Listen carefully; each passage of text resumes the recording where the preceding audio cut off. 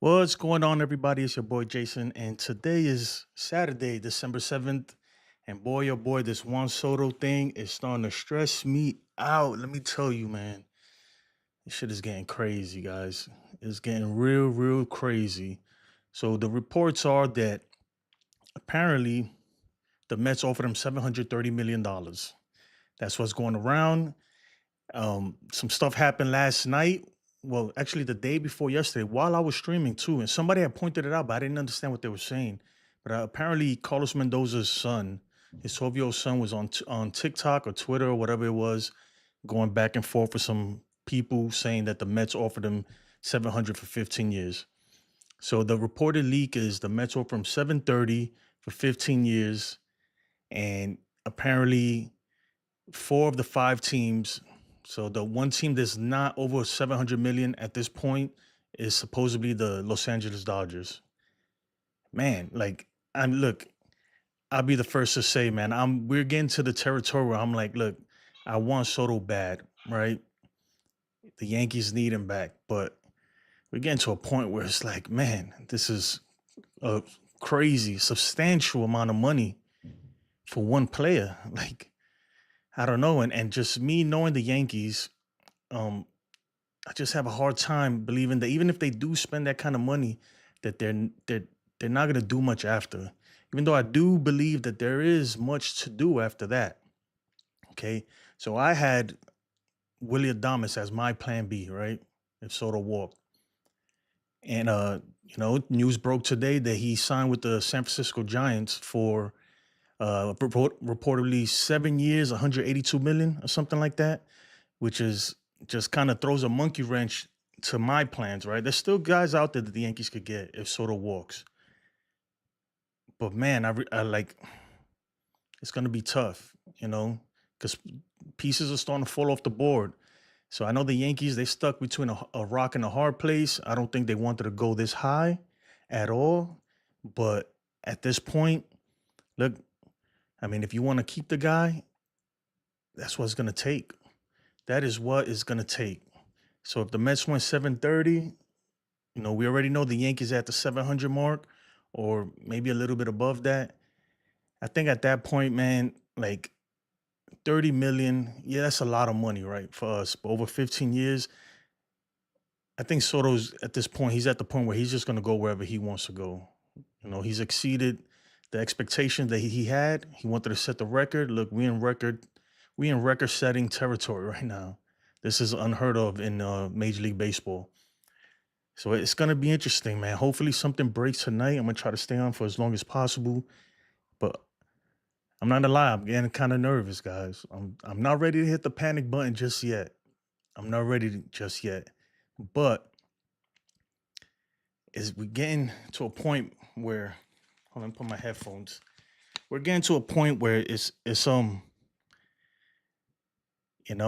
starting to slip away from us because I don't see. I think the Yankees are already way beyond what they wanted to spend. And hopefully it's not all about the money, but it looks like Steve Cohen is willing to go wherever it takes. So, if Carlos Mendoza, if Mendy's son said that it was 700 for 15 years, I'm sure that the Yankees and other teams probably matched that. And Steve Cohen just said, you know what, throw another 30 on that, 730. Now what? Now let's see what's gonna happen. Let's see. A lot of people are saying that as far as the Yankees having last licks, it's not true. They're not gonna have last licks. I still believe that they do because I still believe Soto wants to be a Yankee, right? But if the gap is large enough, he could walk. Again, these are just my beliefs. But let's get into some of these comments here in a second. Let me get my chat up. I'm not gonna lie, guys, man. I'm getting kind of nervous. I'm getting kind of nervous. All right. King Cash says, well, it's not pulling up. Okay, there we go. 700 mil. That's a little much for us, but Yankees got it. Make it rain. The Yankees got it, man. But they just, look, even if they do get him, I don't think they're going to do much after that. I really don't. Unless they start getting people off the trade market and stuff. But it's gonna be interesting to see what they do. It's gonna be interesting because I know you could tell that Howe wants him back. Look, the Yankees need him back, man. The Yankees need him back. The lineup looks anemic without him. It looks bad, with the exception of Aaron Judge. Is It looks pretty bad, man. I was watching Pete earlier. He put a graphic up, the lineup of what it might look like, and even me, I was like, "Oh my god, bro, this is not good. It's not good at all." In other news, though, before we move on, Clay Holmes signs a 3-year deal with the Mets.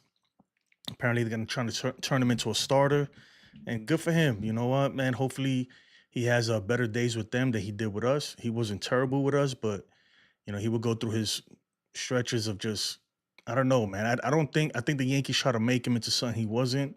We try to put him in a position where he obviously cannot handle the closer role.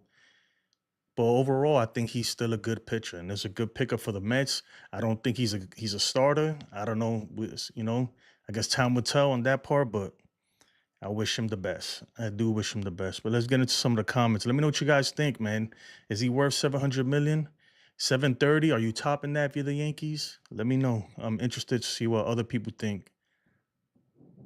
Nando 390 says, if it's up to 750 mil, what's there to really think about? Soto playing now. Yeah, that's the thing, man. I think right now, look, I could be wrong, right? It could be the money, but you're already at a point where it's like, come on, you know, you all these teams are over 700 million. It's like, really, you're really gonna walk to another team just for 20 million? Unless he wants to be on that team, I think, because it's not only about the money too. You got to think, man. You're gonna work here. You're gonna have to play with these people and be a part of that organization for the next 15 years, unless you opt out. So it's a big decision. It's a big decision. So I don't think it's just about the money. It ain't just about the money. And Big Buddy says, why hasn't Soto signed yet? It's because he wants to be a Yankee. I mean, that's looking at the, I guess if you look at the being optimistic, right? I don't know, man. I see the glass half full, but after that 730 rumor that came out, man, that glass is looking half empty now to me, man. It's looking, it's just crazy. I'm torn between, because I really want Soto back. We need him back, right? But I'm torn. I'm like, wait a minute. If that's gonna hinder us from doing anything else, then I'm starting to look at the other side of things. Like maybe it's better to just let him walk and just go out and get a few more players. But the thing is, though, my plan B included Willy Adames, and now he's off the table. So unless they can make some trades. But as far as free agents go, that was my plan B. My plan B was Willy Adames, Christian Walker. You know, and it's not looking like that's gonna happen. You still got Alex Bregman out there, but the Astros already gave him a pretty good offer. I think if they come up 20 more million, give him an extra year, I think they offered him like 160. If they get to 180, kind of like what Willie Adames got, 7 years, 182 or 187, whatever it was. I think he signs with the Astros, and then that's another piece off the table. Even though I don't think the Yankees were ever gonna go after him, but it's starting to shake up, it's starting to get real interesting. And the Yankees, man, they we haven't really done anything. It's crazy. We haven't really done anything. I feel like so much is tied into Juan Soto that I'm afraid if he walks, man, that the Yankees, or even if they get him, they're not gonna do much. But at least we end up with him. But if he walks, I don't know, man. I don't trust them enough to make the right moves.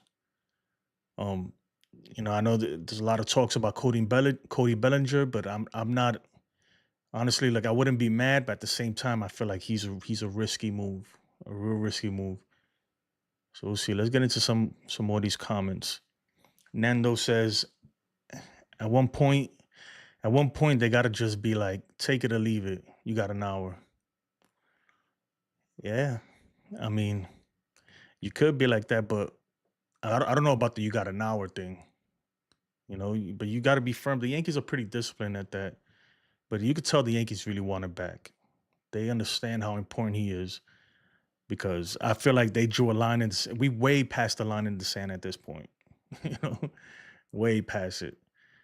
But the Yankees might just, how it might just be like, leave his offer there, right? If reports are they're already at 700 million, maybe more than that, leave it there. And I hope they have some kind of agreement where it's like, hey, just give us the courtesy, like before you sign with anybody, just come back to us. And I think Soto will do that if he wants to be a Yankee. If he really truly wants to be a Yankee, he'll circle back and be like, look, I got this offer and I'm gonna sign unless you can match it. Or what can you do? You know? Yeah, you're right. Tyler O'Neill to the Orioles. I forgot all about that. Everyone slept on Tyler O'Neill, but hey, I didn't sleep on Tyler O'Neill. I don't know, man. That dude's so brolic, bro. He just looks like a guy who's gonna end up like Giancarlo Stanton at some point. Where right now he's not very mobile, but them guys who he got power though. Don't get me twisted. But them big brolic dudes, man. At some point, man, their body's gonna start breaking down on them. Paranormal in the Fun House was good. He said, "Come on, Yankees, we got this. We got this, man, and we will.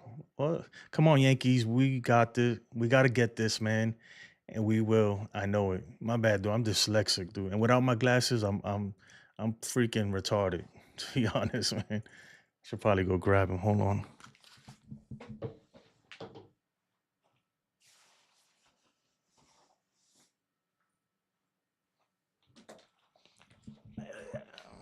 Yeah, sorry about that, man. I can't see very well these days.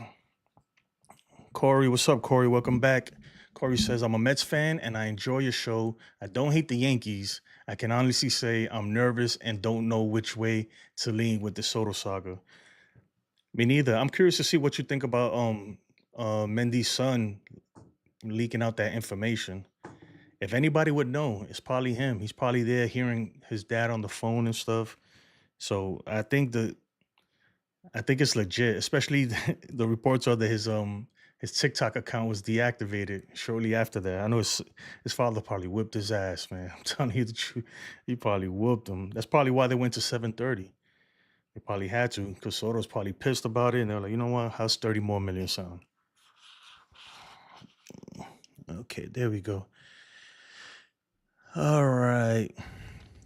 Hopefully someone's live when it happens tonight. I hope to see it here. I'm gonna be watching. I appreciate it, man.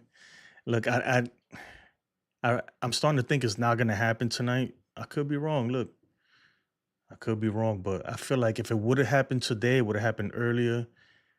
You got football tomorrow, and they don't want the news of Juan Soto signing to get drowned out by Sunday football.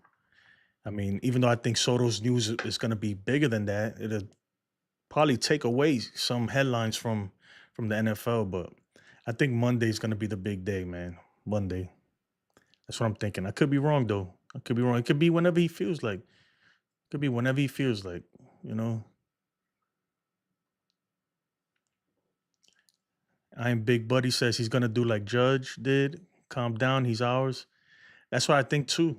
I think at the end he's just gonna circle back to Hal and be like, "Look, Hal.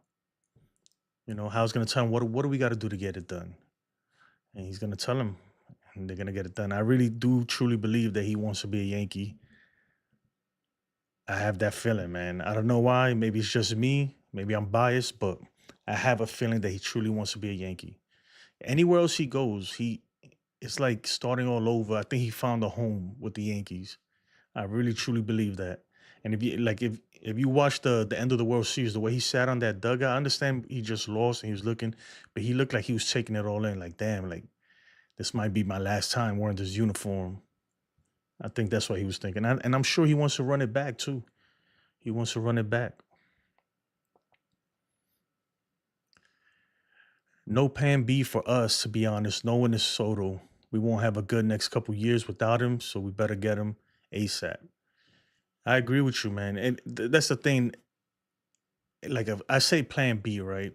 But there is no Plan B. Nothing could supplement what he brings to an organization. But if he like, even if we go out and get a few guys out there, right? Let's say we get Santander, we get a Christian Walker or whatever, whoever you name it, it just doesn't. It still doesn't add up. And if you're looking at the 2026 free agency class, there's hot garbage. After the 2025 season, there's nobody like Soto hitting the market anytime soon. No one. Nando says Adames straight took the loot from in San Francisco. That team ain't winning for the entire contract. Now with the way the Dodgers are playing, man, and with all the people they signing, it's interesting because I thought the Dodgers really wanted Adames, and I thought they were gonna get him, but he probably didn't want to do all that deferral stuff, and I think he just took the loot. It's weird, man. I didn't see him going to San Francisco. I did not have him going to San Francisco at all. Especially so early. Like he could have waited a little bit to see what happens after Soto, because then teams are gonna get a little desperate. Whatever teams don't land him, they're gonna get desperate and they're gonna have a big bag of cash that they could go spend. So it's interesting to see why he didn't just wait another week or so. Corey says, I don't think you can pull. He said, I don't think you can pull the take it. I don't think you can pull the take it or leave it approach unless you're the top bid. That's risky. Yeah, man. Unless you really mean it. Though if you really mean it, if you're like, look, take it or leave it, man. We out of here. I'm not saying take it or leave it, man. I'm just like your bid is there. And if he circles back, like that's why I think how smart, man. He has his bid, it's a good bid, right? It's there. If they come back around and say, look, we're gonna sign with the Mets. They offer the 730 million. Can you come close? Then that shows that he really, really wants to be a Yankee. Because if not, he wouldn't circle back to Hal. And then I think right there, Hal will get it done. You know. But if you just get into a bidding war, at some point that it's got to stop. Steve Cohen has endless money. The Yankees could go 731 and he'll go 740, and it's like 741, 750, and it'll just keep going at no end. So at some point, you got to just say, this is my offer. It's You have to. You just have to, and hope that he truly wants to be on your team. Because if he does, he'll come back around. What's up, Eli? Yankees aren't in trouble. Why the doubt in House Steinbrenner? I don't doubt him, man. I'm not gonna lie to you though. I am getting a little nervous. I am, and that's just me, man. I get anxiety, man, and the anxiety is through the roof. Every time my phone, I get a notification. I just turned off all Twitter or X notifications and stuff because every time I get something, I'm like getting nervous. Like I know the news is gonna come out. When it does, it does. But there's so much news out there, so much fake news too on the whole Soto thing that it's like, man, like who knows what to believe. But I do believe that these teams are already at 700, and we'll see. And I think Scott Boras, man, he played it lovely. He played it lovely. And like the Yankees, man, we have no choice but to play along too, because we really need Juan Soto back, man. This team is not the same with him. It's not the same. Corey says, I think that it is beyond wild if that's true about his son, and I'd be upset about it if I was Soto. Not to say it would change my mind, but it is bad business leaking info like that. I think I don't think Soto yeah, you know what? Now that I think about it, I remember when the Nationals, right? When the Nats offered him 430 million or 450 million, whatever it was, and it leaked, right? Soto was pretty upset about that. He was upset about that. I remember that. He was upset, because it's the same thing. Because if they say, hey, if he does walk and it be like, you were offered this much and you went to this team, then I guess people will be upset. People will be upset, especially if you're the team that lost out on him. But yeah, I mean, look, at the end of the day, even if he leaves the Yankees, right? If he leaves the Yankees purely for money, then that's on him. He got to live with that, right? I'll be upset, but I'm not gonna be upset at him. Like I get it, I get it. I really do. And if the Yankees were the top bidder and he left, hey, at the end of the day, what are you gonna do, man? That's him. I don't think he's too upset with. I think if anybody's upset, it's Mendoza, is Mendy. Mendy's pissed at him, at his son for doing that. But I'm sure Steve Cohen's probably upset too. But what are you gonna do? Sometimes you can't control everybody. I'm sure next time he'll be a little more careful. And I'm sure he got grounded for life. That kid, man, probably got an ass whipping too. Let's go. Stay confident. I am like I said, man. Right now the glass is half full, and I don't know. Today I woke up and it was half empty, man. It was half empty for me. I'm like, damn, still. And then all this 730 news, I'm like, oh man. Corey says, I will say, if Cohen is willing to to go 50 over, then it makes sense for Soto to get whatever he can out of the other clubs and then go back to Cohen for that extra 50. Yeah. That's why I'm saying, Corey, that at some point you gotta stop bidding. At some point you gotta say, look, this is my bid. Cause then it's just gonna get to a crazy, crazy amount, man. And it's gonna have a ripple effect. It's gonna have a ripple effect. Everybody's gonna get paid more. It seems like everybody's already getting more this year, you know, especially if you're a starting pitcher. You're gonna get more. I think unless the Mets are at least 20 million or more above the Yankees bid, he'll go back to you guys. Yeah, and you got to think, right? 20 million over 15 years, that's a million a year. Yeah, it's a lot of money, right? But at this point, it's like, you're good, man. You're good for life. Your kids are good for life. Their kids are good for life. Your parents, you know, your parents, your cousins, your aunties, your nephews and nieces, and everybody who's even remotely around this man is set forever. They're good. I mean, I don't know if he takes care of that much people and everything, but if he wanted to, he could. At this point, he could take care of half Dominican Republic at this point with that kind of money. So I mean, like, you can't let greed take over either. You got to think about your legacy, your career. You got to think about winning too. I'm sure he wants to win. Nobody wants to play for a losing team. So I think the Yankees have, when it comes to those things, they have that on their side. The hard part is we definitely never know the truth on what's really happening until he signs a deal with the team. A lot of this is probably leverage.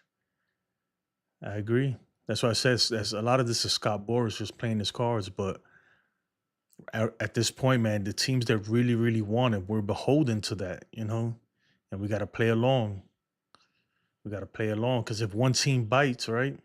If Cohen bites and says, yep, 730, now if you're the Yankees and you're at 700, like, shit, man, freaking Cohen, you know, he took the bait. All right, 740, you know, and then the Red Sox take the bait and they're like, oh, they panic. We need another meeting. 750. Now it's like, oh shit. Cohen's like, you know what? Screw it. 775.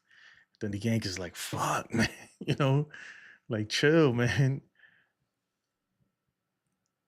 I think that's why it dragged out so long. To be honest, I really do. I think it's because the interest is so strong for them. And he knows it. He has all the leverage right now. He has all the leverage. So if Soto says 730 and I stay, would you make that deal? The Yankees, yeah. I mean, if you already go, if the Yankees are already at 700, what's 730? What's 30 more? That's 2 million more a year. If we're already at 700, like the reports say, then yeah, you know, go ahead. If he comes back and back, look, they offer me 730, but like, look, we'll give you 732. Now it's up to you. Who do you want to play for?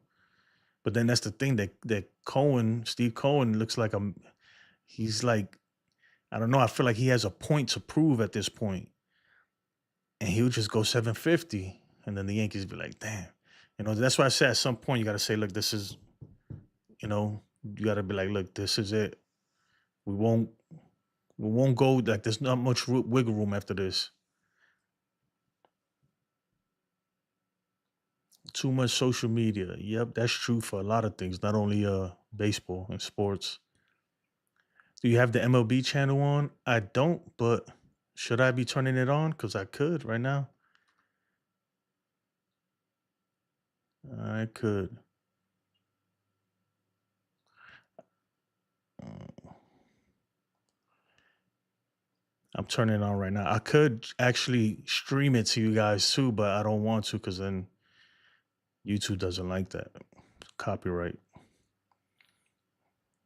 Let me put this on because now you got me curious. Um, let's go over here. Wow, what's going on, big buddy?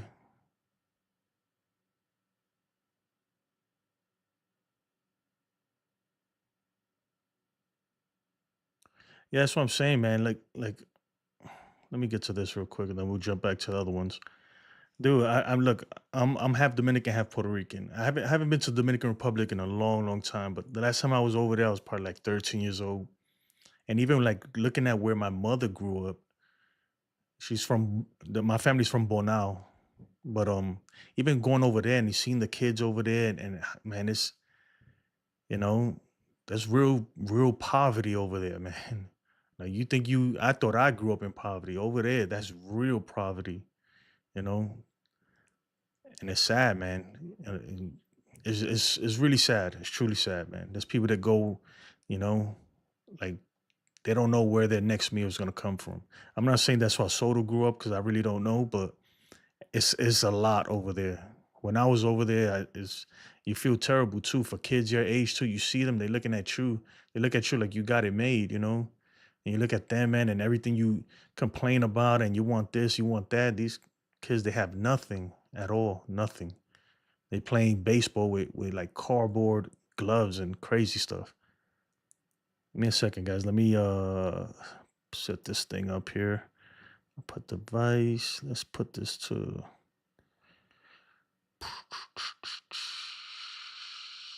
music. Why not?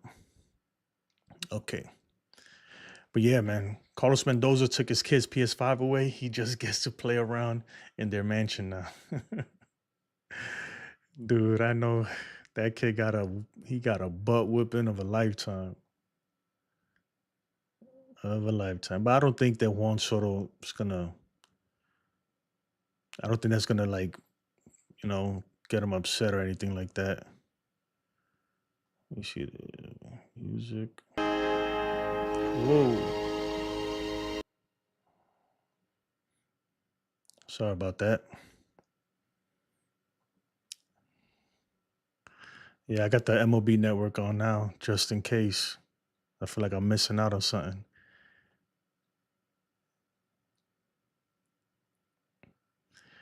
Yeah, man. That's what I'm saying. To have 700 mil in front of him like that, like you don't understand, man. That's like, first of all, anybody, man, that's a lot of money. But like he can take care of everybody. Everybody he ever knew his whole life, he could make sure that they're good. Corey says, it's wild how rich these owners are. I will be able to pay these salaries. My bad. I'll be able to pay these salaries and still be making money. 700 million is only 3% of Cohen's net worth. I mean, I'm not doing the math, man, but yeah, when you're 21 billion, like that's nothing for him. For Cohen, that's nothing really. And he's a smart investor, so excuse me. I'm sure that he has money invested somewhere. He'll find a way to make it back up. You know. The thing is though, the Mets are gonna operate at a loss, but he's probably seen the bright side, man. They building a whole big thing around City Field. So the money he's gonna recoup a lot of that money back. So he's not even worried about it. All right, let's see what we got. Jason about to bust out the bachata dancing after Soto signs with the Yankees. Yeah, man, it's gonna get lit.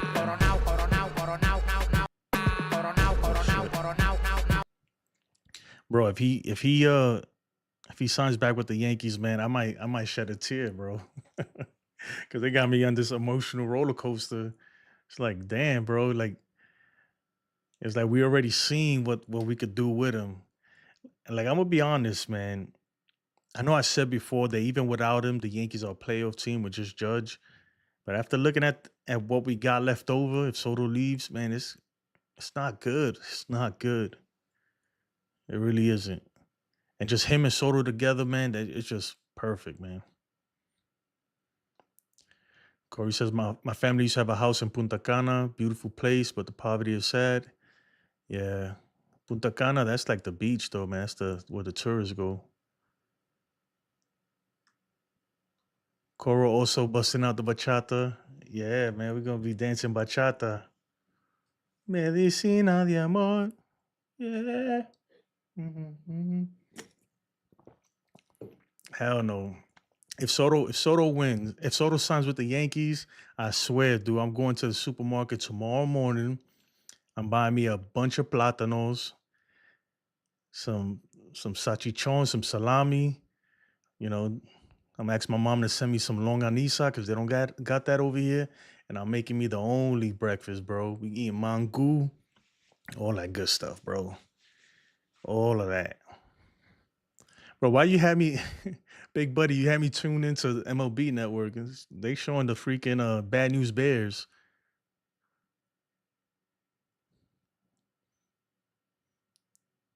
Yeah, man, I'd be surprised if something breaks tonight. It's getting late. It's 8:30. I'd be surprised. Soto is a must. Go Yankees. Yes, sir. Boy Wonder was good, my guy. 120 billion, not 21 billion. No, he don't got 120 billion. Steve Cohen got 21 billion. But look, man, when you in the billions, you're good, bro. They don't even spend it. If you think Cohen is going into his own pocket to spend that, no, man. He's probably gonna take out some kind of loan or do something, man. That's when you got that much money, man. They know how to finesse stuff. He says it's a good movie. It is a good movie. It is a good movie. I'm actually watching it now, but it's distracting me. Uh, you think Cohen goes to 800 million? I think he can. I think he will, man. Because look, yeah, it's a lot of money, man. But that's what I was saying. Like, if the Yankees, if Cohen offered them 730 and the Yankees are already at 700, then what's another 30 mil? You know? Yeah, it's a lot of money. Obviously, to me, I'd be so happy to have 30, to have 1 mil, to have half a mil. I'll lose my freaking mind. But you gotta I don't even think they think of it as like the total dollar amount. I think have, they look at it like a car payment, right? Like how much can they afford per year? So 730, compared to 700, that's only an extra 2 million per 15 years. So that's how I think they see it. Yes, but that's where the news will break. You think that's where it'll break?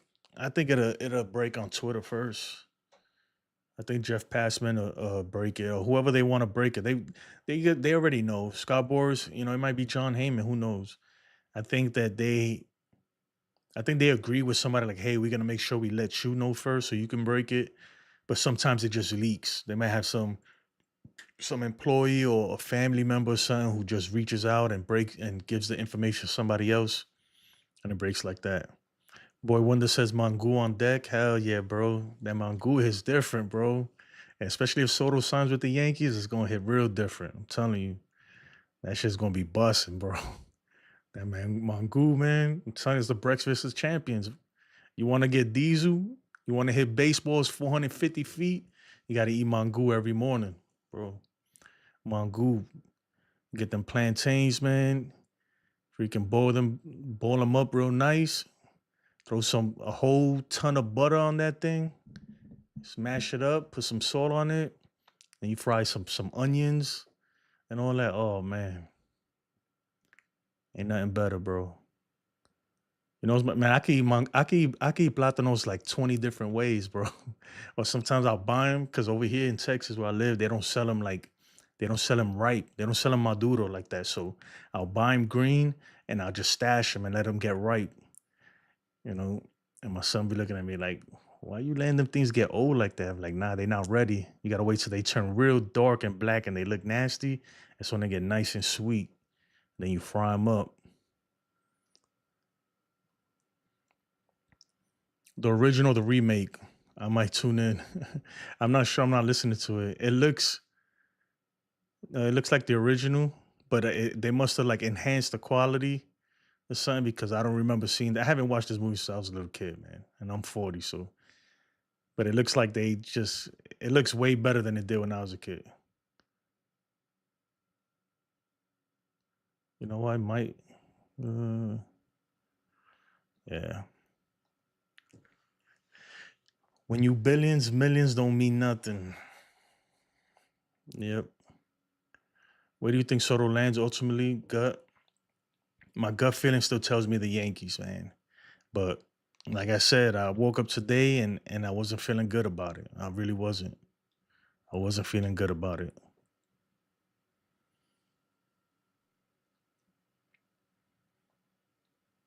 I think the only way he goes to 800 is if the Yankees go to like 760.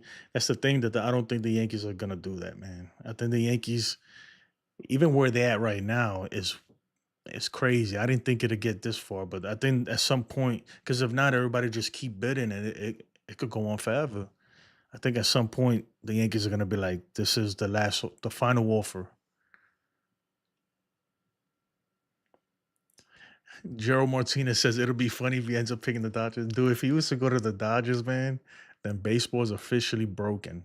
I'm telling you, baseball's broken. It's broken. If he goes to the Dodgers, man, that's it. Like if you in the National League, you is not making it to the World Series, man. Like, every time you face the Dodgers, you're facing a freaking super team with like six Hall of Famers, guaranteed Hall of Famers on that team. It's crazy. He said, "Yeah, you're right. I looked up Steve Cohen, the owner of the New York Mets, has a net worth of about 19.8 billion. Yep. At the last time I had checked, it was like 21 billion. But what's 1 or 2 billion when you that rich, man?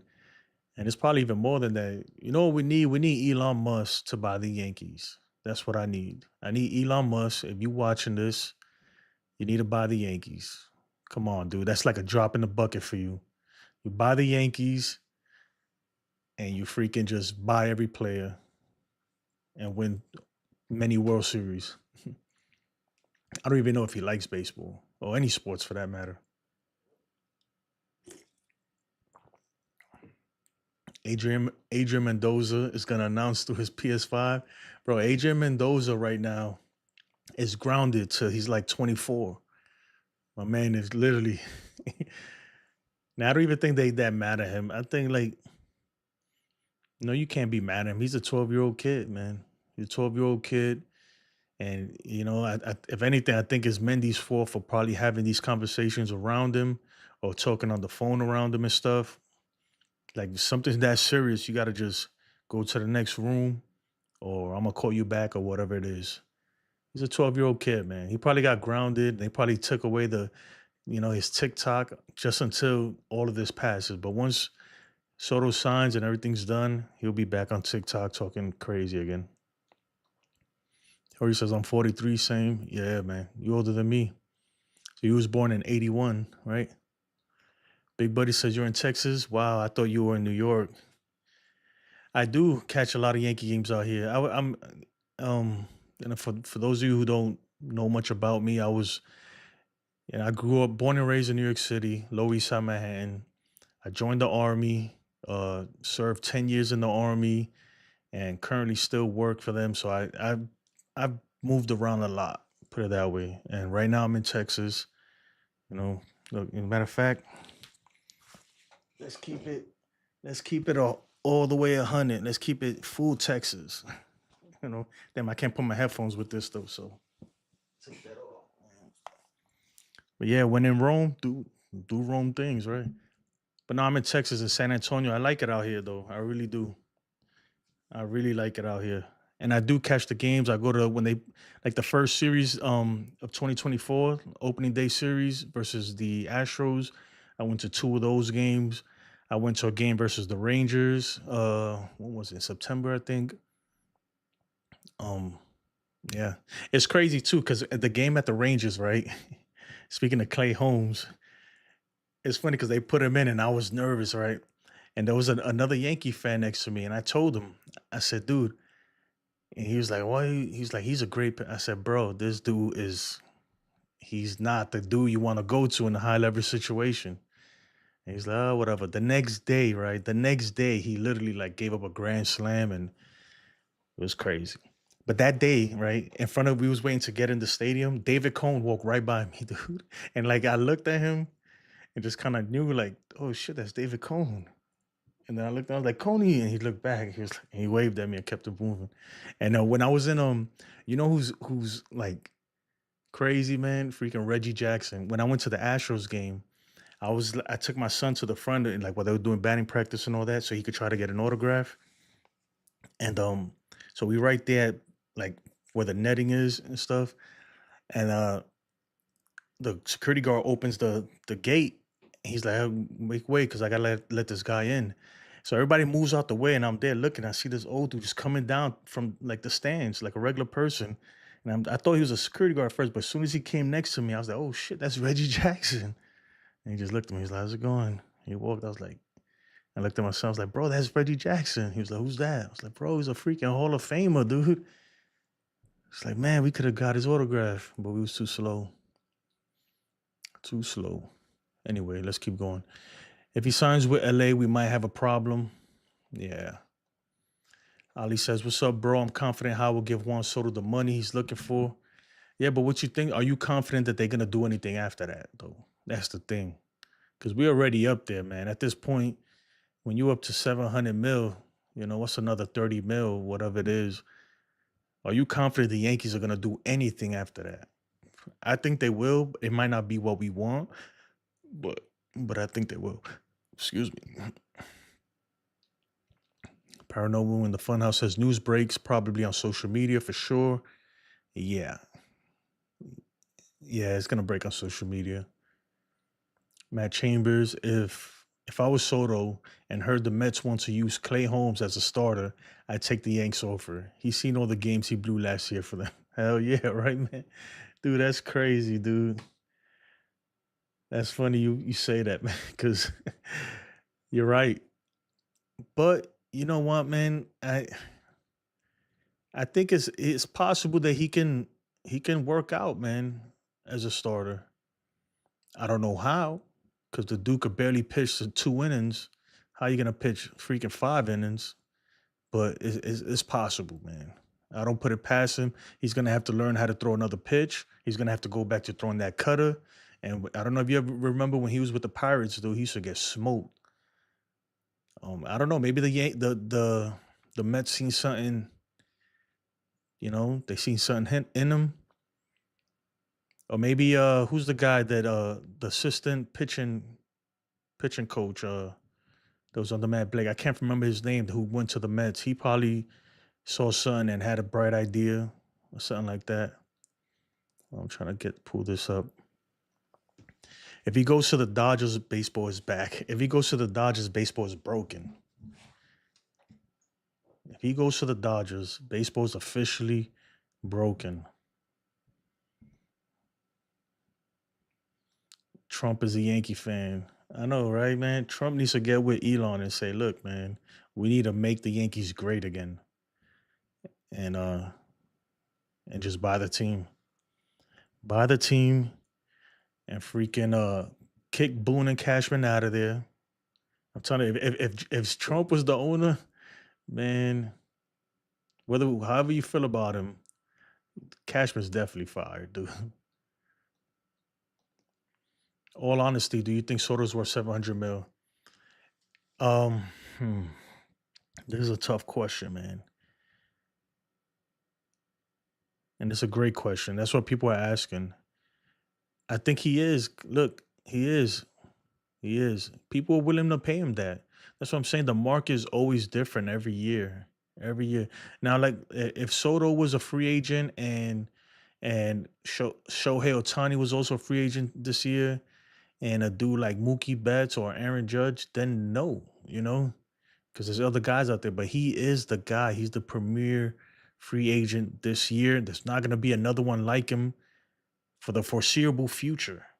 You feel me? So that's what you got to think. If you miss out on him, you're not going to get another player like that for who knows when, unless somebody comes out the blue and just starts killing it. But that's the problem right there. That's the problem.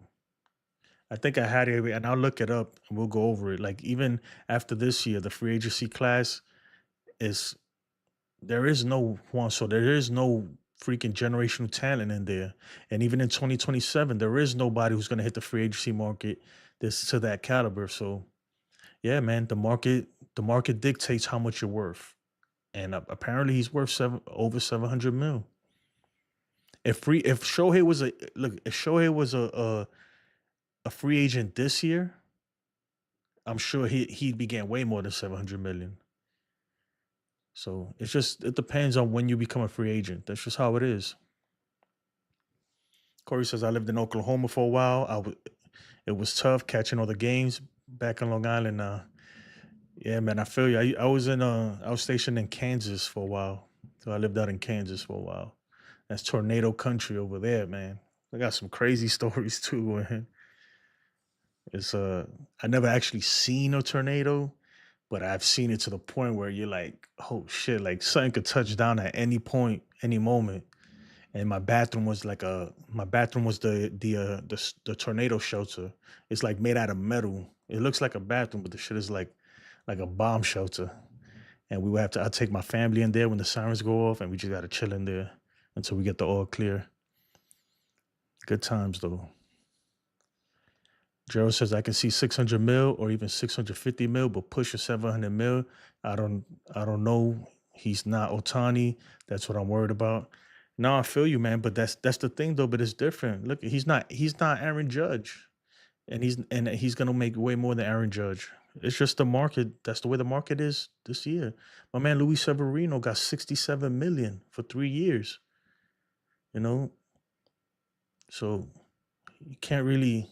That's just when people are willing to pay. Either you pay up or you don't get nothing. So that's just how it is, man.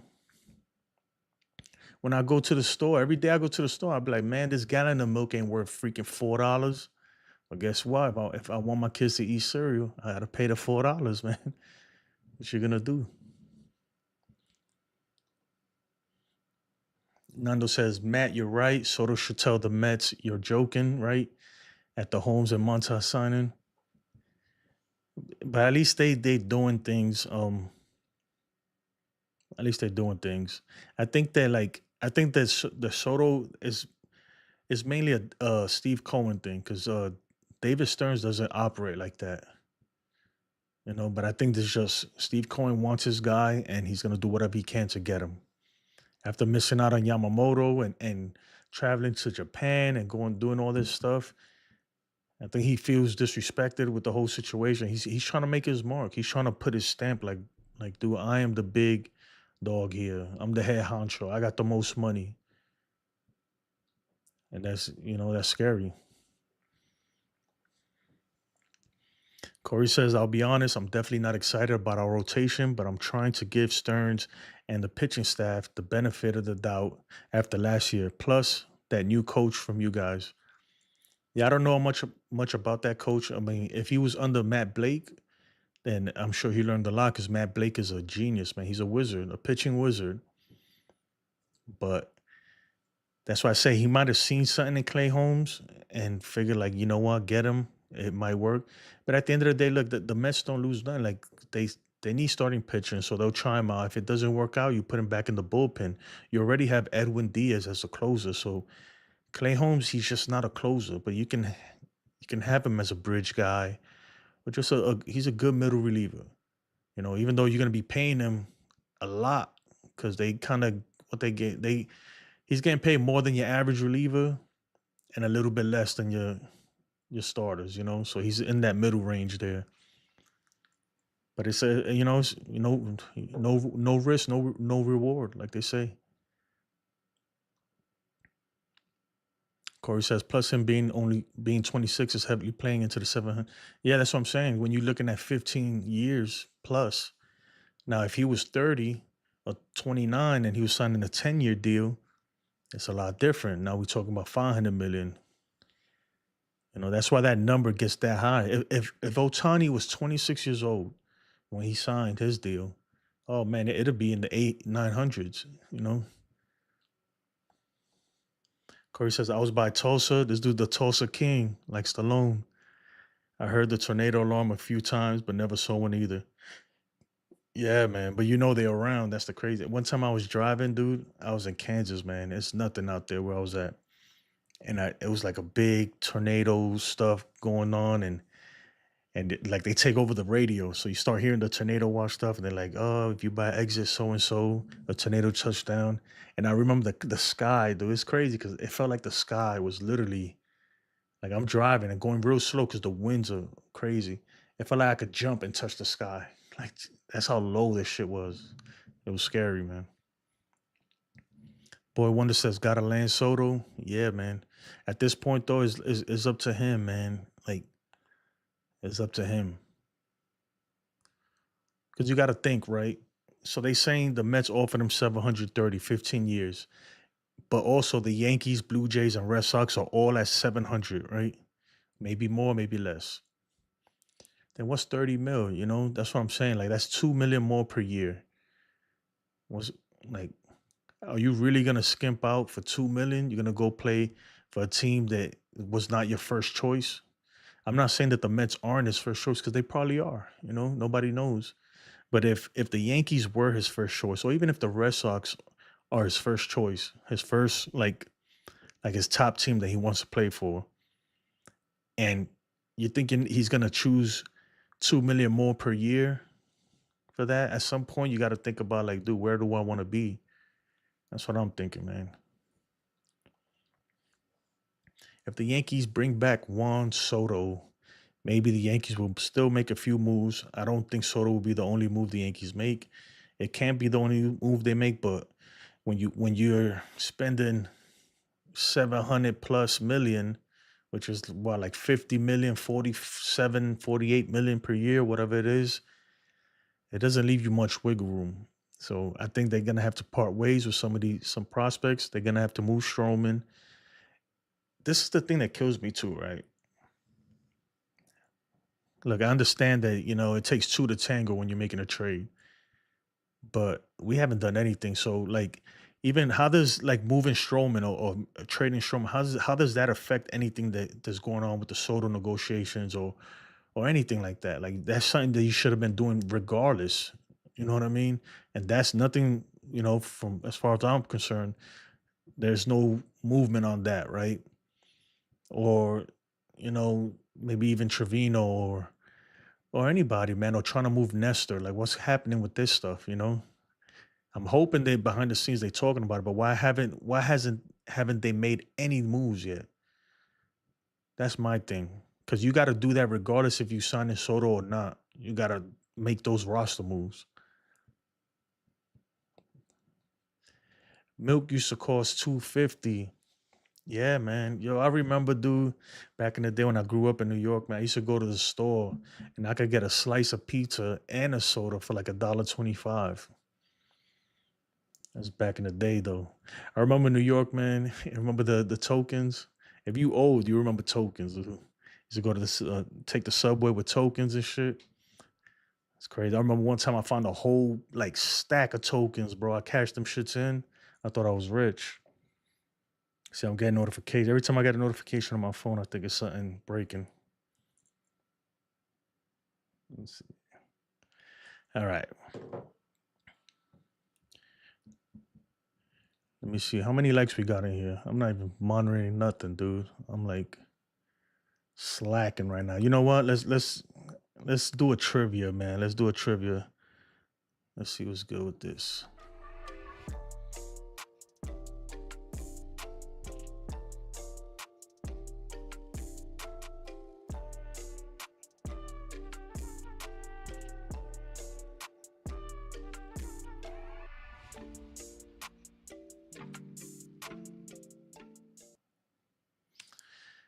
Uh, Fenway Park is the oldest Major League Baseball stadium still being used. That was an easy one. I made them a little easier this time. I know it's a little corny, but I just something to throw in the stream to make it a little interesting. Maybe you can learn something or two. Corey, do you think Soto's think about limiting the Yankees' moves by signing for so much? He got to know the more he gets, the less any team can do. I think he don't care, Because here's the thing, Corey. It's like you're not really limiting them, because if a team says no, they don't want to go over that $301 million mark, that final threshold of luxury tax or whatever it's called. That's not on him. He's got to get paid. That's on the team. They can go. There is no cap. It's not like football. And football is different. Football, you can only spend a certain amount. You know what I mean? You can only spend whatever the cap is in football. So if your quarterback is getting paid 60, 70 million, then obviously your running back can't make that much, or your offensive lineman can't be getting that much because you got to make it up. So that's the thing. That's why a lot of people feel that there should be a salary cap in baseball, but at this point, it's too late. It's too late for all that, man.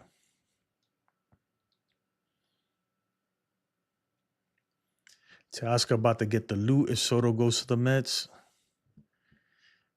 Yeah, but I don't think a lot of teams want to bite on Teoscar. First, I think, like, after now that Willy Adames is gone, because I was thinking that he would be the next top free agent after Soto. I mean, I'm talking about position players, not pitchers. So I think after that, you got to start looking at Santander. That's probably the next guy. Teoscar too, but he's kind of lower in the rankings, in my opinion. Matt says we need George to haunt Howe in his sleep tonight. Say, didn't you learn anything from me when you were a young lad? Sign the damn kid. Just raise prices on beer and hot dogs and jerseys. Fans will still love you, son. I mean, and you know what's crazy, Matt? That they're gonna do that anyway. Even if they don't sign him, I promise you, next year those buckets of chicken that everybody's talking about, there'll be $1 more. A hot dog would be 50 cents more. A beer would be 50 cents more, or whatever it is. They can make it up. And now, look, it is expensive, right, to go to a baseball game. Especially, I mean, there is ways to save, but if you want to get a good seat, if you want some good seats and you want to have a decent time, and if you're going with your kids or something, because your kids are gonna want a hot dog, they want to enjoy the experience, right? You don't want to be sneaking in popcorn and candy from outside, right? If you want to enjoy the experience, it's gonna cost you. But if the product is good, if the team is good, if it's exciting, then it's worth it, you know? Like to me, when I went to the Astros game, it was worth it, man. That was the first time Juan Soto, you know, playing with the Yankees. Um, and it was a great game. It was a great game. It was worth it. It was worth the experience. My kids loved it. So it cost a lot, though. I'm not gonna lie. Every time they're like, "Daddy, I want something to drink. I'm hungry. Can I get a pizza?" I'm like, "Bro, that pizza costs like $20 a slice, bro." But it was worth it. Boy Wonder says, "Man, I really hope Soto stays a Yankee." Yeah, slicing a drink for 150. Yeah, man. They still got them dollar slices though in some spots in New York. Last time I was there, they got some spots that they got the dollar slices. Tokens equal Soto money. Hell yeah, dude. Bro, when I'm telling you, man, when I was younger, I forgot how, I don't know, man. Me and my cousin, we found a stack of tokens. A stack, bro. I think it was like $40. We thought we were rich, man. But $40 back then was a lot. And a token was like $1.25 or something like that. Mm. Nando said, Wrigley, you wrong, bro. I'm getting these chats getting them kind of late. Old ass Fenway, yep. Fenway Park. Wrigley. I thought it was Wrigley too, but it's not. It's Fenway Park. You like the trivias? You know what's crazy, man? I get them from Chat GPT, right? I put in Chat GPT. Let me get like give me 20 trivia questions, multiple choice about baseball, whatever it is. And it does pretty good, but I have to double check them because some of them I noticed one I got and I was like, wait a minute, that can't be right. And I looked it up and I was like, yeah, the chat GPT be bugging. It's not always right. Yeah. Still gotta double check. Yeah, baseball has that penalty tax. That's what I'm saying though. That's why Soto to think that Soto's like he should take a lesser deal so that the team could do more. It's like why should he, man? Would you do it? I don't think I'll do it, man. I'd be like, look, I'm trying to get paid what I'm gonna get paid. Cause the owners they making money, man. Like that's your problem. You can go over that tax. You can do it if you want. Nando says Adames signed too early, could have gotten a bigger bag on desperate teams, losing out on Soto. I agree. I do. I don't know why he did unless that was already they were talking about it and maybe he wants to go to San Francisco. Maybe that was already his thing. Like he wants to play over there.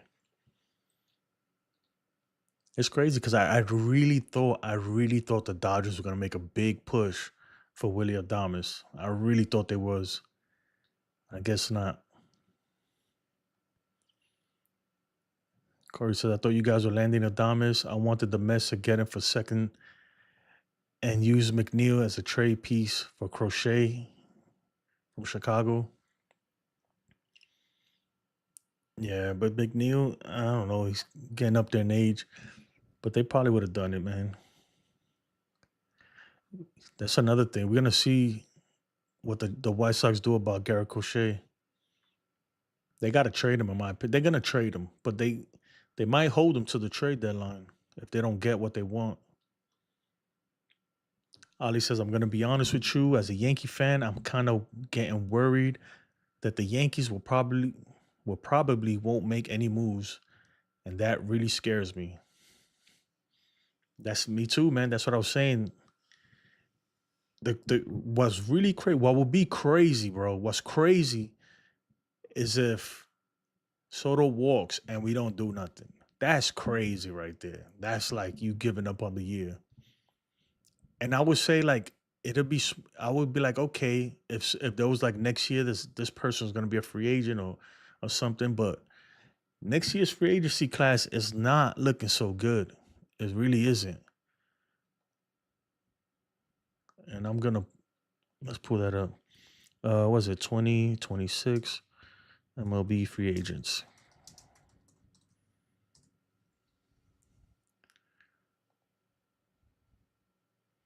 Oh, there's some players out there. You know what? Let's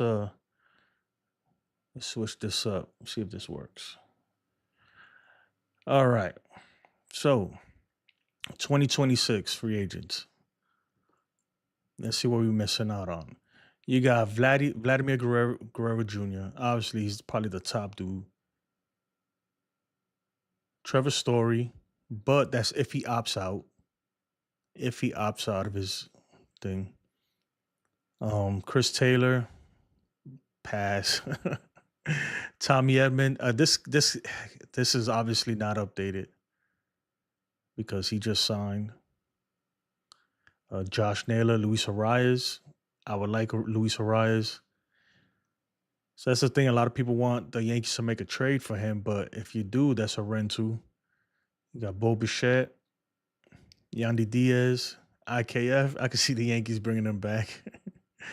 That'd be funny, man. Brandon Lowe. Uh, Trying to see. There's no. That's what I'm saying. There's no real big. This can't be right though. Hold on. I don't see Dylan Cease on here. Oh, this is infielders. What am I talking? All positions. My bad. My bad.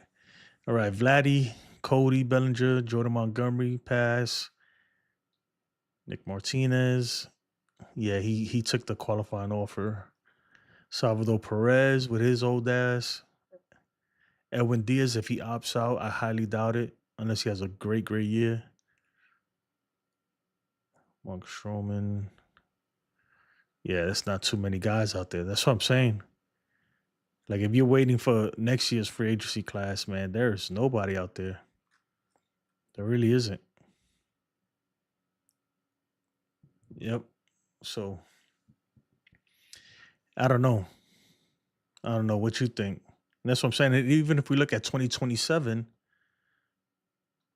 right? There's not much here either. So that's what I'm saying. That's why a lot of these, like a dude like Juan Soto, is going to get a lot of money because there is not another player like him on the market for a while. Yeah, Vladimir Guerrero Jr. is probably the next closest thing next year, but he's nowhere near the caliber of a Juan Soto, in my opinion. So you got to take that into consideration, and that's why he's going to get what he gets. Corey says, "Yeah, oh, yeah, it switches up. I don't know why I'm not getting these alerts. Hold on, I'm trying to figure something out here. Why am I not getting my alerts here? I'm gonna have to figure that out. Yeah, later. Yeah, it switches up. None of the other shows I watch do trivia. Switches it. Oh, you talking about trivia? I don't know, man. It's just something to do, man. I guess the hat is fresh. I appreciate it, man. I'm old, bro. I'm about to expose myself. Look, I'm bald as shit. Look at that shit, man. I'm bald as shit, guys. I'm an old man, but I'm still fresh though, and I still look good.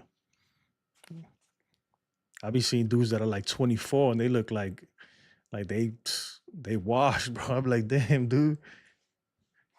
Like I'm double your age, man. You look like you ready to freaking croak. Boy, Wonder says the hat is fresh. I appreciate it, man. I appreciate it. I gotta keep a hat on deck, dude, especially when you bald like me. Corey says, well, McNeil, Beatty, and a prospect or two, not just straight up. I don't think no Beatty lost, or Batty, however you say his name. He lost a lot of trade value for the Mets. And Vientos, man, he came up and pretty much took his spot, man. So I don't know what you get. I don't think you gain much. I don't think that's gonna cut it. That is not gonna cut it. You know, I think you got to throw in what's his name, Acuna Jr.'s brother. I forgot his name. I don't think he's that good either. He's defensively, yeah, but I don't think he's gonna be. I don't think he's gonna be what his brother is. Put it that way. I'm afraid that's what will happen with the Mets if we don't get him. I don't see the Mets doing too much with Stearns and his philosophy. The thing is, like this is why Juan Soto is so important. Yeah, there's players out there you could do. I think the Mets will make. They have to. They need to build a rotation right now. They'll do something, but I'm sure the Yankees will make some moves here and there. But there is, let's say, like there is nobody else like or even close to Juan Soto on the market, either via trade or free agency. So he is the guy, dude. You know, there is no one else for a while, for a while too. So that's why they bidding that high. That's why.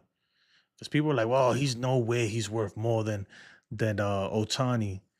But you can't look at it. It's what the market is right now, what the market value is. And the market is looking weak right now. So people are gonna pay that much.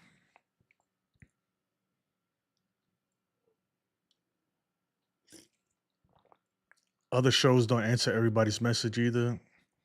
Well, to be fair though, look, I, as the channel grows, I'm pretty sure because I don't think they don't want to answer people's questions.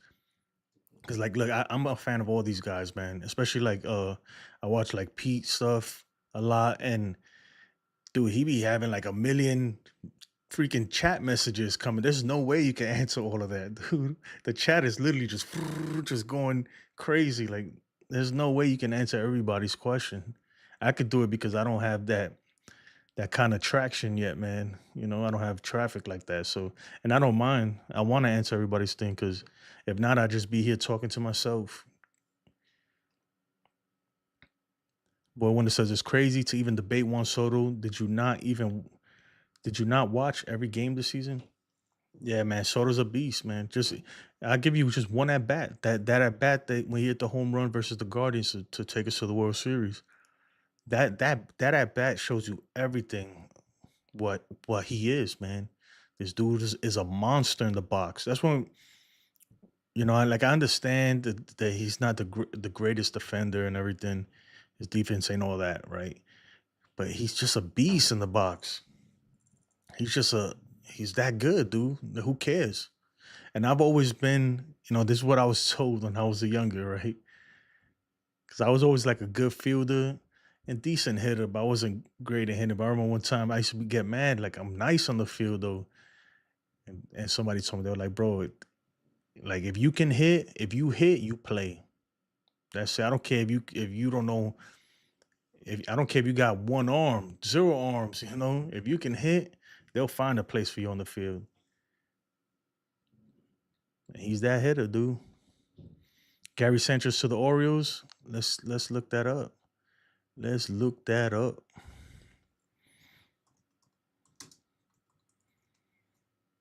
So he's gonna be playing backup. Yeah, you're right. You are right. Let's switch to that. You know what? Let's try something new.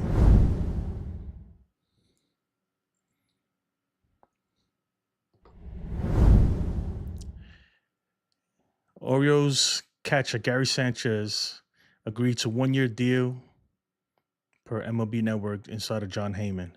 So Gary Sanchez just signed with the Orioles. Good for them, man. Good for him. Cause he's on his 1 year deal, man. Every year could be his last year at this point. And his ceiling is so high, man. Like he has so much potential. He just never lived up to it. But good for Gary, man. That's what's up. Things are starting to happen, man. Things are starting to happen. He's back in the AL East. Yep, yep, yep, yep. Good for him. I know he's throwing up that blood sign like that though. I don't like that. What you doing, Gary? That tummy's looking a little big right there too. You gotta get in shape. But that's what's up. So look, the teams around us are getting better. Because even though Gary Sanchez is not the greatest catcher, whatever, and they already have a great catcher, the Orioles, so they don't really need that. So he's probably going to be their backup, but he's a good bat. He could DH or pinch hit. He's a good bat. He got power. He got power. I don't know if you guys know too. The Orioles, how they extended their left field and made it deeper. Well, they're bringing it back in. So expect more home runs over there. Matt Chambers says last game I went to, Raul Mondesi wasn't right. I got to get the new stadium at some point. I got to get to the new stadium at some point. Yeah, that's what's up, man. The last game I went to in Yankee Stadium was the ALCS Astros versus the Yankees, and I think it was like Game 5 or something. I remember. I know Justin Verlander was pitching. That's the game that Aaron Hicks hit that 3-run bomb. It was like the bottom of the second inning or first. And bro, and I tell you, man, I had never ever seen, even though it's just like it wasn't a World Series or anything like that, but I felt like that was the loudest and craziest I've ever seen that stadium. And it's crazy because it's like before you hit it, I went with my kids too. Before you hit it, it's like I felt like you could feel like something was about to happen. It's crazy because we were down too, like early. They came out early and the Yankees were trailing. And you could feel it like something big is about to happen. And when he hit that bomb, dude, when I tell you, like I had beer all over me, my kids too. Like everybody, whatever was in your hands, everybody sitting next to us just went. Everybody just threw it up.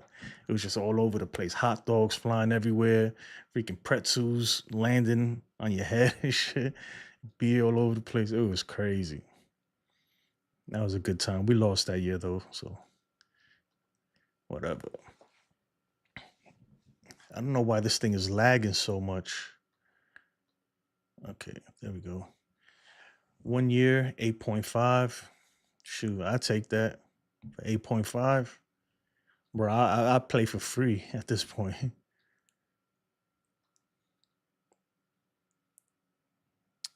Oh man, I don't know what's going on with my things. You will get there. You seem like a decent guy. I appreciate it, man. I I like to think of myself as a good person, man. I'm no saint either, but you know, it is what it is, man. We all fall short, right?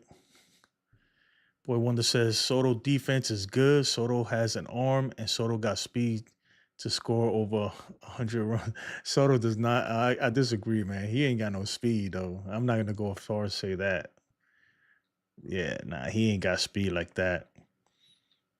I think Soto does have a good arm, and it plays well in Yankee Stadium, right field, since it's so short. But like, dude, I mean, I don't care, dude. I'm not paying this man for his defense. You know, if he could give you some defense, that's a bonus. Some speed, that's a bonus. I'm paying him to hit. I just need you to hit. The dude is a freaking monster in the batter's box. That's all I need him to do.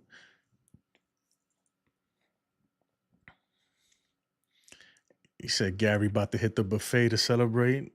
Nah, Gary Sanchez about to hit that mango in the morning, bro. That's why his stomach got like that, man.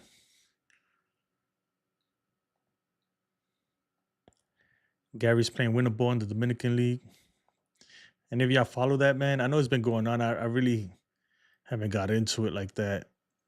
I used to, but not this year. I don't know. Like, I don't know if I was a team, right? Let's say you're the Yankees, the Mets, or whatever. Do you do you let your players go over there and play? There be dudes that get hurt out there. People get hurt. Even in the World Baseball Cup, World Baseball Classic, and all that stuff, you know, you take a chance to let your player that you signed for this much. Look what happened with Edwin Diaz, right? When he got hurt. Even though that was kind of a freak thing, but I don't know, it happens.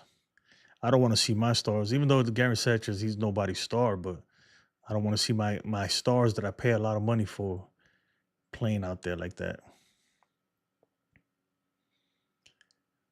Like 12, damn, the only 12? That's sad, bro. I need to step my game up. Happy holidays, guys. God bless you. Thank you too, my brother. Appreciate it. Happy holidays to you too. Soto versus Stanton in the sprint. Gotta be the longest race. Who you think wins, bro? Soto versus Stanton. I think Soto's smoking Stanton. If Stanton's gonna pull a hammy. It's crazy because me and Chris, uh, I do the show with Chris and stuff. Me and him was going back and forth a couple weeks back, and I was like, bro, if and I'm beating Stanton in a race, and he was like, hell no. I was like, bro, I'll smoke Stanton. I'll smoke him. That dude's definitely pulling a hammy at some point.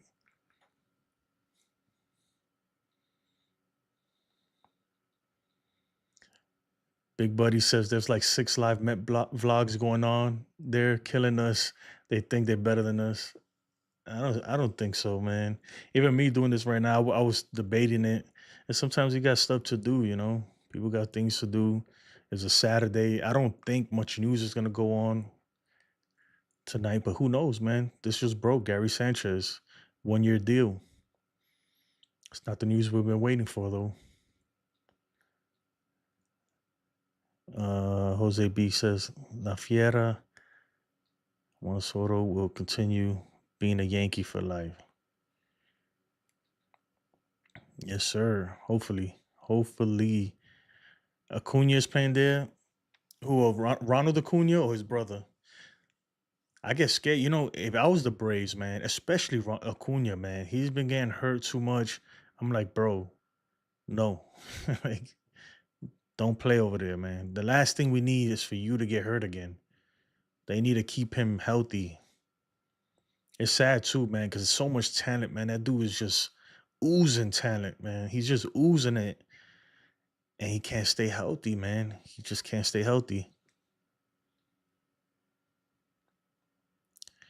I think that's where Mauricio got. Yeah, from the Mets. Yeah, he got hurt in Dominican Republic playing,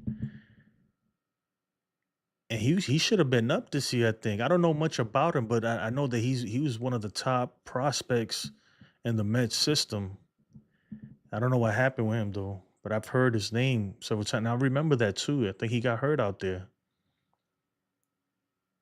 Heyman says Yanks up their offer to 710. That still ain't 730 though. But that's what I'm saying, man. Look, why? Come on, Hal, man. Stop playing games. What's 710? Is they Hal probably knows like if there is no number he could go to, that Cohen is not gonna just outbid him. So Hal could say, yeah, you know what, 740, and Cohen's gonna go 750. So at some point, you just got to be like, look, man, just get close enough, right? So the Mets is offer 730. 710, maybe 720. That gives them room. So if they do come back, if Soto does come back and say, look, 730, what are you gonna do? And be like, you know what? 720 or 725 or something. I don't know. At some point you gotta slow the bid down because it's already getting out of control.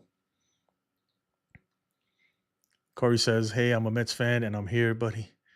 Yeah, I appreciate, man. And I appreciate all you guys, dude. For everyone that's here, I really do appreciate it. Cause look, man, just sitting here listening to me. My kids don't even want to listen to me for this long. So I appreciate it, and I do hope that you guys are enjoying it. I try really hard, man. I'll show you my setup one day.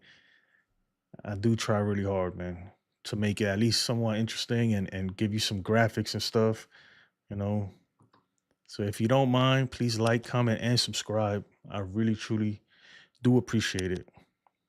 And if you're just joining us, the Mets offer Soto 730, and apparently the Yankees up their bid to 710, according to Matt Chambers, who's in the chat right now. Actually, according to John Heyman. But look, at this point, man, if he wants to be a Yankee, he's gonna be a Yankee, man. What's 20 million, dude? Over 15 years, woman. Come on, bro. Like, what would really, what would really kill me, right? Besides the Dodgers, right? Because we already know the Dodgers are not going over 700. That's what's been reported. But if he was to go to like the Red Sox, man, ooh, man, I'm not gonna lie. I think him going to the Red Sox is worse than going to the Mets for me. For me, because at least the Mets, where you're gonna play them what 4 5 times a year. The Boston Red Sox, you're gonna play them at least a good like 12 15 times. Uh, I can't see him in a Red Sox jersey, man. Corey says Luis Angel Acuna. Yep. Let me try this. I haven't tried this out yet. But Juan Soto about to get the big racks, bro. Fat racks. I'm telling you right now, dude.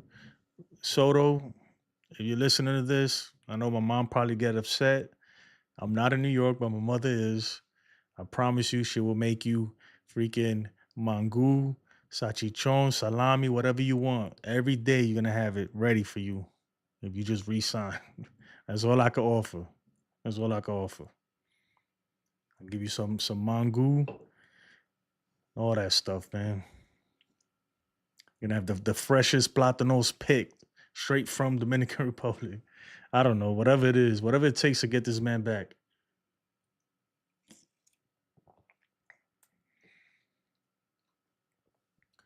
Yeah, he's talking about Mauricio.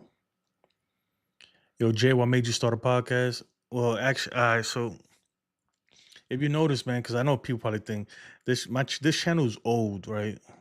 This used to be a sneaker, kind of like a. I used to do back in the day. I don't know.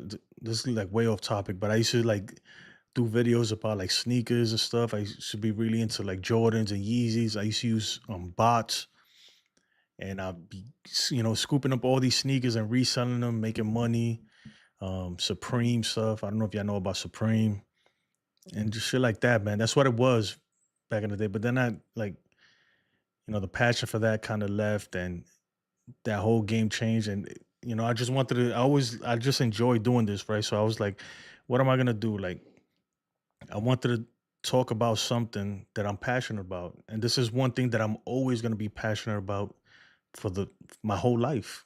It was baseball and the Yankees in particular. Since as long as I can remember, if you ask anybody who knows me, they'll tell you this dude is a diehard Yankee fan since he was a little pup. That's just been me. I'll never grow out of it. You can ask my family. I know they look at me like I'm crazy. I watch every game. I try to anyway.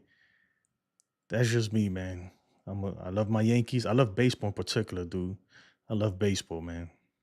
It's sad. I wish I could have played more when I was young. I feel like I had potential to do something with it, but some bad decisions, and I think everybody feels like they had the potential though. But in reality, even if I had the potential, I didn't have the work ethic that, like, now that I'm older, I understand what it takes to, like, to even, I'm not gonna say to make, because you could work hard and still not be able to not make it, but I understand that if you want to make it there, that you gotta work hard, dude. When you look at all them baseball players, yeah, they're talented, but there's a lot of hard work that goes into all that stuff, man. And I just, when I, especially at my teenage years, I didn't want to put in that work. But that's what made me start this podcast. Like, Corey says, like I said, I'm a Mets fan. I really like your show. I left the Mets show to join yours. I appreciate you taking the time to respond. I appreciate it, man. You left the Mets. You should leave the Mets fandom and just join the Yankees fan. Just be a Yankees fan at this point, Corey. What do we got to do to make you a Yankee fan? How do we get you on our side? That's what I'm gonna do. I gotta recruit. I'm gonna start recruiting, bro. It's gonna be like people inviting you to go to Iglesia, yo. How do we get you to come to our side? It's better on this side, Corey. I promise you. No, I'm just playing, man. Man says 720 and you're taking Trevi's pictures this year. That's crazy. I was gonna ask you that. You guys gotta play Boston a lot. Yeah, to me, look, I think that because I understand the rivalry between the Mets and the Yankees, right? But I feel like, and this could just be me, like I said, it's just my opinion, my perspective. I feel like a lot of Mets fans hate the Yankees more than the Yankees hate the Mets. I'm not saying that for everybody, right? Because I'm sure there's some Yankee fans that they're like, no, they don't care. But a fan like me, like, besides all that, I'm a New York fan. So, excuse me. When the Mets are playing, like if the Yankees are not playing, then I go for the Mets, man. That's, I would say that's my second team. But obviously, if they play, so if it's Yankees versus Mets, I'm a Yankees fan all the way. I'm always a Yankees fan. I don't think. I mean, I've probably had like a Mets hat before. Maybe somebody gave me a Mets hat or something. But if I'm gonna buy like a jersey or something, it's probably gonna be a Yankees jersey or anything like that. But when it comes to the Red Sox, dude, it's different. Like, I really feel that rivalry. Like, I don't want them to win ever. You understand me? Like, ever. I don't care if they playing the Miami Marlins in a game in freaking the middle of July that means nothing. I want them to get their ass whooped. That's just, I don't know. I'm not gonna say I hate them, but I have that. I don't know, man. They're the ops to me. Like, they're the ops, dude. The Red Sox, not the Mets. But right now, y'all making it hard too. Y'all need to just back out of the whole Soto deal and let us get him back. Corey says, "I want you guys to win, unless you're playing us." Yeah, I'm just. It's the same way for me. Big Buddy says, "I am." Put yourself in Soto's shoes. What would you have chosen, money or pinstripes? When you talking about 20 million, if that's the difference, 20 million. Hmm. I'm gonna choose pinstripes, man. What at that amount of money? So, like, the grass ain't always green on the other side. Like, even like for me, right, where I work now, I like where I work now, right? And I've could have gotten jobs that pay maybe a little bit more, but what I'm gonna do with $3 more an hour, but be miserable when I'm good where I'm at right now. You have the peace of mind. You know everybody. You know that. Is it really worth a a dollar an hour difference? Now, if the difference is big, then it's worth it. But if not, if we talking about just a little bit like that, then come on. Corey says my dad's company used to have season tickets to the Yankees third row, right on first base when Donnie was playing first. I loved it. I pitched into college, but also played first base. So Donnie was it. Yeah, that's what made me become a Yankees fan. That I used to love Don Mattingly, and it's crazy because in those days, and you would know Corey because it seems like you're of age. In those days, everybody was like I remember vividly my grandparents' house. They had a picture of Keith Hernandez on the wall. Like everybody was Mets fans in those days because it was the Yankees sucked. I mean, let's be honest. At that time, I'm talking about early '90s. But I liked Don Mattingly. I don't know what it was. I don't know how it was. I just must have watched him or something. I can't really remember, but I became a Donnie baseball fan. I even got. I'll show you. I got his autograph right here. Let me see if I can switch this. Oh shit! Did it switch? Nope, that didn't work. But yeah, I'm a Don Mattingly fan, and then after that, I became a Derek Jeter fan after he retired. Let me see some real quick.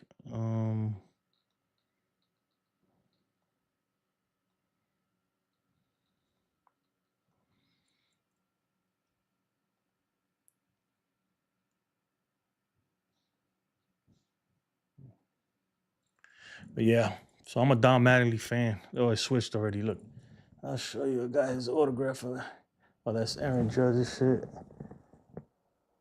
That's my prized possession right there. I've never met him, but you know what we would do? This story time real quick. You know what? Let's go to trivia and then we'll go to story time. What was the last trivia? You remember the Fenway Park thing, right? Which one is this one? Let's go.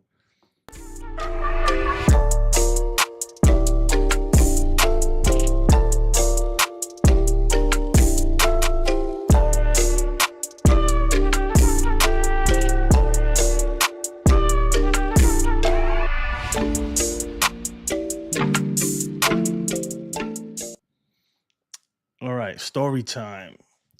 Man, when I was a kid, me and my cousin Bam Bam, and if you go on my Twitter too, I posted a picture too of when we met Joe Torre out there. It's crazy because he was just walking, just chilling like a normal person coming off the subway. But we would go to the old Yankee Stadium. The players used to go in and out through the press gate. I don't know how they do it now, but we would go there every day. Like we didn't have money to even go to the game, but we would stand there every day with our baseball cards and stuff, trying to get their autographs. And most of the time, it'd be so many people there, you couldn't get anything. But we started getting smart because we started seeing the parking lot used to be like right across the street from the press gate. It used to be like a chain link fence thing. So we would see their cars and we see them driving off, and everybody like, ah.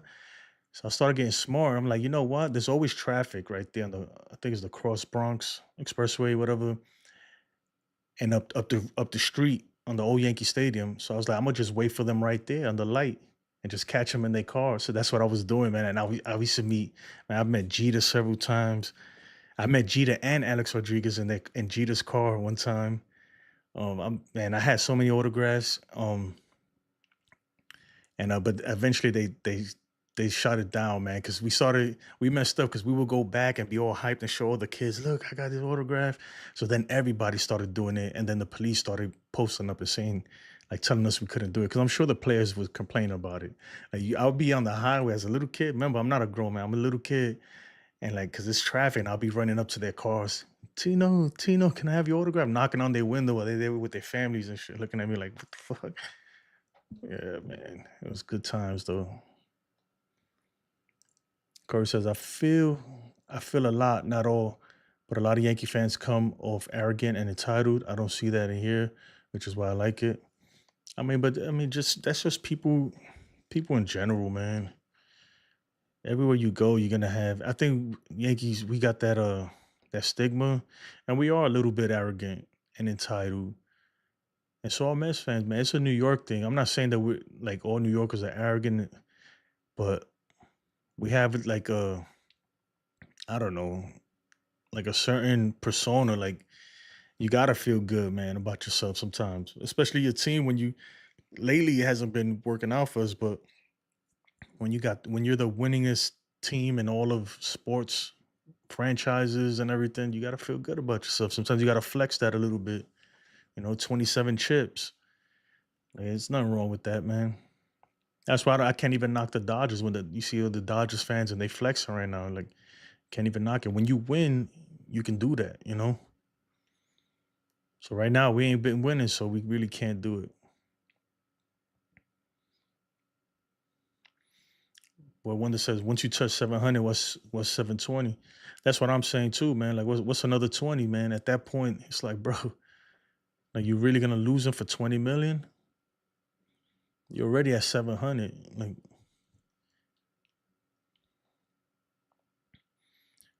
Corey says, you guys definitely have the better history, no denying it. You know how miserable I was in the 90s watching you guys. Let us have a moment. I mean, but look, I don't know. I think the Mets. I don't know, man. Sometimes I feel like you have bad luck, but for a while, man, you just had terrible ownership, and it killed y'all. And that's what we're going through right now. I'm not saying the ownership, but we just we can't get right. The Yankees, man. We're going on 15 years. That's a long time. She's thinking like you. Yeah, yeah. Because I mean, what's another 20, man? Once you go seven, what's another 20? Miami. I'm trying to see what you. I don't know what you're talking about. Why you bring up Miami? Oh, why I said Florida Marlins, not Miami Marlins. My bad. I saw Matt Noakes, the catcher, hit 3 home runs one game. I got Mel House Odo on the ball. Definitely no hate here. Maybe jealous, but no hate. I'm saying if you don't want that, man, since you're a Mets fan, you can just Mel Halls on the ball. I don't even know who those people are, man. To be honest, I really don't. Well, when it says Cleveland, what am I missing, man? Why are we naming cities? Miami, Cleveland. What did I miss? Damn, I'm wrong again. I'm dumb as fuck. Get it together, Nando. Oh, the question. My bad. That's what you're talking about. The question. The trivia. The trivia was who had the lowest payroll and made the in Major League Baseball and made the playoffs. Yeah, it was the Arizona Diamondbacks, and they made it to the World Series. So my bad, guys. For some reason I'm getting the chat way late, super late, and I don't want to like try to fix it because I'm running so much on my computer right now that if I press the wrong button, this whole shit might blow up. To be honest, man, I'm pushing it to the max. The CPU is at like 99% right now. Manuel, dímelo, Manuel. You think if we sign Soto for 700 plus, we will sign more or trade for more? That's the big question. I think they got to do something, but it's not gonna be much more. You're not gonna be getting like I think like for 700 plus, there's still some room there, especially if they move the players like we talked about earlier, like Marcus Stroman. If you get that contract off you, you know, at that point, if we could bring back Soto, look, and make a trade for Cody Bellinger, I'm not mad at that. I'm taking that all day. And then even if that's it, and then just trying to fix the bullpen and maybe get a few more arms, I won't be mad, right? But my whole thing for me, I was like, if we miss out on Soto, then we got to go out and get Willy Adames. That's number one. Willy Adames, he's a great player, man. Tony, he's a beast. He's a beast. But he's off the table, obviously, so that's out the question. I mean, so look, that's the long answer. The short answer is yes, they will do something else, but it might not be the big splash that you want or that we want. But at that point, it's like, okay, we got Soto back. Anything else is just a bonus after that. Today, you just see them driving out of indoor garages. Yeah, that's how they got it now. I don't know. I think I seen something on like that on Twitter. They come out the garages built inside a Yankee Stadium. So before it used to not be like that. It used to be a press gate. It used to have a big ass sign saying press gate, and that's where the reporter, everybody used to go in through and the players, and they would put barricades on the sides going all the way to the parking lot, which was across the street. and it was like a chain link fence, so you could literally see what car they had and everything.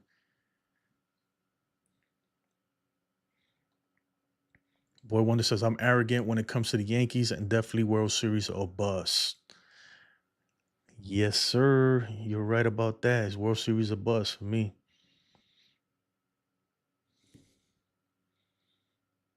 Uh, man, this how late I'm getting. Yeah, yeah, trivia. Yeah, my bad, dude. I'm slow, man. I ain't gonna front. I'm getting to the point, man. I think I done drank too much and smoked too much weed as a kid that my brain is fried now. I'm total, bro. My shit is cooked. Mac Notes was the catcher of the Yankees, and Mel Hall. Mel Hall sounds familiar. Played right field back in the Donnie days. Yeah, man. I was really young, man. I was born in '84, so I don't know why I took a liking to Don Man. That he's probably the only player I remember in those days, man. This is like real young. I'm talking about like I was like 5 years old, man, 6 years old around there. I like Don Mattingly, Michael Jordan, and Hulk Hogan. That was my three guys, dude. From to me, them dudes, that was it. I wanted to be just like all three of them.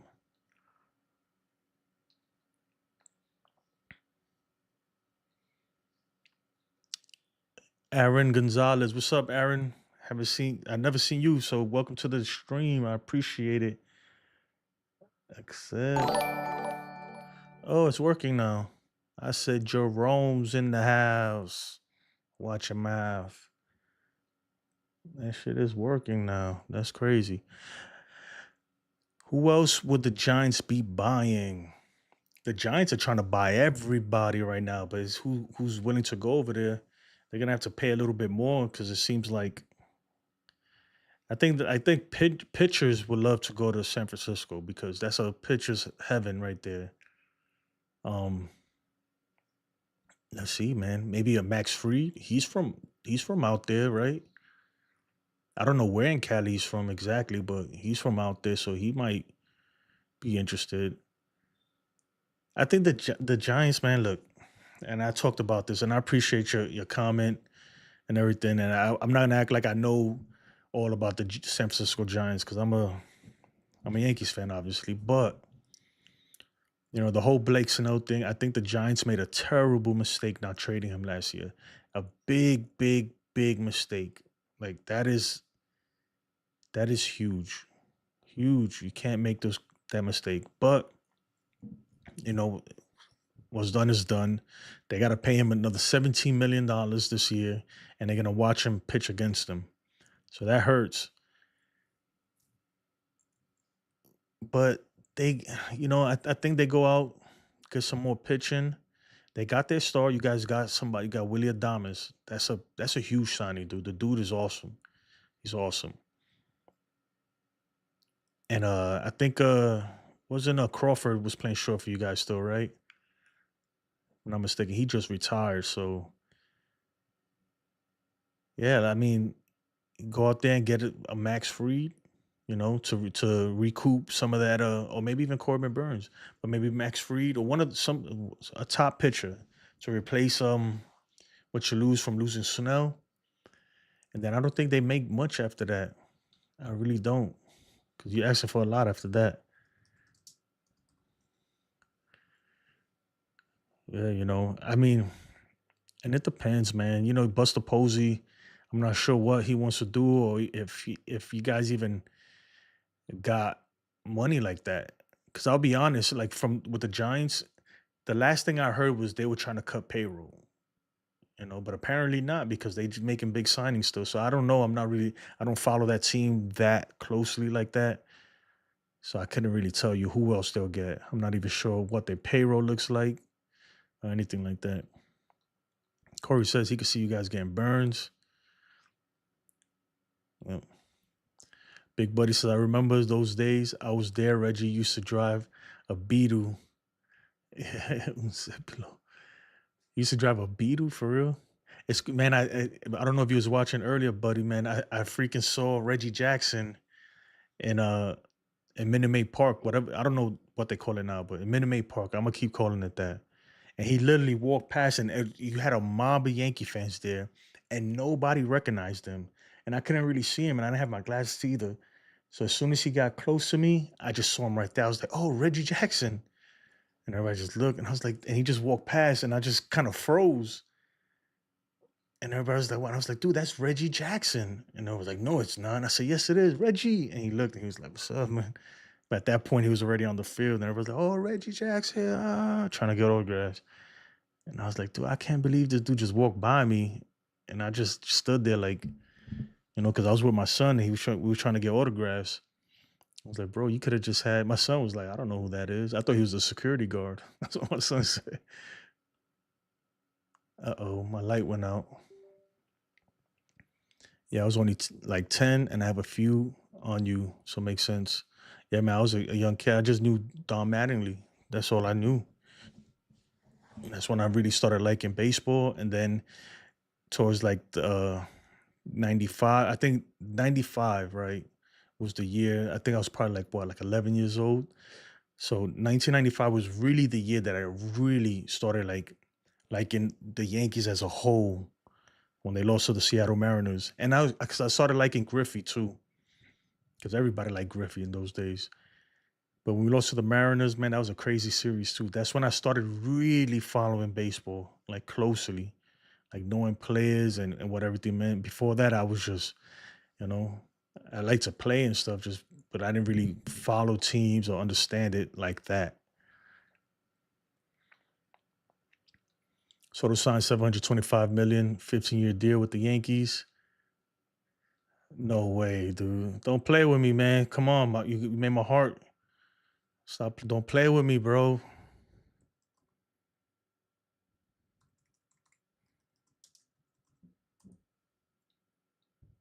Oh, dude, don't play with me.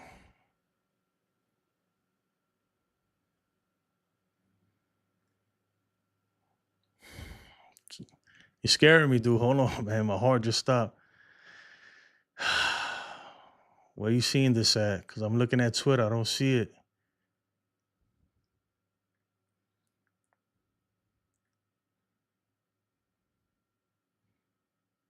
Yeah, I don't see it. Damn, dude, man. Are you playing with me, dude? I have high blood pressure, man. You can't do that stuff to me, man. And I'm drinking an energy drink, which just goes against everything my doctor says. But, dude, I'm serious. Like, you really, like, I'm like, you really got me. I'm here freaking searching all through freaking Twitter. I don't see nothing, though. Banned. Kevin, that was a good one, though. Kevin be lying. Kevin, you spent $2,000 on room service. It's all over the place.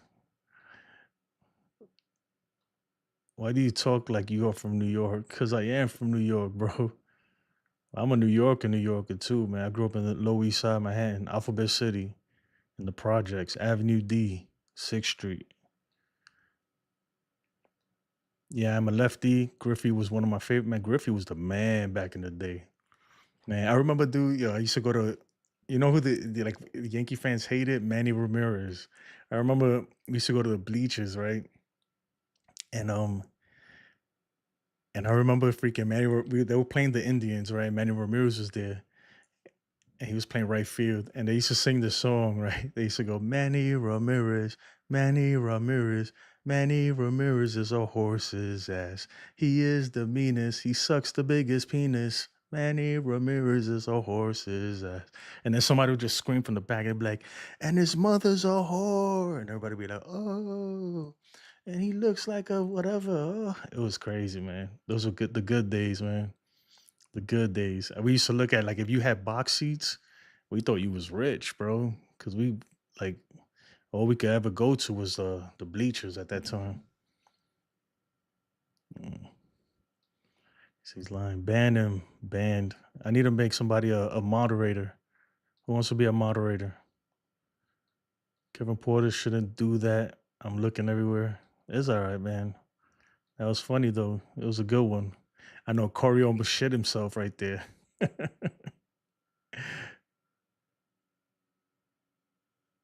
Corey almost shit himself, man.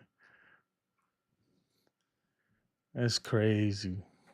Who is this guy, Kevin? Boo this man. Boo. Who knows what movie that's from? That's the next trivia. Boo this man. Boo. If you could tell me what movie that's from, then you the man. I looked right away too.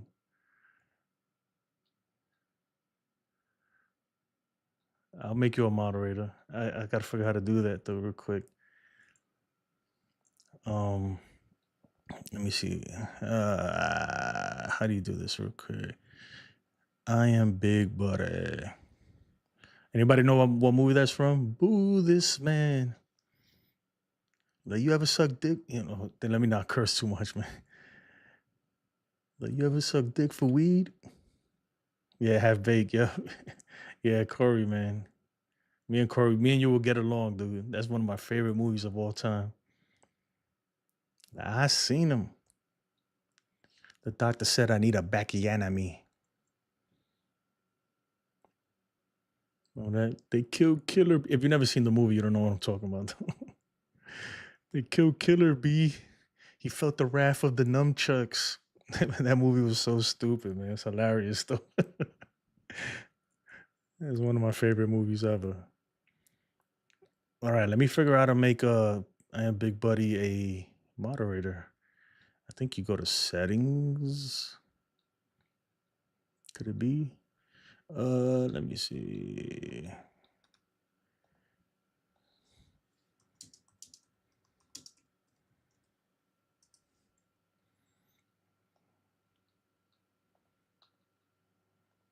What the hell? All right, give me a second. The butter stuff, nuts. Kazam. I want to talk to Samson. Now, my favorite part is when Kenny's in jail, right? And they go and he's there and he's at the window talking to them. And Chappelle and them they go, Kenny, bro, we got a plan, dude. We got a plan. We're gonna get you out of here. How long you think you could make it in here? He's like, I don't know, 5, 6:30. They started laughing. I was like, bro, this shit is funny, dude. That's right.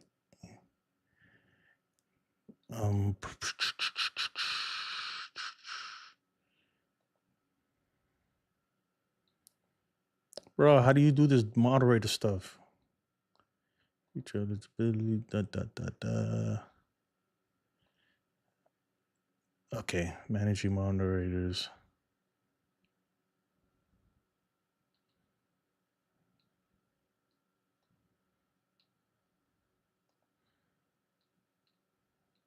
My bad. Give me a second, guys. You know what? Let's go to another trivia while I figure this out.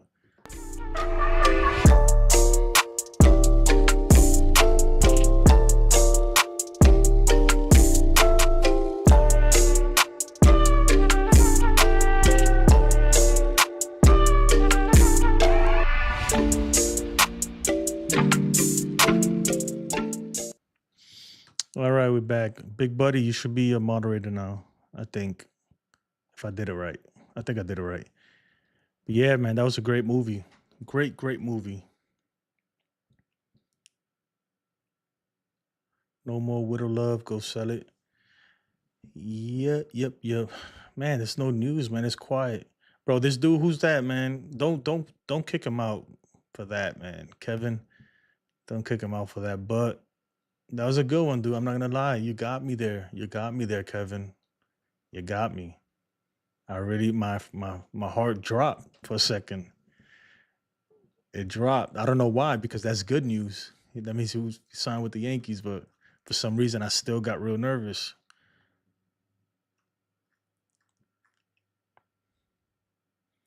Yanks and Mets both raised their bids. You know what? Let's go ahead and look at this thing.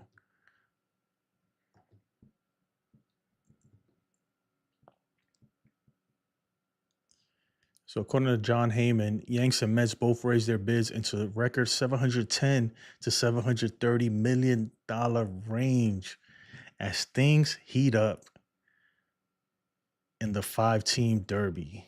Crazy, guys. That's crazy. That's hella money right there, dude. It's insane, bro. 730 mil. 710. That's what I'm saying. If look, if he was to be like, oh Yankee, if you can't match this, then I'm just gonna go with the then it truly is about the money. But come on, if you want to be a Yankee, 20 mil off, come on, bro. What's the big deal?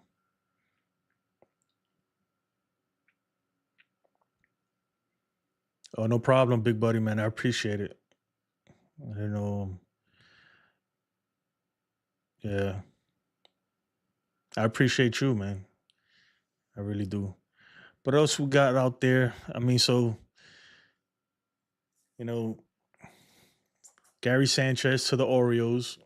Why do we care about that? Because it's the Orioles. The Orioles is our biggest rival right now, or our biggest threat in the American League East.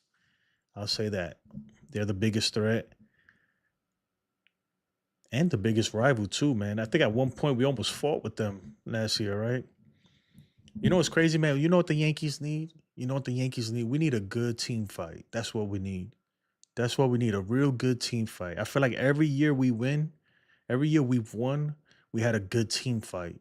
So I don't know how we get that done. I'm not saying go pick a fight, but I don't know. Fucking do something, man. They need a good fight.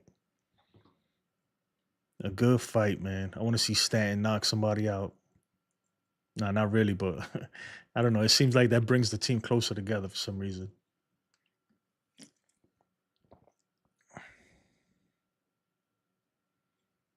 Man, I'm looking at Joe's McFly's tweet that he tweeted earlier.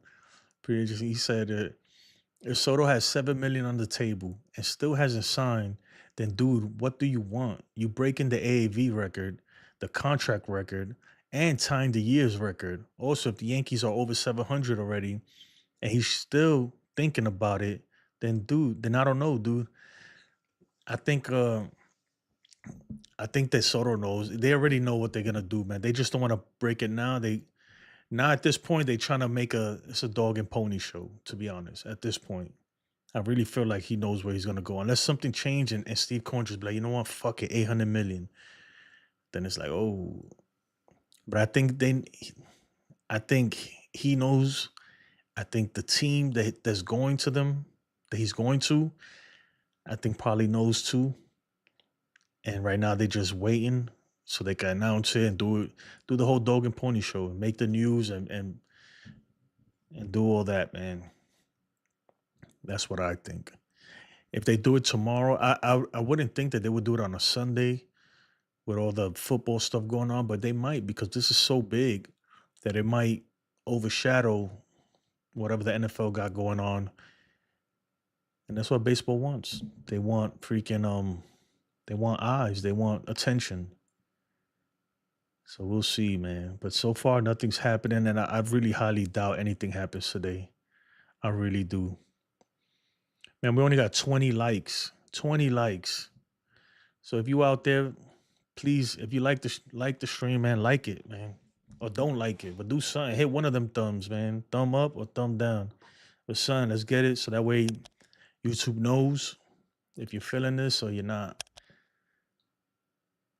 But so far, I got 909,000 views. This is the most viewed stream I've done since I started doing it. So I appreciate everybody. Thank you. Thank you so much. I really do. I don't trying to look at my sounds, whatever.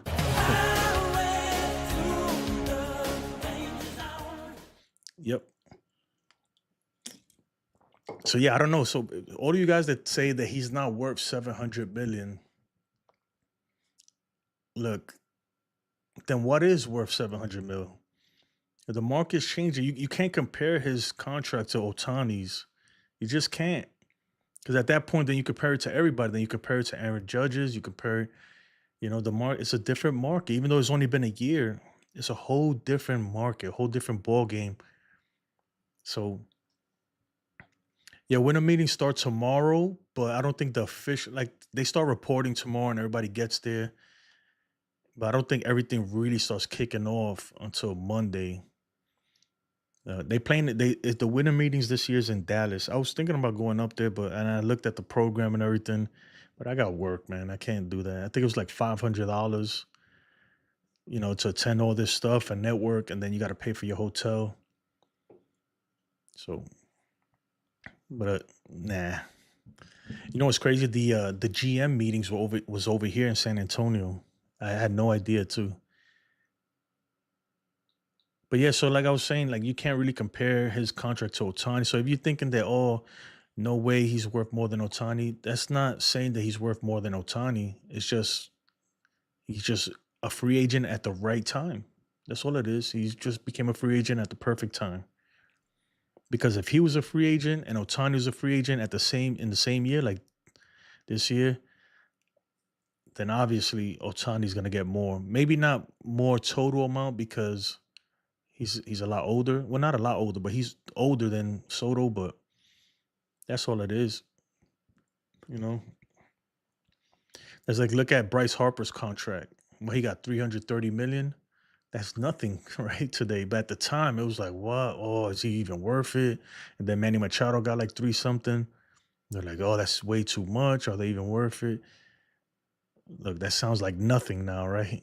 So it was worth it. Definitely was. Definitely was. But I'm looking for news here. Looking for news.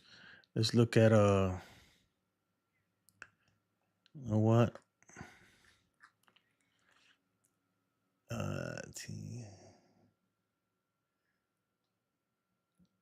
Let's look at the Yankees payroll real quick.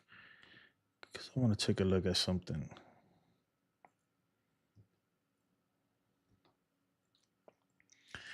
All right, so the 2025 active roster. Let's see if I can see this. All right, the current payroll allocations 193, projected total allocations, tax space,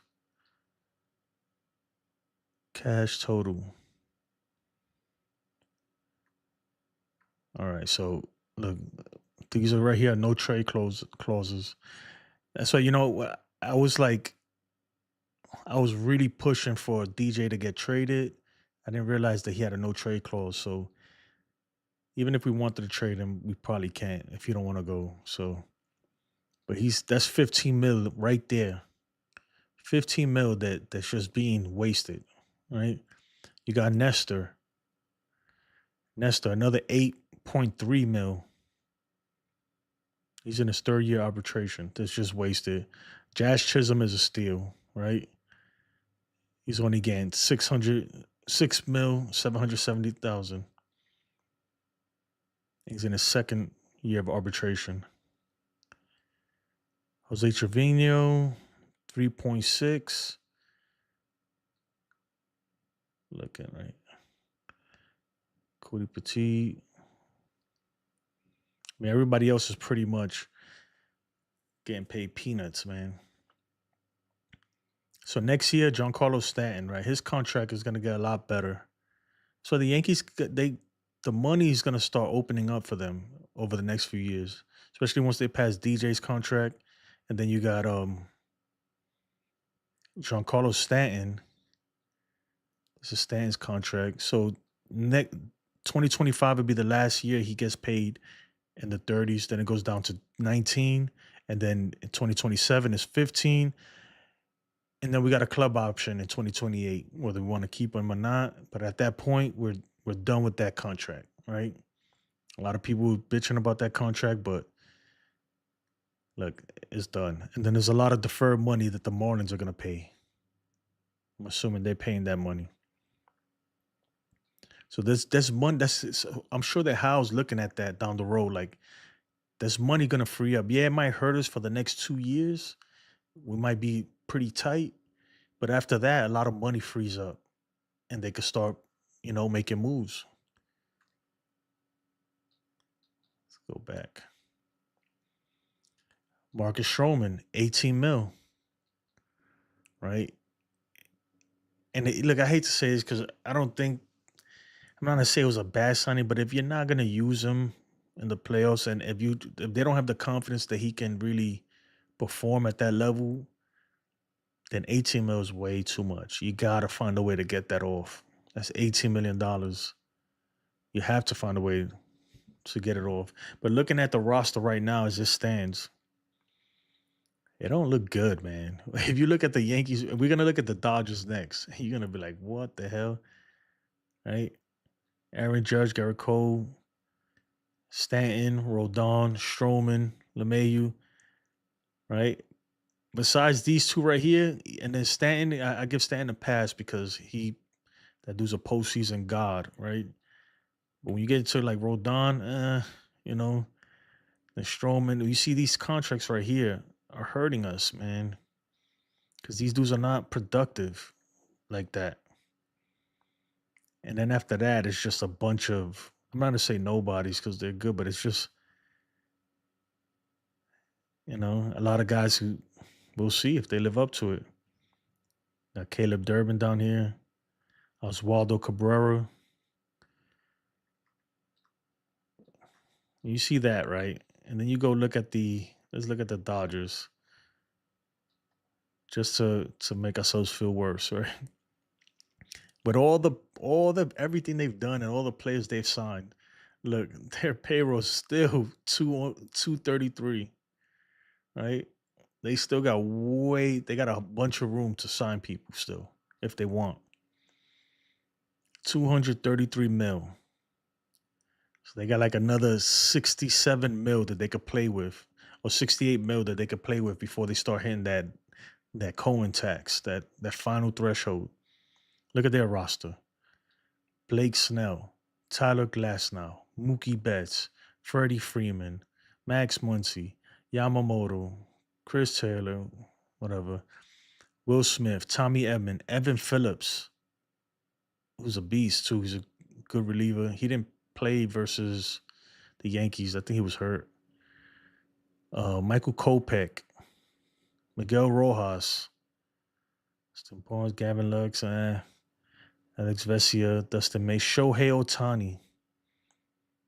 It's crazy. Look, because it's sorted it's sorted in descending order, right?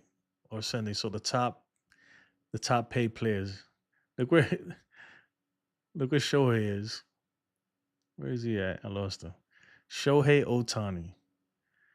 So freaking Gavin Lux is making more than him per year, technically, even though all that is deferred. Man, it's crazy. The Yankees roster doesn't look good right now, man. It doesn't look good. It really doesn't. Stroman was a desperate move last winter. Yeah, he was. I think that was a just they didn't get Yamamoto and they felt like they had to do something, and that was the move they made. Yeah, it's hurting us now because they got to get rid of him. The good thing is that he doesn't have a no trade clause, so but you just got to find a suitor, find a team to take it. The thing with DJ has a no trade clause, and we can't get rid of him, and then he's so bad that people won't even want him anyway. That's a tough trade to make. Very tough. Very, very tough. But you look at that roster and then look at this roster, and it's pretty pathetic, man. This roster's looking sad right now. When you take Juan Soto out of there, and even with Juan Soto, it's still looking pretty sad. I expect a lot from Anthony Volpe this year.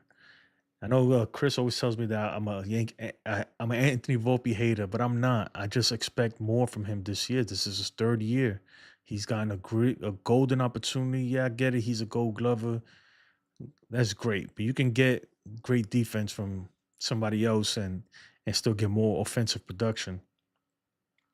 I'm not saying he got to be a freaking superstar, but he has to step up. He has to step up. No, he's going into this third year. Look at his OPS in the sixes. On base percentage, he hasn't cracked 300 yet. His average 243 last year. At least that's better than 209 in 2023. But the K's are still up there. Stolen bases, that's decent. Walks, like that's a little bit of walks, man.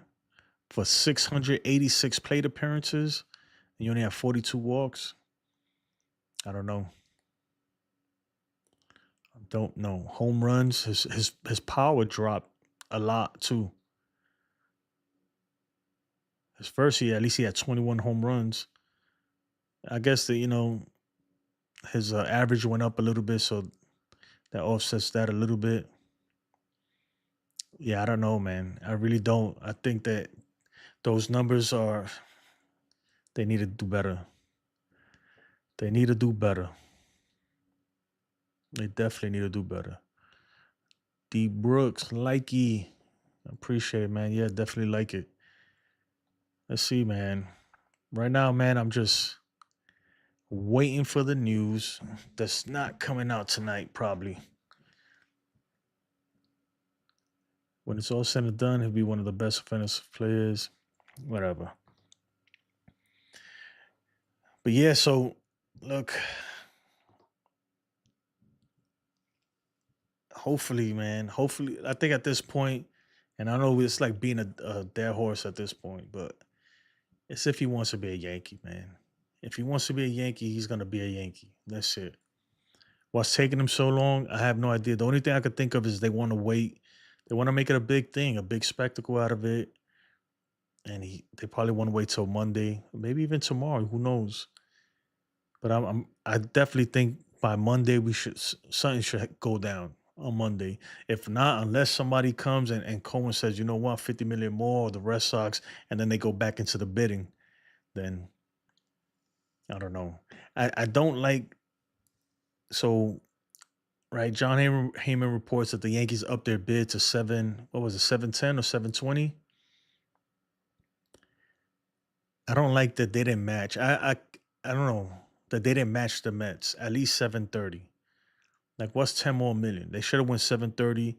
The only thing I think of is the only thing I think is that Hal knows that no matter what he does, if he keeps matching, it's gonna go higher because Steve Cohen is gonna make sure he has the highest bid. That's all I could think that why they did that. Because why would they when they heard like their offer was 700, right? When they heard that Steve Cohen offered 730, what math did they do in their mind? They're like, okay, how much more can we offer? Well, we got to do that. They were like, no, we can only do 710. That's it. At that point, it's like, why not match it? I think the only reason why Hal didn't match the 730 is because he knows that as soon as he matches it, Steve Cohen is just gonna raise the bid higher, and then he got to match that one too. So he's just gonna stay a little bit under and tell Soto, like, look, man, do you want to be a Yankee or not? At that point, he's never gonna outbid him. That's the thing. Some people gotta understand, and I mean, that's just facts right there. It's just facts. Even if he matches 730, Cohen is gonna be like, okay, 750, and then what do we do? Match 750, then it goes to 775. It's just never gonna end. So he just got to leave his bid right under Cohen's bid, right under the Mets bid, and then tell Soto, hey, do you want to be a Yankee or a Met? And at that point, I don't think it's about the money or not. You can't even be mad. Look, this dude, look, I don't want to hear nothing about how being cheap no more. That's it. And I was one of those people saying that. It's done. He's not cheap. We can never say that again. He's offering this dude 710, 20, whatever it was, $1 million. $1 million, whether he takes it or not, because I know what's going to happen. Let's say he does go with the Mets, because the Mets has 730. Then people are going to say, "Oh, Hal lost him because he didn't match, he didn't outbid him." No, that's not why. Because at some point you got to stop, because he knows that Steve Cohen has the money to always outbid him. What do you want him to do? Bid 750? Then Steve Cohen's just going to go 775. Then he got to go. You see what I'm saying? It's never going to end. It's never going to end.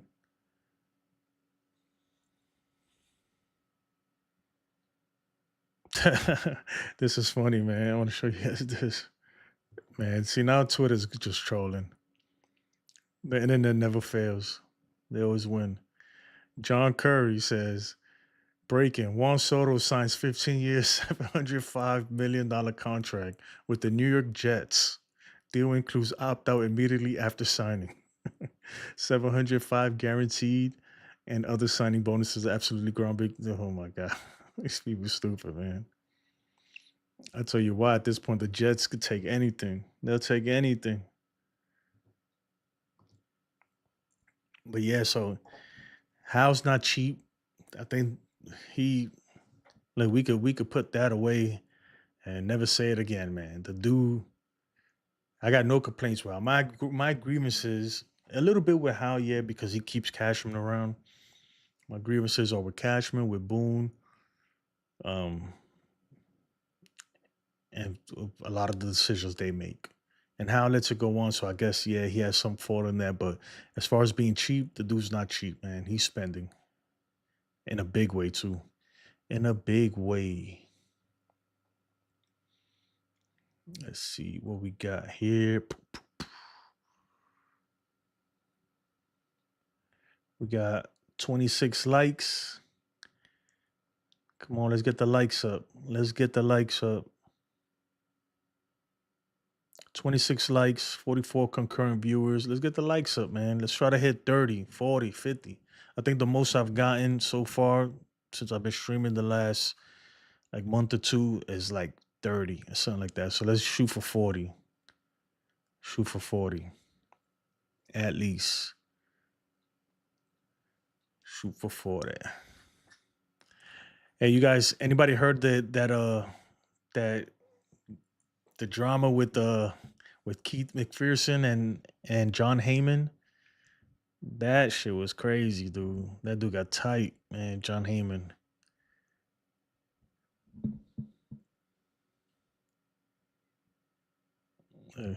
This dude.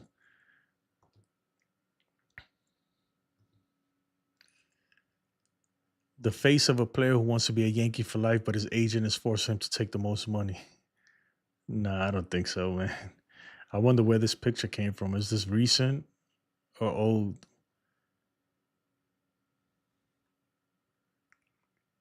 How would you feel about Weaver in the rotation? I'm good, man. Keep him where he's successful.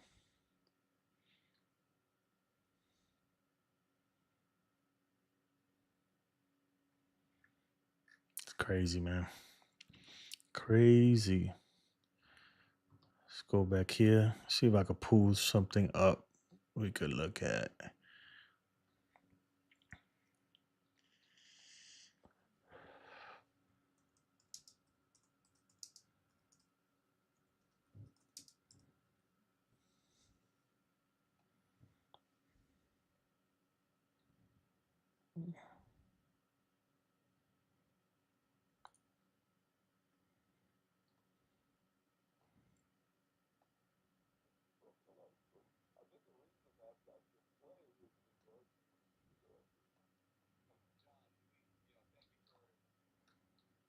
Mm. All right, let's go ahead and listen to this. I'm pretty sure I'm old and everybody's pretty much reacted to this already. But I want to listen to the John Heyman and Keith McPherson argument or whatever you want to call it. It's recent, Jason, was in Fenway a couple days ago.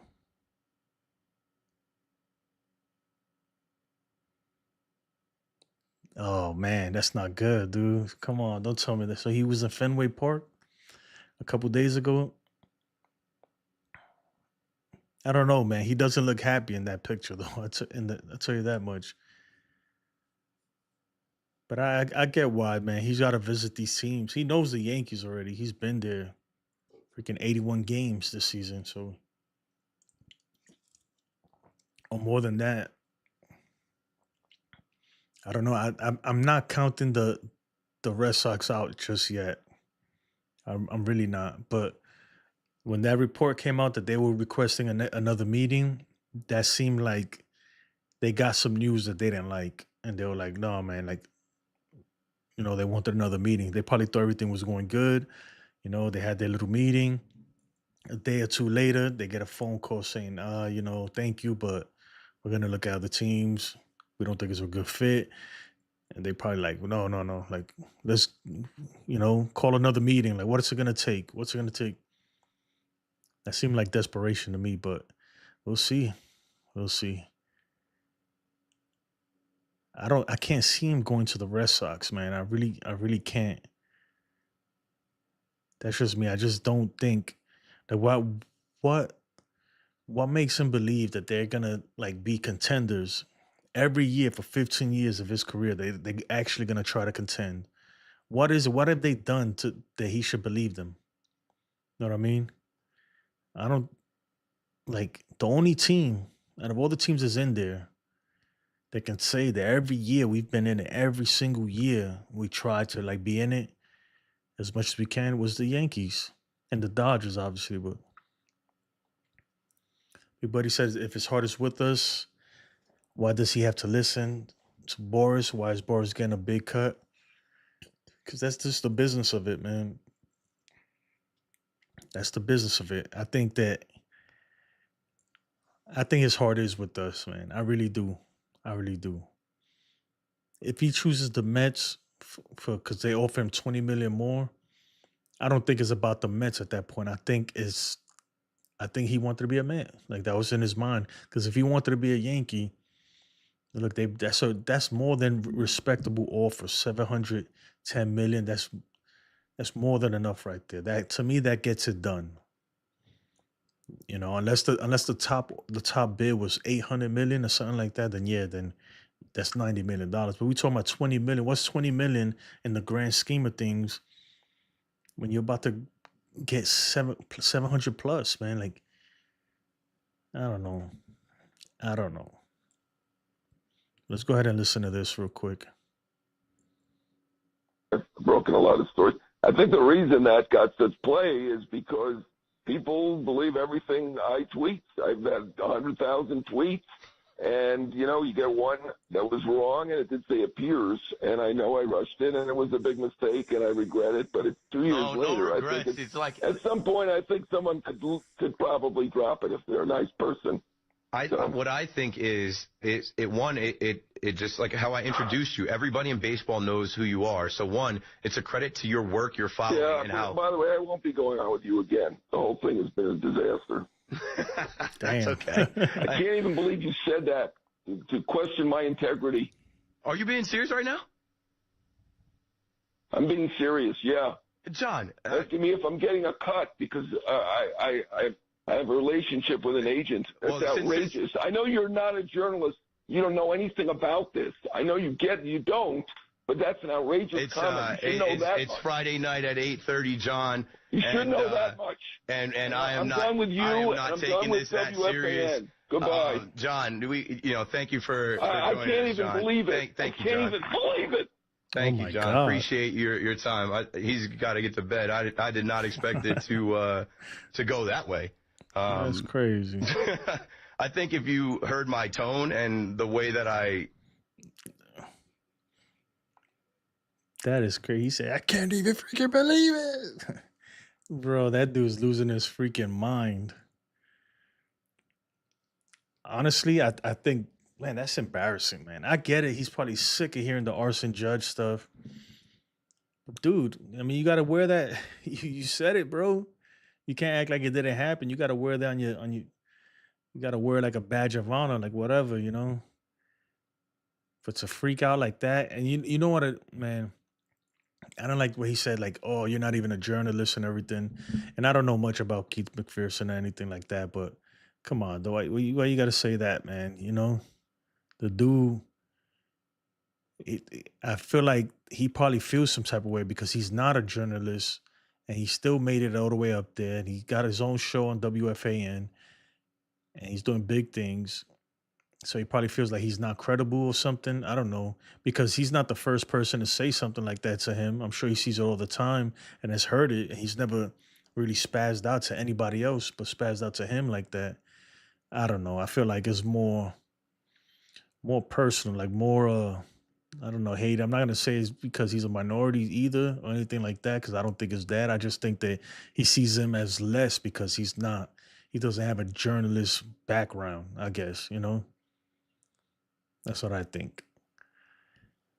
But that was crazy, man. That was crazy. That was crazy. But let's see, man. Like, look, if the Yankees, if we don't get this dude, then who's still left out there? You still got Christian Walker. Christian Walker's still out there. He's probably gonna be 20 to 25 million per year. You give him a 3-year contract, and that solves first base. Yeah, he's not gonna, he's not gonna hit the cover of the ball, but he has some good numbers. 26 home runs. He's gonna get a Gold Glove at first base, so he's a good option. Is he the best option? I don't know. I trust him more than I do Cody Bellinger, right? Cody Bellinger could be a great fit for the Yankees. He could be a great fit, right? But at the same time, he's wishy-washy, man. He's inconsistent with the numbers, so you don't know what you're gonna get with him. That's what I'm saying, and that worries me because at 25 million per year, if they trade for him and he doesn't pan out, then you have another Josh Donaldson situation. And I guess the same could be said for Christian Walker too, but I think Christian Walker's a little more consistent than that. A little more consistent. Let me see something real quick. All right. There's that. Everybody wants the Yankees to go out and get Brendan Donovan. Where is he? Where are you, Brendan Donovan? There you are. I would love for the Yankees to get this dude, man. Love for the Yankees to get him. A lot of people are talking about get him and package in Ryan Helsley. The only thing that Ryan, I think this is his last year and then he becomes a free agent. So that might be a problem if you do that because he's pretty much a rental at that point. I'm a big Nolan Arenado fan. I still think he has some juice left in him. If they could even package a deal with him in there too, that solves a lot of problems right there. A lot of problems. Yeah, it doesn't make up for missing out on Soto, but the Yankees do get better at least. I think with Brendan Donovan, a solid first baseman, whether it's Cody Bellinger or Christian Walker or Yoan Moncada or whoever it is, an upgrade at first. And if Dominguez can step up and be the dude that we think he could be, I think we still competing. We're a competitive team at that point. I appreciate it, Jeffrey. Thanks for subscribing. Thank you. But that's Brendan Donovan right there. You got Ryan Helsley. So Ryan Helsley's a beast too. His WAR looks good. The thing with him is that I think you know what, let me look that up. But I'm pretty sure that this is his last year before he becomes a free agent. And that's not good because that means that whoever you're giving up, it might be for nothing.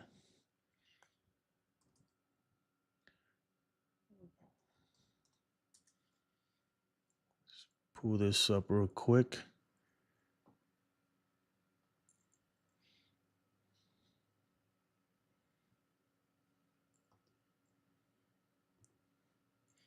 All right.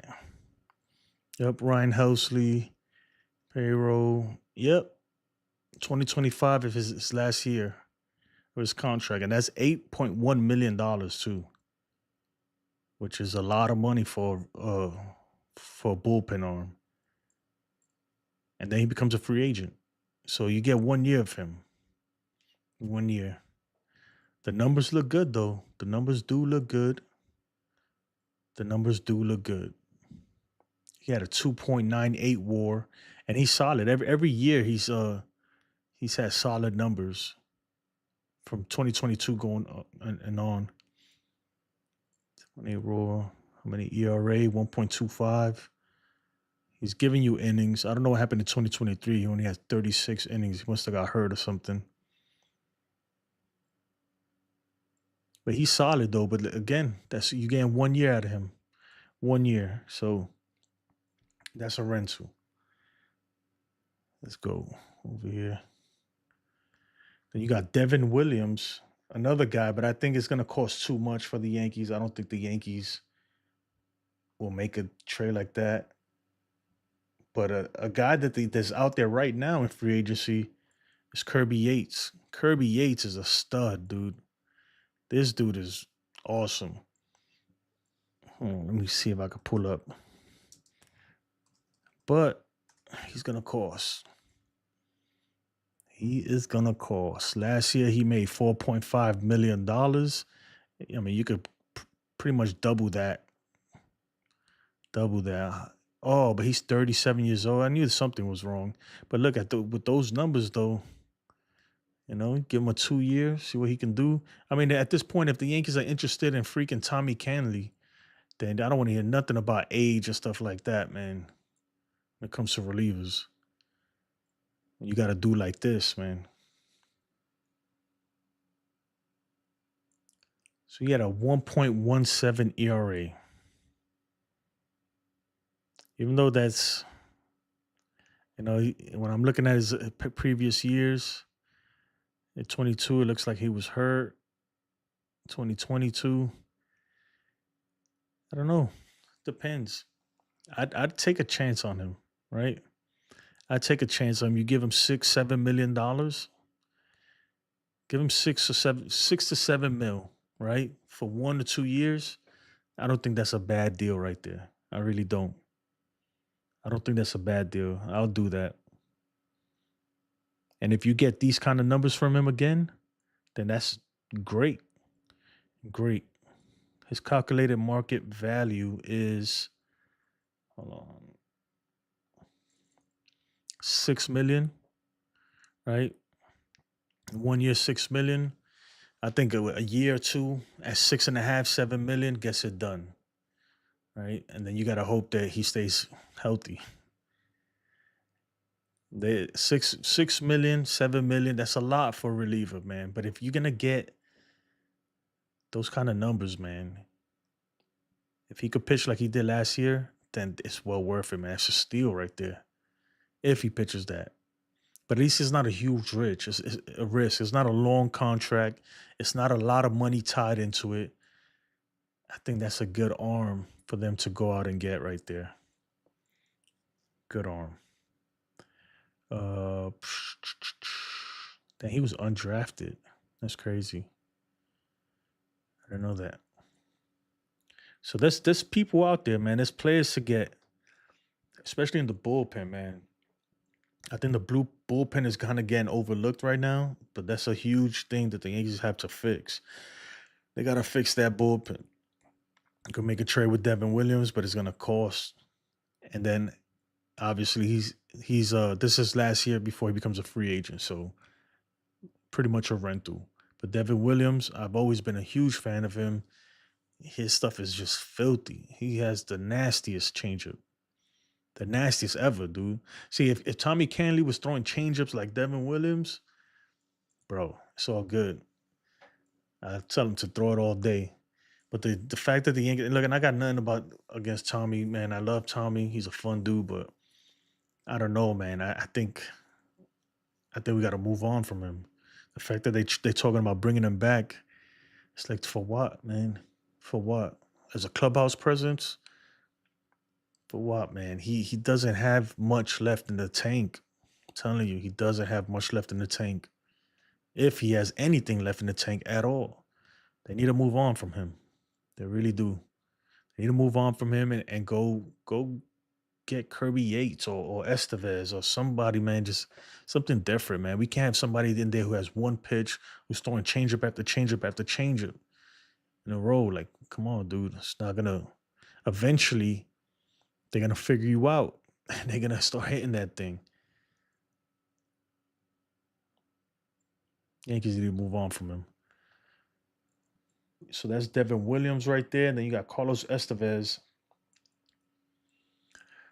Oh, what am I doing? Wrong guy. Sorry about that. Carlos Estevez, another guy that could go out and get.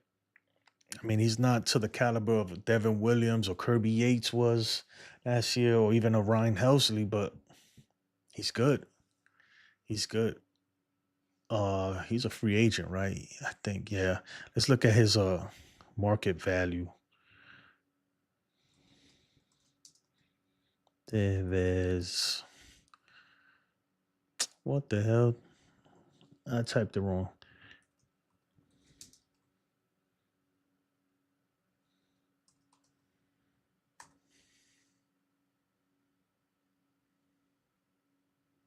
Am I spelling it wrong? All right. But yeah, I mean, look, he's a good arm. He's not the greatest, but it's just right now the Yankees have nobody. We have Luke Weaver, and we have no idea if he could replicate what he did last year. So you got to get some arms out there. Yeah, I'm not gonna cry over losing Clay Holmes, but Clay Holmes is a big piece of that bullpen too. So that's a huge hole we have to fill. It's a big hole.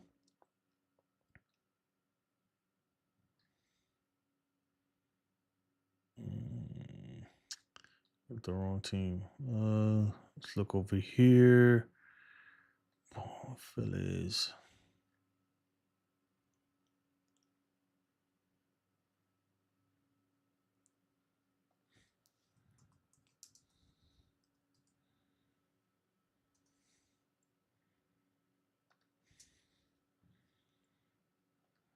All right.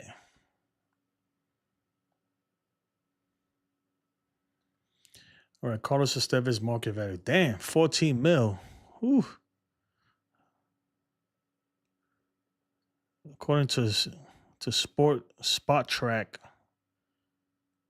And look, this website is not like 100% credible or anything like that. But I mean, this is what they have him valued at. With Carlos Estevez, 14 mil at 3 years, 42 million. Average salary, 14 mil. It's a lot. He's good, man, but it's a lot for a reliever, man. I mean, you could put him in the closer role and then have Luke Weaver set up, or vice versa.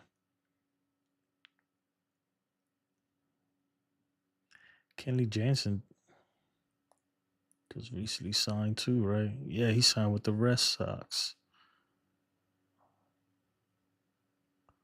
Oh no, he's a free agent still too. I thought he signed with somebody. I don't know. All right. So who else is out there, guys? Who else you want to see the Yankees go after? And you got Tanner Scott. Obviously, that's the big dog out there right now when it comes to the bullpen arms. You know what? Put this down. Let's get him over here. But Tanner Scott, man, it's gonna cost. And I think the Yankees, especially if we sign Soto, I think they're gonna skimp on the bullpen. And they always do. They skimp on the bullpen. That's where you save money.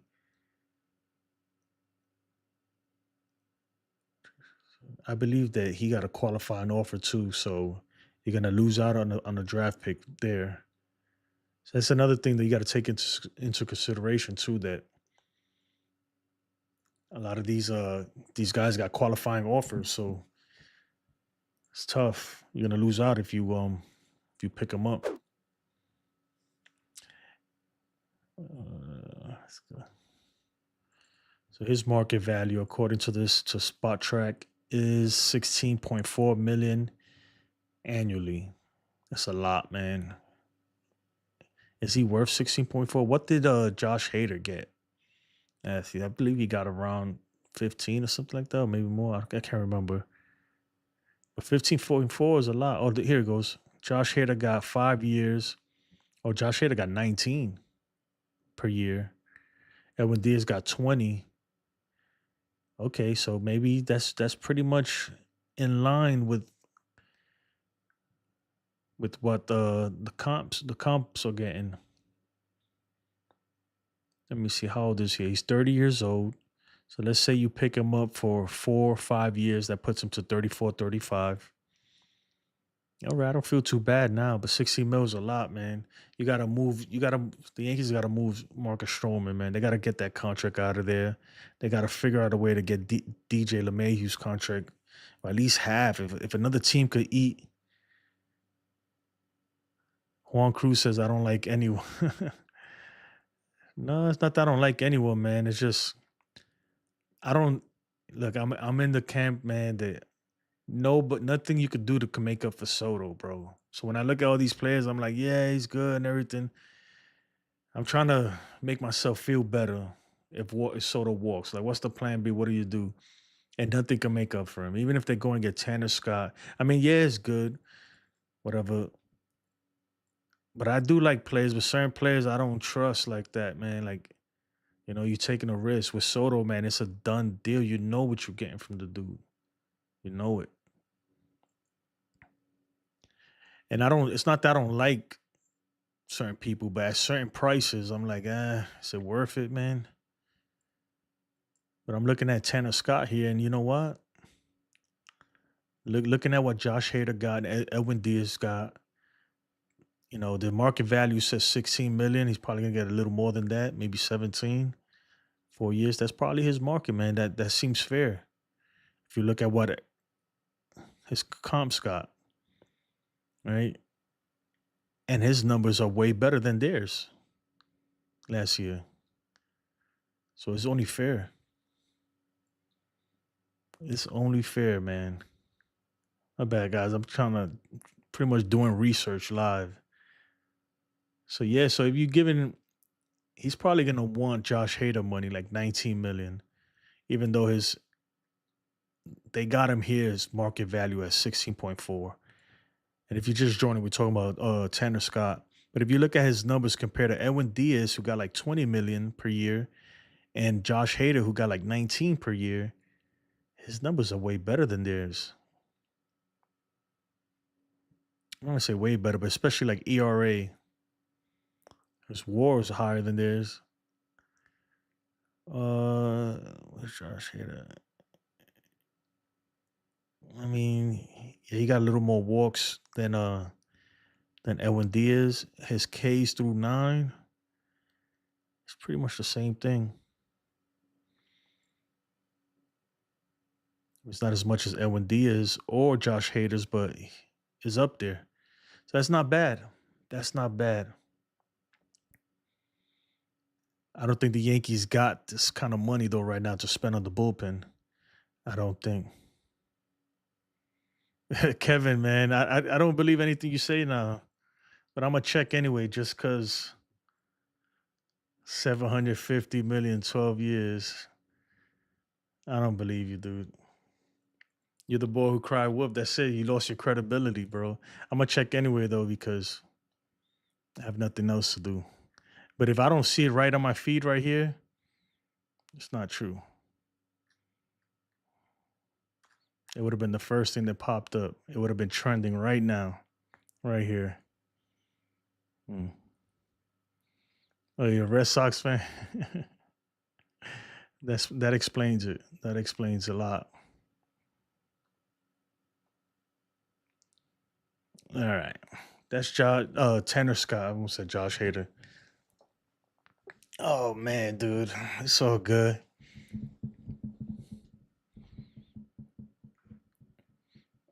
Yeah, I mean, I wasn't gonna really. I checked anyway, man, because I got nothing better to do.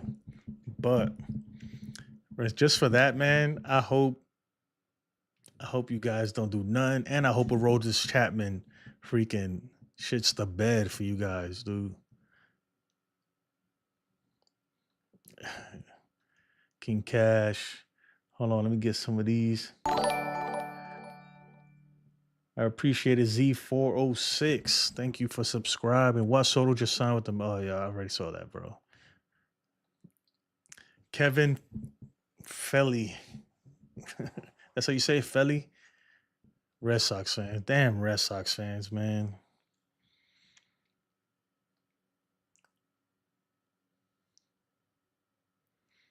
Chapman blows. I hate that signing. No, he's not bad, man. He's not that bad. He's just a dick, though. But I heard supposedly he got better. His character got better, but yeah, man, he's I don't know. He's something else.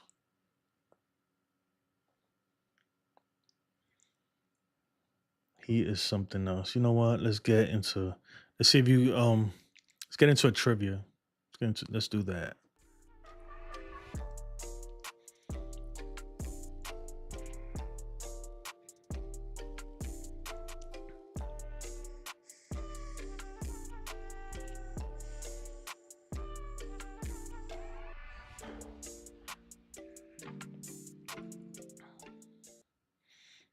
All right, so Matt Olson had the most home runs in 2023. I try to make the questions a little easier because the last show, the questions I had were like super duper hard, like people you never even heard of. So make it a little easier. Who got that wrong though? I'm pretty sure a lot of people put Aaron Judge or Shohei Ohtani. It was Matt Olson. People be sleeping on Matt Olson, man. People be sleeping on him. But I tell you what, like, yeah, he's no Freddie Freeman, but shit, man. The Braves, man, they know what they doing, man. That's why they let Freeman walk, because they're like, bro, we got this dude right here. Soto signed with the White Sox. If Soto leaves, do you bring back Torres? Hell no, bro. We're not bringing back Torres. I think that ship done sailed a long time ago. I highly doubt they're bringing him back. I really don't. They're gonna give Caleb Durbin a chance. That's what I think. And it's up to him to like take advantage of that, or he could lose it. It all depends. Or maybe they go out there and get somebody else, but I don't think they're bringing Torres back. Rick Desari says, "Hey Rick, I appreciate you subscribing."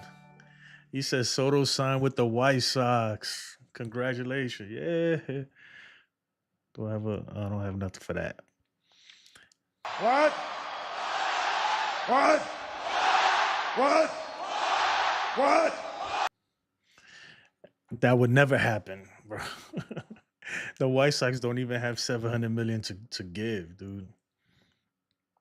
I don't know what the White Sox are doing. I don't know if they're rebuilding or I have no idea. Luis Robert Jr. though, they want to trade him. That's not a bad thing, but the thing is, like, you're taking a chance. Like, is he gonna be healthy? That's the whole problem. Is he gonna be healthy? King Cash says, why weren't the Yankees interested in Freddie Freeman when he was a free agent? That's a good question, man. I don't know, because I think he wanted to be in the West Coast anyway, but I don't know, man. I don't know what the Yankees be doing. Even Matt Olson too. They could have got him. There's a lot of people we could have had. We could have had Bryce Harper. And Bryce Harper was pretty much begging to be a Yankee. But Cashman didn't believe in him. Look how that turned out, man. It's crazy, crazy, crazy, crazy.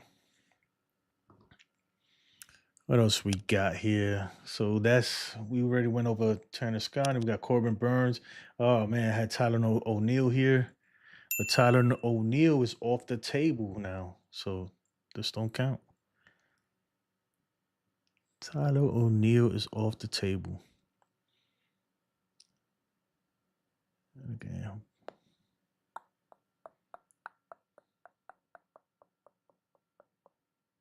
Man, those numbers, I don't know where the RBIs is at, man. How you have 31 home runs and only 61 RBIs? It's a lot of solo home runs in there. A lot of solo home runs. I don't like that. That tells me that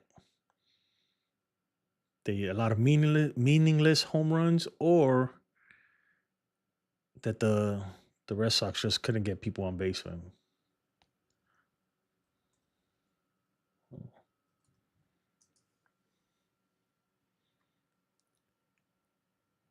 Yeah. So the Orioles are making moves, man. The Orioles are making moves. Making moves. I'm looking at something right now. So I mean, look, that pretty much tells you that they're not gonna sign Santander. I mean, we kind of knew that already, but definitely now, like, there's no way. There's no way they sign Santander after this. I'm looking at his contract right now. 3-year, $49.5 million contract with the Baltimore Orioles. You know what? Let's share that with everybody. So the Orioles are just they're getting better. I don't know if getting better, because if they lose Corbin Burns, I don't know how you get better from that, but they're still trying to compete, which is It's telling you something, man. They're not done, man. Their window's still open, and they're gonna push. Yeah, they're not gonna spend crazy money, but even a signing like this is something that the old ownership would never have done. I think they could go ahead and trade Cedric McMullins and probably get something for him. All right, so Tyler Neal signed a 3-year contract, 49.5 million with the Baltimore Orioles, including 49.5 guaranteed. So everything was guaranteed. And the AAV of 16.5 earned while carrying a total salary of okay. So he has an opt out. There's a player opt out. 2026. Okay. That's not a bad deal for the Orioles, man, considering that they're gonna lose Santander, but they pick up another power bat. So see what the Yankees do, but that's another guy off the table. Another guy off the table. Rick says Boone gotta go. Rick, man, we've been saying this forever, but unfortunately, bro, we stuck with him for at least 2025, man. At least to 2025. He's our manager, bro. So we gotta wish him the best, man. And that's the thing to that too, because people, I think when I say like, bro, like Boone is, they gotta get rid of him. Okay, I think people or Cashman too. People think that I want them to do bad. No, dude, they like obviously that's my team. That my team is the Yankees. I want them to do good, but they just don't do stupid shit, man. They gotta, we gotta move on from them. We got to, man. And it's crazy because I don't think Boone is the worst manager, but he's not a good manager. You gave him 8 years already, man. It's been 8 years, right? 8 years since he's been the manager. And every time we made it to the postseason, it ended horribly. It ended in heartbreaking, embarrassing fashion. And I get it. People say, well, the players are the one that play. The players got to, okay, but you're the leader, dude. Like, you can't pass down blame down to the players, man. At some point, you got to take responsibility. You're in charge, man. You're in charge. So that's my take on that, man. I think they got to move on from him. But they extended him this year, so we're going to hope that he learns something. Yankees and Red Sox and on Teoscar. He about to get paid.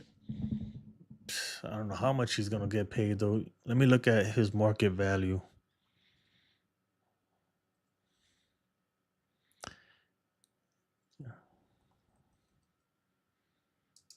And this.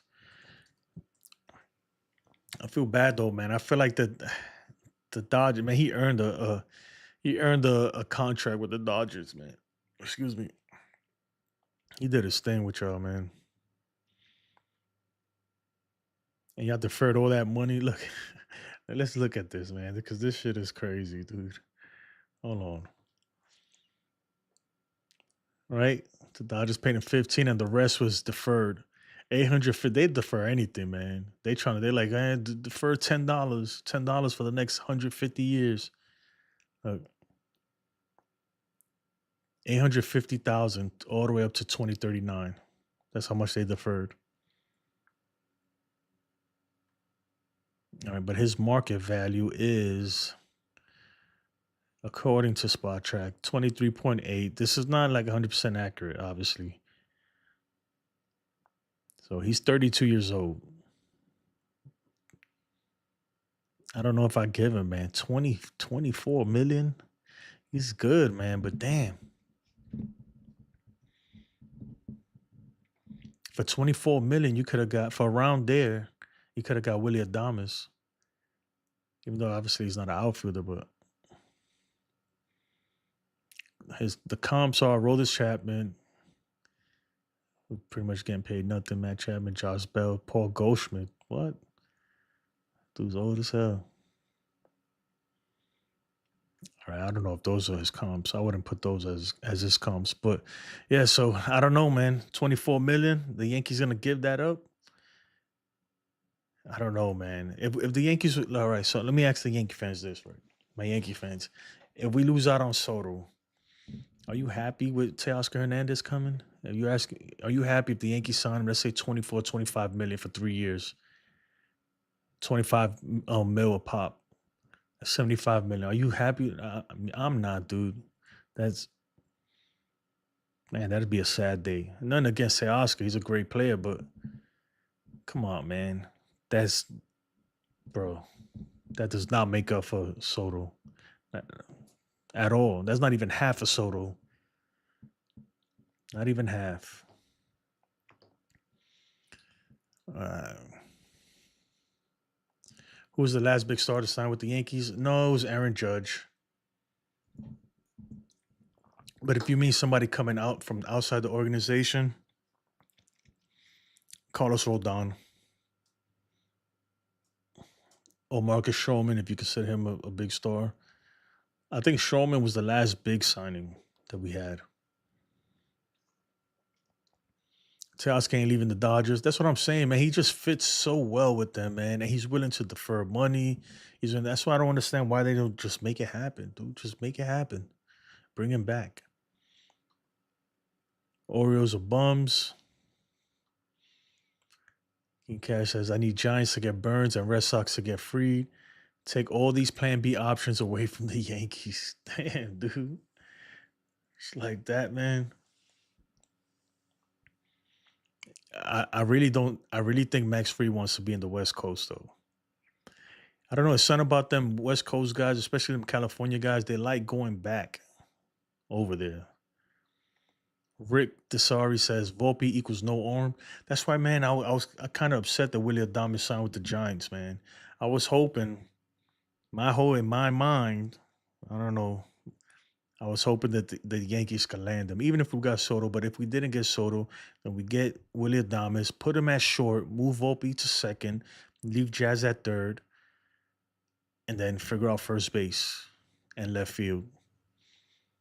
That's the way I was thinking, But that that's out the window, man, because he's signed with the Giants. Yanks need a frontline starter with or without Soto. Man, yeah, we do, but it'd be nice to have one. But we still got Cole, even though we don't know where that's gonna go, man. He's getting up there in age. And then we need Carlos Rodon to be the player that we signed, because it all depends on him. Because if he's pitching like an ace, like he's supposed to be a number two, then we're good, man. We look good. But when he's wishy washy and we don't know what he's gonna get, and you know, all crazy, man, inconsistent, then after that, man, you got Luis Hill. But Luis Hill, he's gonna. This is his sophomore year, so we'll see what we get from him. I think Luis Hill could be good, but you can't rely on that. And then after that, you got freaking Schmidt, Nestor. It's just not good enough. So another starter, another ace in that rotation will be very nice.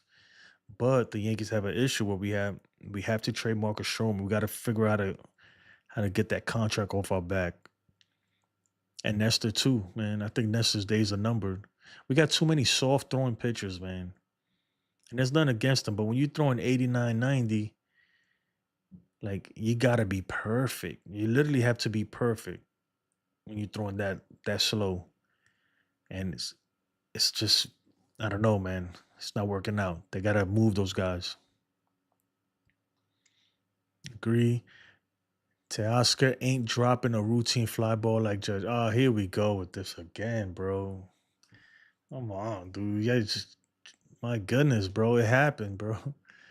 It happened. I bet you Teoscar got way more errors than he does. Judge never makes that mistake. That's the crazy thing, man. It's just I don't know, dude. If I hit 10,000 fly balls to Aaron Judge right now, he's probably dropping one of them. And it just happened to be the most important one though, man. But damn, Nando, man, can we move past that, man? Jesus. Yeah, we know your pain. Dave Roberts only led us to 4 World Series in 9 years and only 2 wins. Bro, man. You trolling now. Itachi17 said no. No to what? No to what? Angel Antonio, welcome, dude. Welcome. I appreciate you subscribing. I appreciate. So I mean, look, guys, I don't think anything's happening tonight. It definitely don't look like it's gonna happen. I'd be shocked if it did.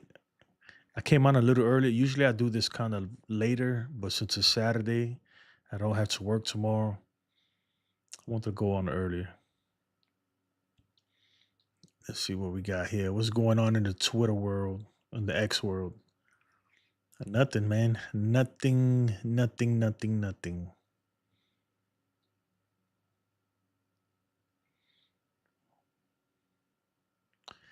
Nothing's going on here. Another thing too, man. I haven't been hearing a lot about Roki Sasaki, right? That's another guy that we still waiting. January 15th is the day that I expect him to be posted. Somewhere around there. And it's gonna be interesting, man, to see where he goes. I like everybody says the Dodgers is a sure thing, but is it really? If he wants to be a starter, is it really a sure thing? Because they got so many starters over there. What pitcher do you prefer between who? You know, it depends, man. I'd like another guy, like a top guy, man. If we're talking about starters, or Corbin Burns or Max Fried, right? But I mean, what's the likelihood of that yet happening for the Yankees? If we could land somebody like Roki Sasaki for pretty much nothing, that's what it's gonna cost you. That'd be crazy. They say he's being posted this week. No way he's being posted this week, man. No way. If he gets put the 2025 international bonus pool money, it starts January 15th. The last time I checked, that's when it starts. That's when teams it resets. So I mean, I guess he could be posted today, right? But why would he do that? The teams are gonna have more money to spend if he just waits till January 15th. That's why, like, if he was to post this week, that's why I feel like something shady happened under the, especially if he goes to the Dodgers, man. I feel like somebody got paid off already if that happens because there's too much money being left on the table. Too much.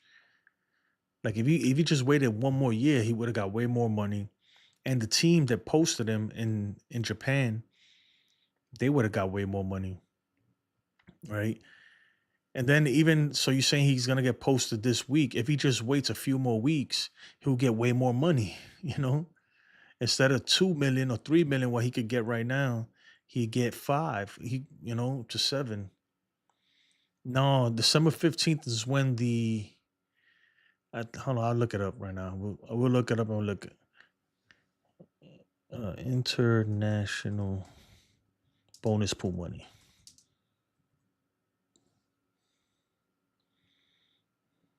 Mm-mm-mm. All right, let's see.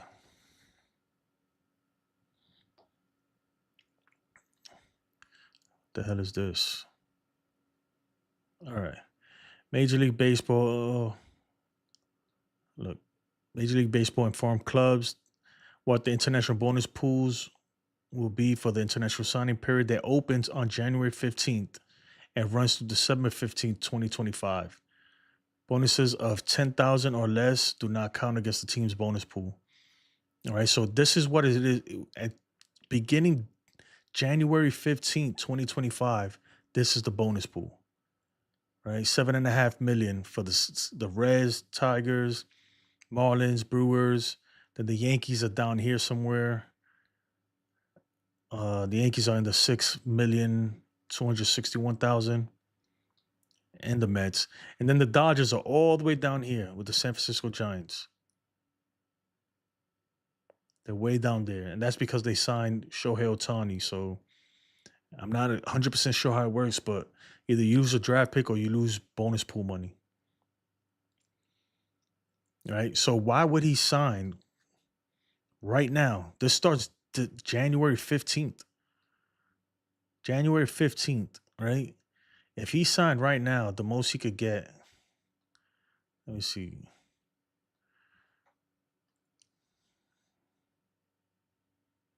Remaining. This is what's remaining for teams. Oh shoot, man. Let me pull this out. Sorry about that. This is what's remaining right here, guys. The Dodgers have the most right now, and that's only 2.5 million. Because obviously, it's already the 15th is the last day of the thing. Well, actually, look, he could be posted this week though. Hold on, he could get posted next week, but just don't sign because he has like 45 days to sign or something like that. He could get posted next week and just don't sign and wait till January 15th, so that way he could get paid.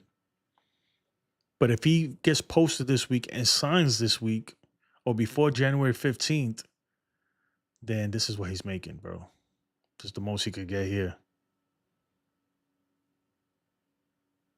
Yeah, that's what I was saying, Nando. I just said that. If he gets posted, but he's definitely not signing until January 15th.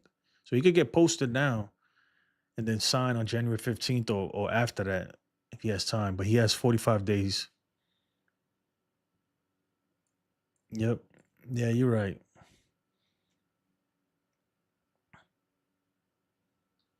But still though, man, like, I don't know. Johnny Owen says he's definitely, hold on.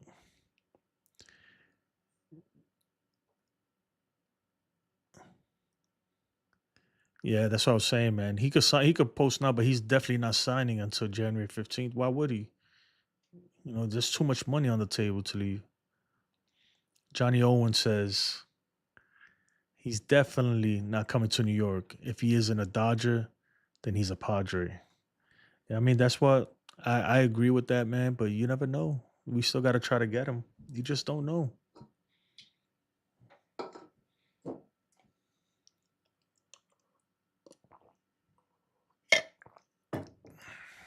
Yeah, King Cash, he could post and then sign late. Yep. But if he posts now, if he posts this week, then he's literally, for the clock starts 45 days. Pour my sparkling water real quick. Get the sparkling water. You know what I need? Another energy drink.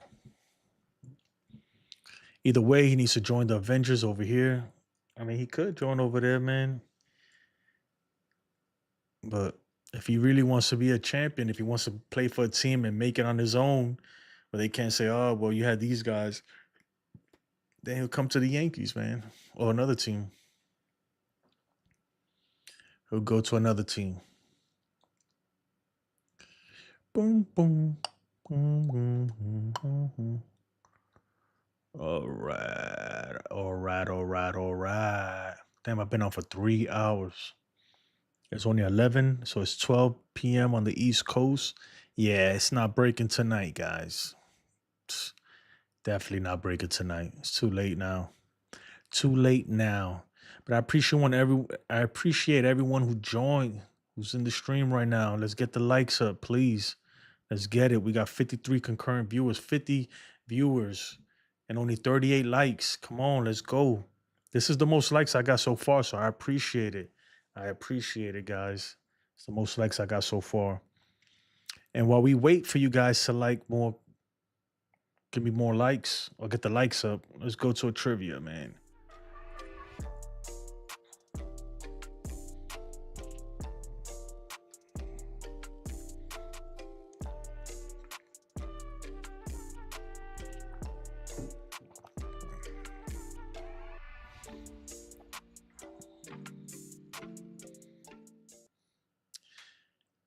So the Boston Americans were the first team to win a World Series in 1903. It's crazy how they were called the Boston Americans, right?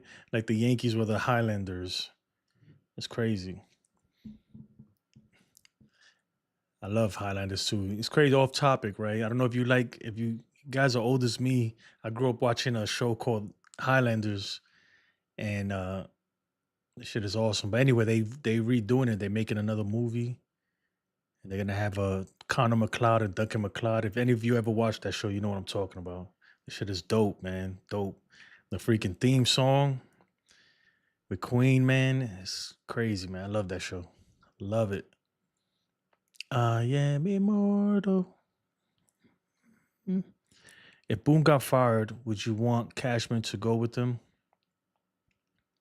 Would you want Cashman to go? Oh, yeah, hell yeah. Do I want both of them gone? Especially if I had look, who do I want gone more? Cashman, because Cashman's just been there forever, man. I think I think he's gonna retire. They're gonna let him play it out. Whatever he got, like 2 more years, 3 more years, whatever it is, and he's just gonna retire, and that's it.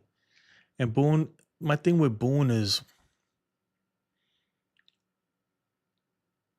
I think like it's just he's overstayed his welcome. That's it, man. You had your chance and everything. It's not even personal, bro. It's not personal. But at any other job, dude, if you can't get it done, because everybody's like, well, oh, what about this and that? Look, man, when you giving somebody, because it's not like he doesn't have talent. It's not like he doesn't have a good team. It's not like the Yankees are not spending money and a lot of mistakes too. A lot of mistakes being made by the manager. So the manager does affect the game. A lot of lackadaisical players, man. A lot of non-hustling. A lot of just mental mistakes and stuff. That's on the manager, bro. I don't care. That's on the coach. You got to nip that in the bud. And I think sometimes, man, somebody's got to pay the piper, and it's him and it's Cashman. They got to go. Obviously, that's not happening this year, so we'll see what happens. I wish them the best. I don't want that. I want them to do good, obviously. I really do, but it's not happening. And at some point, man, if you're not good at your job, then you got to go. And I don't care what people say. They're like, "Oh, but what do you mean? The winningest manager has 90 wins every year." Bro, when you spending $300 million and you got all this talent on your team, you better have 90 wins. You better be in the playoffs. That's the bare minimum, okay? That is like the bare minimum. You better be in there. And they didn't even do that last year in 2023, but I don't know. That's what I'm saying. Like, you know, I don't like I feel like it doesn't matter, right? I can say whatever I want. He's gonna be the manager for 2025, and I wish him the best. I want him to do good. But come on, man. Come on. You gotta change something. I don't know if it's your leadership style, whatever it is. Something's gotta change, man. Something's gotta change. We need a new we need a new direction, man. The culture obviously in that clubhouse, I'm sure they all get along and everything. But as a leader or as a manager or anything, even I learned this in my army days, man. I remember when I first became like a sergeant, right? And I wanted to be really cool. And it's okay to be cool, but you gotta know when there's a line though. You still gotta draw the line. Like, yeah, we cool, man, but I ain't your freaking homeboy, dude. I'm in charge. You gotta do your job. If you're not hustling down the line, I don't care if it's the middle of July and this game doesn't mean nothing. You need to hustle down the line. And at the same time, too, him as the manager, he needs to. Sometimes I feel like he doesn't have a pulse on what's going on in the game, man. It's like even me as a regular fan, I could see it. Like, bro, this is a bad move. What are we doing? And he does it anyway. Like the whole Nestor Cortez thing. That's just one. That just highlighted a big move. But there's little things like that going on throughout the season. And, that's just what it is. Do you feel the Yankees team with Soto and Walker at first is enough to win it all? I think the team last year was enough to win it all. We beat ourselves, man. And that Dodger fans are gonna get mad at me, whatever. But you guys won. Don't get me wrong. It's not your fault. I'm just saying that the Yankees, if we make all the right plays, right, and don't make those mental mistakes and stupid things, we probably take game one. It's a whole different season, a series. Maybe we don't win, but it was enough. I think if we keep Soto, right, and we add Christian Walker, then we're better than last year. We're already better than we were last year. So yeah, I think it's enough, you know? And then everything else at that is a bonus, dude. That's what I'm saying. Like if we retain Soto, everything else we add after that is bonus. We're better than we were last year. But if we lose Soto, then we have a huge gap to cover to be as good as we were last year or even better, if that makes sense. I hope that I said that clearly. Boone is responsible for bad base running. Um, Look, he's not responsible for the bad base running per se because people are gonna do stuff, right? You can't control it when they're doing it, but he's responsible for it continuing because if there's a problem in a team, right, when it comes to like bad base running or mental errors and stuff, and you let it go on with nothing, then then you're part of the problem. I'm not saying he is the problem, but he's part of the problem because you need to dead that right away. Like, bro, this is unacceptable, and I don't care who you are, bro. If you do it, you're gonna be on the bench or something, whatever it is, or even if it's not doing that, but like scolding them, like, yo, bro, I don't care, but instead of trying to be their friend all the time, how about you be their leader, man? You know, I don't know. That's just me, man. I don't know. Maybe I'm a little old school too. I'm a little old school. I'll tell you what, too, right? And I brought this up a bunch of times before, but even me, when I was in the army, right? The one leader I had that I hated the most at the time, because he was always hard on us. Looking back at it now that I'm older and I could, in hindsight, I look back, he was the best leader I ever had. Like, you know, yeah, he was hard, but there was a reason why he was like that. And I understand that now. I understand that. And I'm not saying it's the same as being like a parent or anything, but like even with your kids, right? Yeah, I love my kids. I don't want to be hard on them, but at the same time, like there's a line, like bro, like we want to have a relationship, like, even with my son, father son relationship. At the same time, you gotta understand that I'm in charge, dude. I'm the father. Like I'm not your homeboy either. King Cash says he can't help Stanton run any faster. No, I get it. It's not about the running, but like Stanton gets a pass because he just does, man. But I can't name how many times. And Soto's guilty. Well, not really. Soto, for the most part, he always hustles, right? But I can't name how many times somebody just like just hit a ground ball and just they probably could have beat it out, but because they didn't hustle, I'm gonna tell you right. So, for instance, this is the difference, right, between a winning ball club and a ball club that loses, right? In the World Series, when the fifth inning from hell, when the play with uh that little dribbler by Mookie Betts that either Garrett Cole should have been covering first, he should have, but also Rizzo should have freaking rushed the play a little bit. Or he should have moved with a sense of urgency, put it that way. But even then, none of that happens, right? If Mookie Betts doesn't hustle out the box like he did. Because most players, that's the difference right there. Because a lot of people on the Yankees team, I'm not going to name names, but there's a bunch of them, they hit a dribbler like that to first, they're not hustling that out. Because to them, they think of it as an automatic out.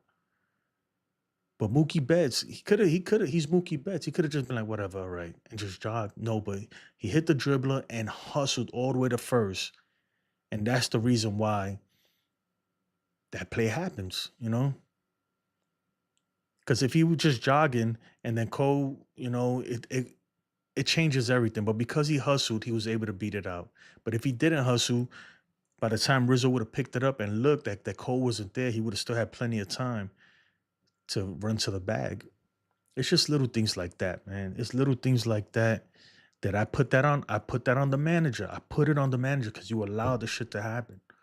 You allow it to happen.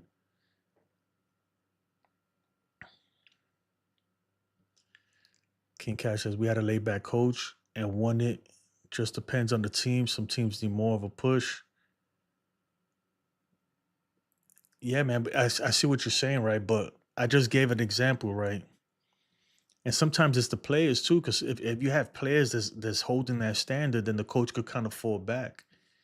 But like I said, man, the one where Mookie Betts freaking the fifth inning of hell where Cole should have covered the bag, right? If Mookie Betts doesn't hustle the first, then we get that out.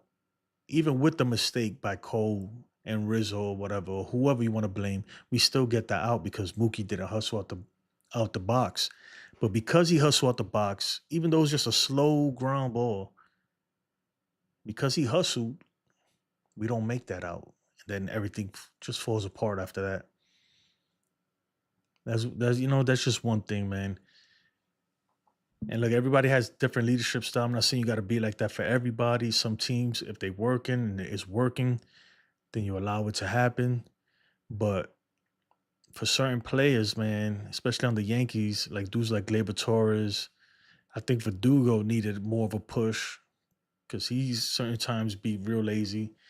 I think he needed more of a push. You know?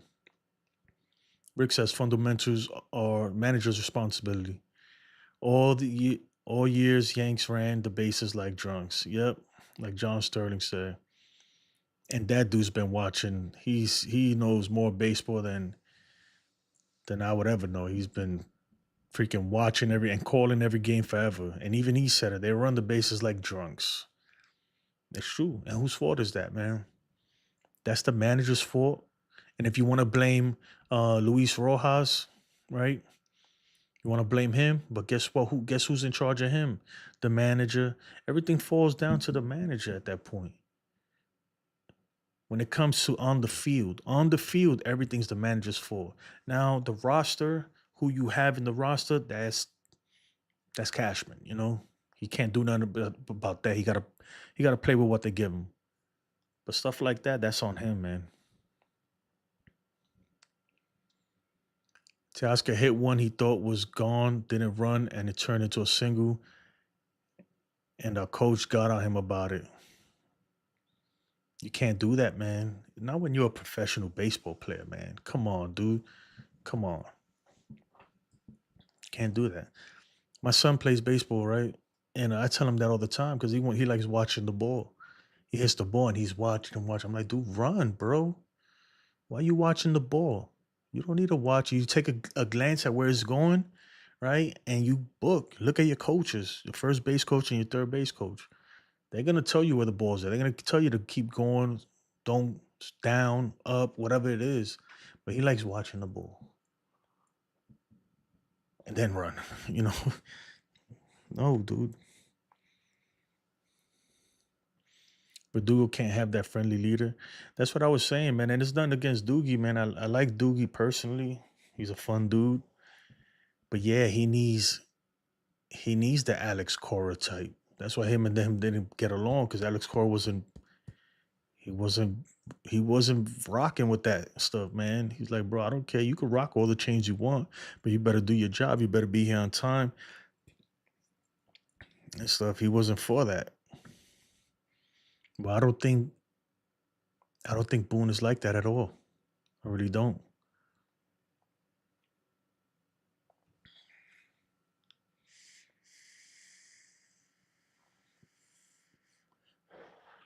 This is off topic, but I was watching Marshawn Lynch and I forgot the other dude's name. Anyway, they have a podcast. I was watching a podcast. It was Marshawn Lynch, Gronkowski, and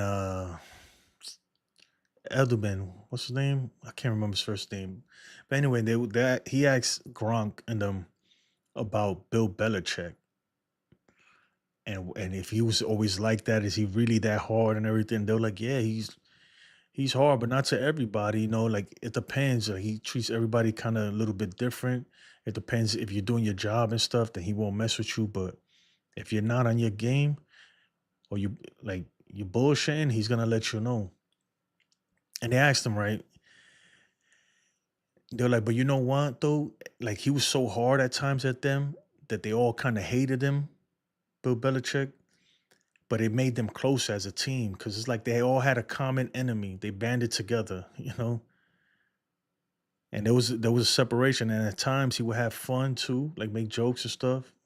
But it was a separation. It's not like he was one of the guys. He was in charge. You know, like that line was drawn in the sand, and you didn't cross it with him. Michael Batista, what's up, Michael? I appreciate you subbing. I appreciate it. Mi gente, Michael.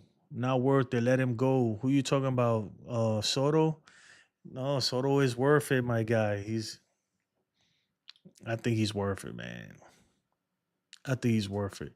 Yeah, like, look, 'cause you know what it is, man. Mike, like, who else you gonna get though, bro? That's the whole thing, man. Like Soto's that good, man. Who else? If there was another guy out there that we could get to make up for it, another few guys, there isn't though. But I agree though that Soto can't be it. We need more than just Soto. The Yankees in particular, right? The Mets too. The Mets need, like, even if the Mets sign him, they can't be done after that. They need more than that. The Red Sox too. Every team, Blue Jays, but he's so good, man. Especially after having him last year. Like, even if he leaves, right, and we get Santander, we're not better. Even if we get Santander and Christian Walker, we're still not better than we were last year. Oh no, dude. This dude lost his freaking mind. Hold on, I gotta get to this real quick. Home run hitters says Pete Alonso is better than Soto. Oh man, whatever you smoking or drinking, bro, I want some of that right now. I need some of that.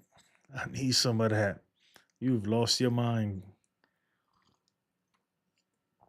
He's nowhere near Soto. Not even close. In career stats, projected future stats, or even last year's stats. And I'll prove it to you. Hold on, let me just put this away. All right, let's look at Pete Alonso first. Pete Alonso. Oh, where's his picture? What happened? Pete Alonso. There he is. There he is. The polar bear himself. The polar bear himself. Pete Alonso. Anyway, 34 home runs. Nice. RBIs, 88. Yeah, okay. Shoot, I can't. Average. Why is this blocking? I can't see the freaking average. What that says, 243? This damn OBS is blocking the average. Damn it. Hold on. Average. All right, whatever. OBP, on base percentage, 329. That's good. Okay. I'll rock with it. OPS 788. All right. WAR 2.1. That's average. Let me put this up real quick.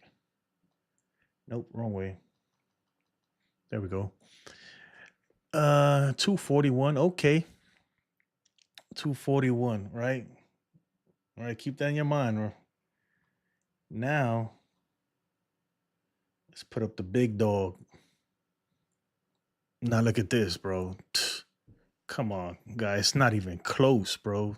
Not even close.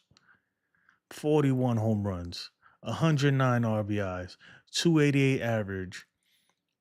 And even that, man, he played for a while. Mind you, Juan Soto was playing for a while with an injury in his forearm or whatever it was. He played like that for a while just because he wanted to be on the field. And so his numbers would have been even crazier. On base percentage, 419. Bro, this dude's on base percentage is 419. Do you understand? That's almost half the time he comes up to the plate, he gets on base. That is insane, dude. 419. That's we're talking Ted Williams status right there. Maybe not with the average, but the on base percentage. OPS of 988, a WAR of 8.1. Come on, dude. It's not even close, bro. I'm sorry. It's not even close. It's not even close. Not even close. So he probably had been a sweep. Oh man, here we go with that. Nah, but whatever. Last year, let's do Juan Cruz said Pete Alonso. Yeah, my man is smoking. Home runs and RBIs, everything. Yeah, and he crushes him on home runs and RBIs. That's what I'm saying. 240. Yeah, 240 is not great. Please, Soto only did that between Judge and Stanton. Hitting between, he wasn't hitting between Judge and Stanton. He was actually hitting between Judge and random leadoff players that we had. For a while, we didn't even have a leadoff hitter. You know, so. But even that, like we could pull up Soto stats. You know what? Let's look at that, man. I'm gonna pull it up just so you can see that it's not a fluke. Yeah, he had the best years he had the best numbers he ever had last year with Aaron Judge behind him. But why is this not working? Oh, come on. All right. Let's take a look at that. Just to prove you wrong. Let's go to statistics. Market value. Damn, that's foul, dude. According to Spot Track, whatever, they got his market value at 36 million. That's crazy. All right, stats. All right, which you want to look at? Let's look at average first, right? All right, in 2024, 288, 2023, 275, 22, 242, 21, 313, 20. We don't count that because that's COVID year. 2019, 282. All right, so his average consistent, except for 2022, and I would say that that's because that was his first year with the Padres. I don't know what was going on, but look at his on base percentage. Look at his on base percentage, 400 and better every year. Never fails. That's because my man is a walking machine. On top of that, look at the walks. All right, the 2020 year right here, so that don't count. RBIs. I don't know, man. 2022 was not his year. Padres. Home runs, 35, 41. I mean, you get the idea, right? WAR. Now we're gonna look at Pete Alonso. Hold on. Pete Alonso.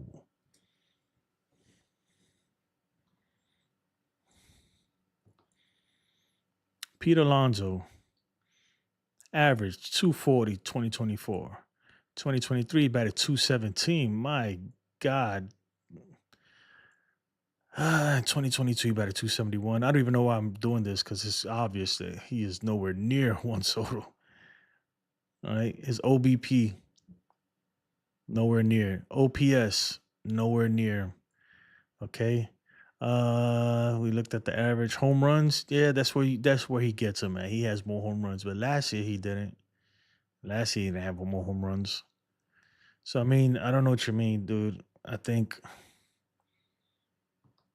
it's not even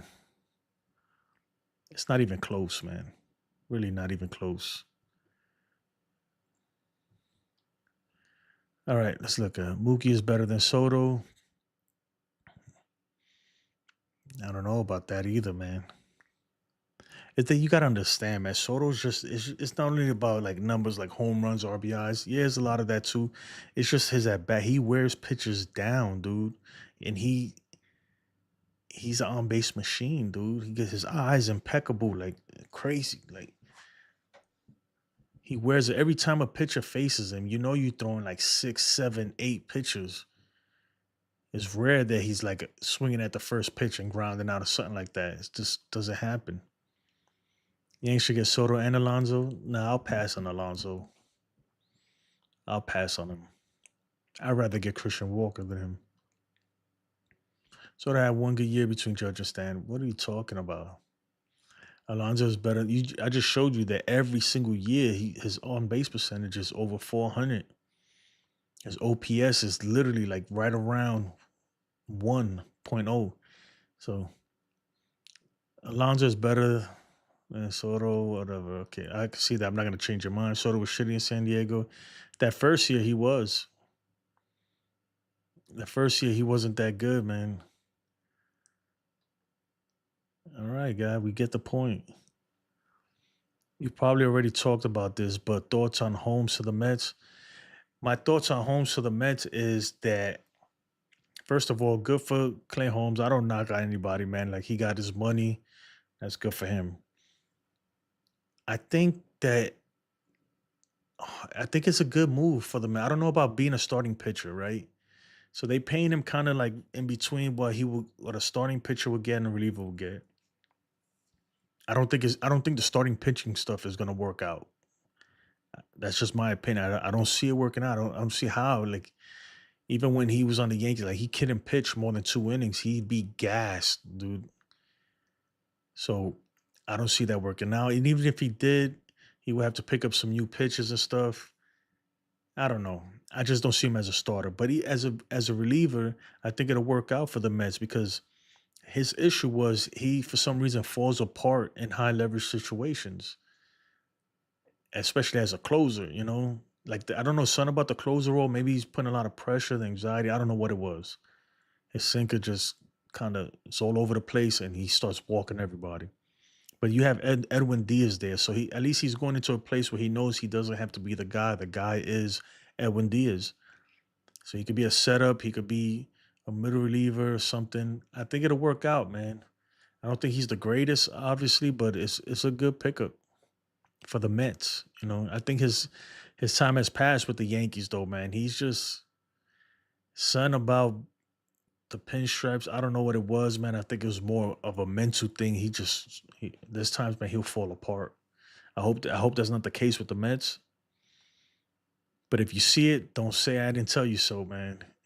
Like he will literally fall apart where he can't find the strike zone at all. So peace, man. For the money they gave him, nah. I'm glad the Yankees didn't bring him back because you could go out and get somebody different. You can go out and get Kirby Yates. You can go out and get I don't know, just better arms than that, man. Show his career home runs and RBIs. I did, man. I did. It's not all about home runs and RBIs, though, bro. It's not, man. And is up there with him, but it's not all about that, man. I don't care how many home runs you hit if you're batting 190 something. That just tells me it's just home run or nothing.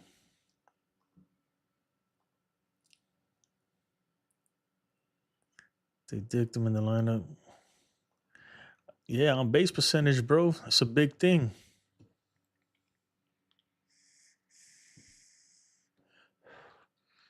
So all that matters is home runs and RBIs. This dude, man.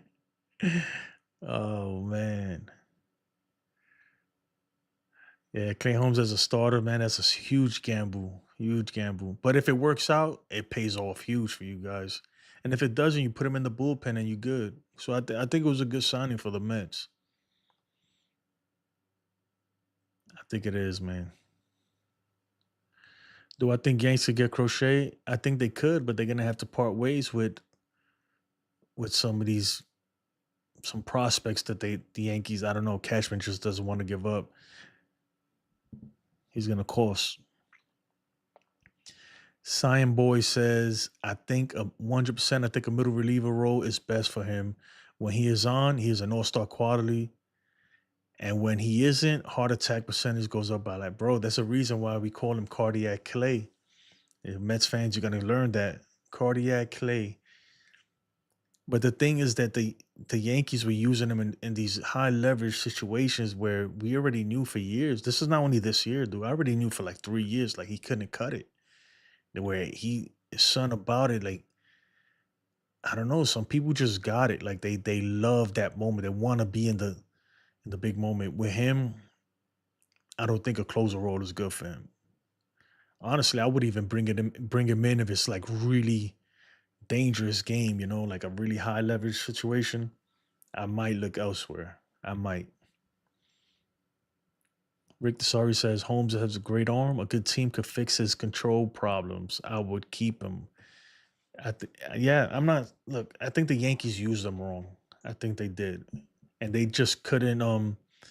They couldn't, just admit that they were wrong and stop being stubborn and just move him. Eventually, they did, and Luke Weaver ended up taking his job, but they should have been done that. They should have been done that last year. They should have went out there and got a bona fide closer or something, man. They didn't. And the Yankees do that. That's another reason why I don't like Boone and Cashman, because it's a lot of gaslighting.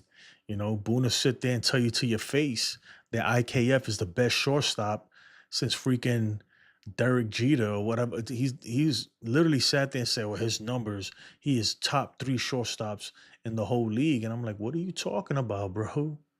Like, you can't tell me I'm not seeing what I'm seeing.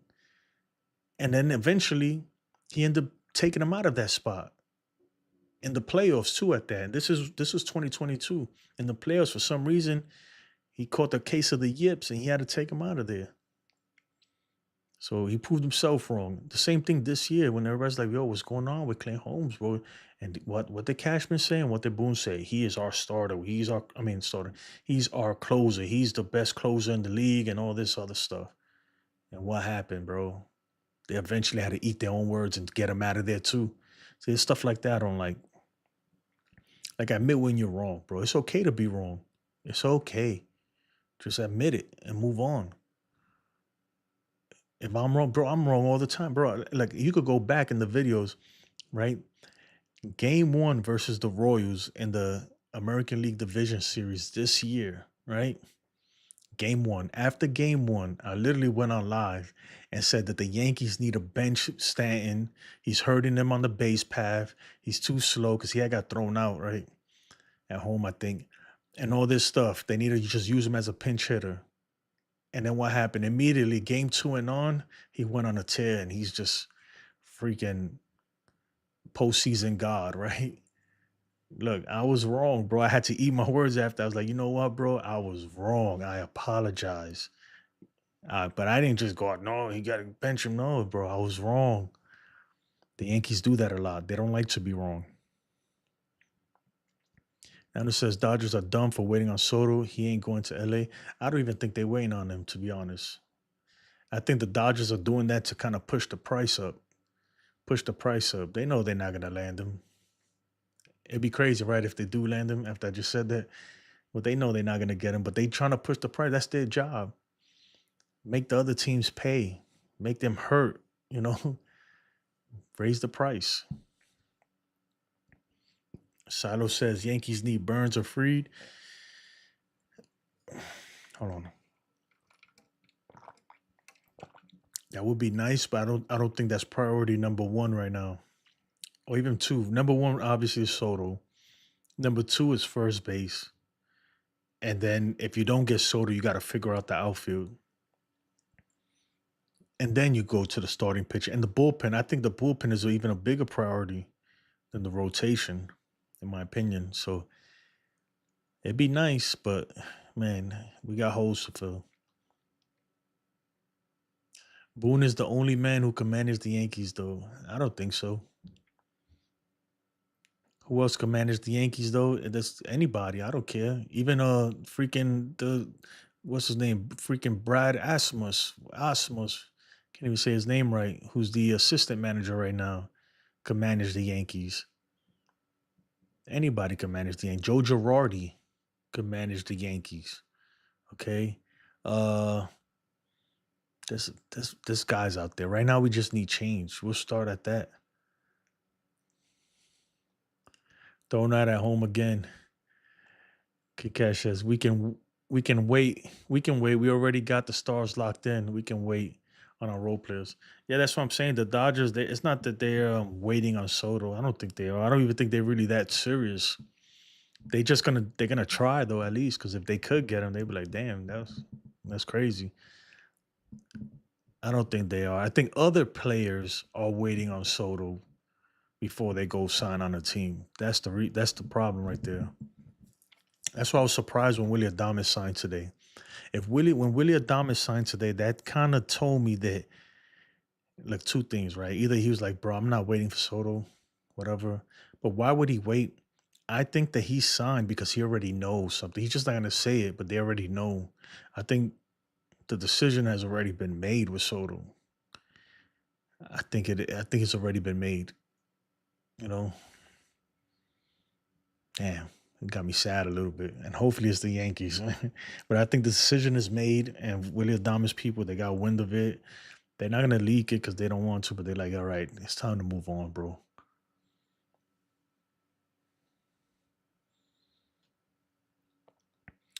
Willard, what's up, Willard? I haven't seen you in a while, man. He said, no disrespect, but if Mets owner goes to $800 million, by then it will come down to who blinks first. I mean, you're not disrespecting me, dude. I think that's why I think that the Mets offered him. Hold on, I'm gonna answer your question right now, Willard, but let me get to this. Yeah, Girardi or Mattingly, anybody, man. I just need change in the manager position for the Yankees. But to answer your question, Willard, right? So the rumors are that per John Heyman, who's pretty much in the know when it comes to Scott Boras stuff, um, despite the arson judge things years ago. But anyway, he said that the Mets offered him 730 and the Yankees offered him 710. They upped their bid from 700 to 710.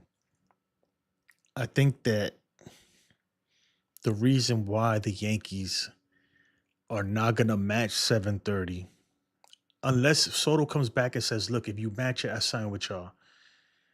And that's it, you know. But they're not gonna match it because they know that Steve Cohen is just gonna add 20 more on that. And then the bidding just keeps going and going and going, and there's no end to it. So if the Yankees say, you know what, we'll match at 730, Cohen's gonna say, well, here you go, 750. You know what, we'll match at 750. Cohen's gonna say, here you go, 775. And it's just gonna keep going. So the Yankees just leaving it there, right?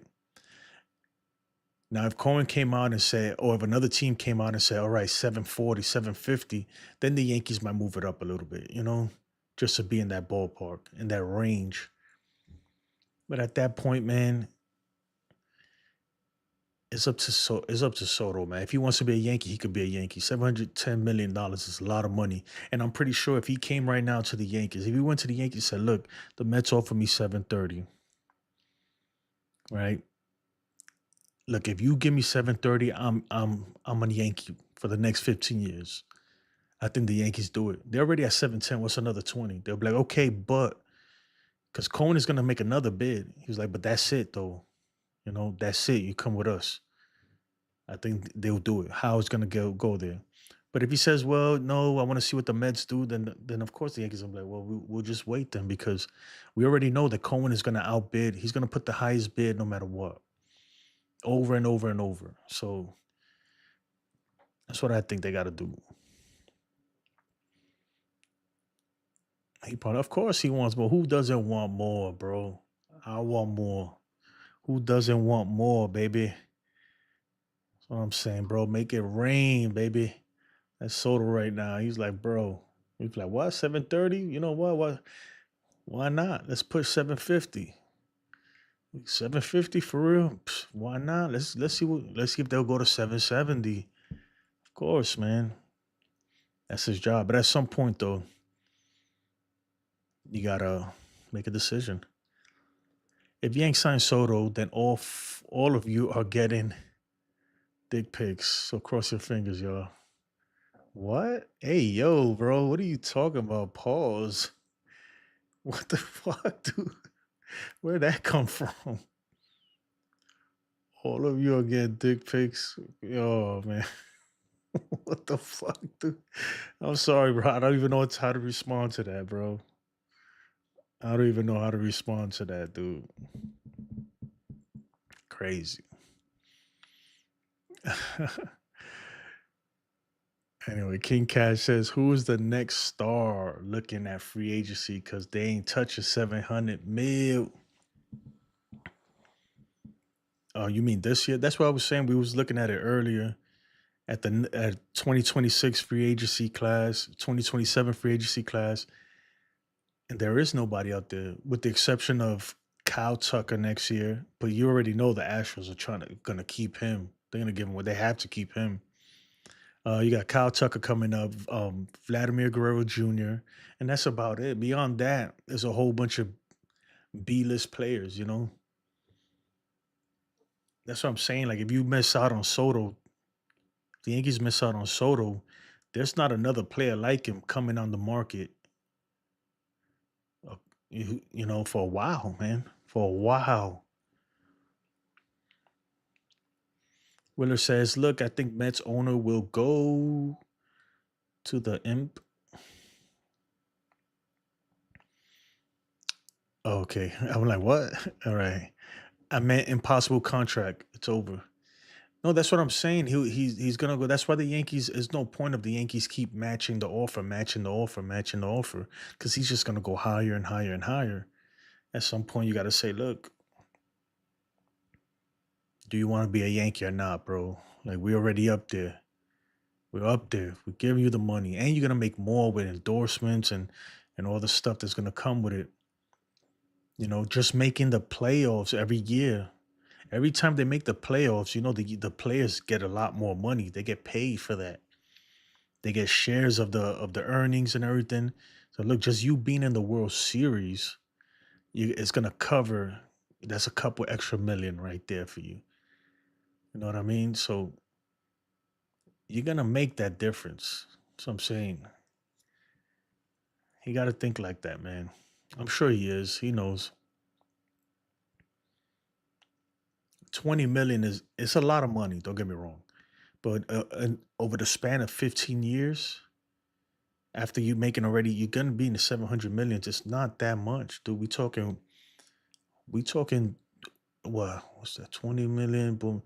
We talking like 1.5 million per year. The difference. So if the Mets offer 20 million more, that's 1.5 million per year.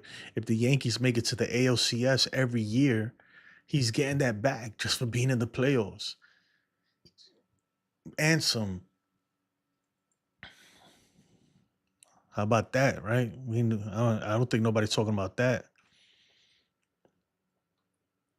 Willer says, "Look, I'm telling you right now, without Soto, Yankees aren't going to the World Series again. We'll see about that. It's gonna be hard, but I wouldn't put it past the Yankees, man. We need Soto, though. I'm not gonna lie, dude. We really do.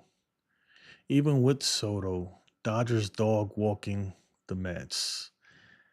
Yeah, probably.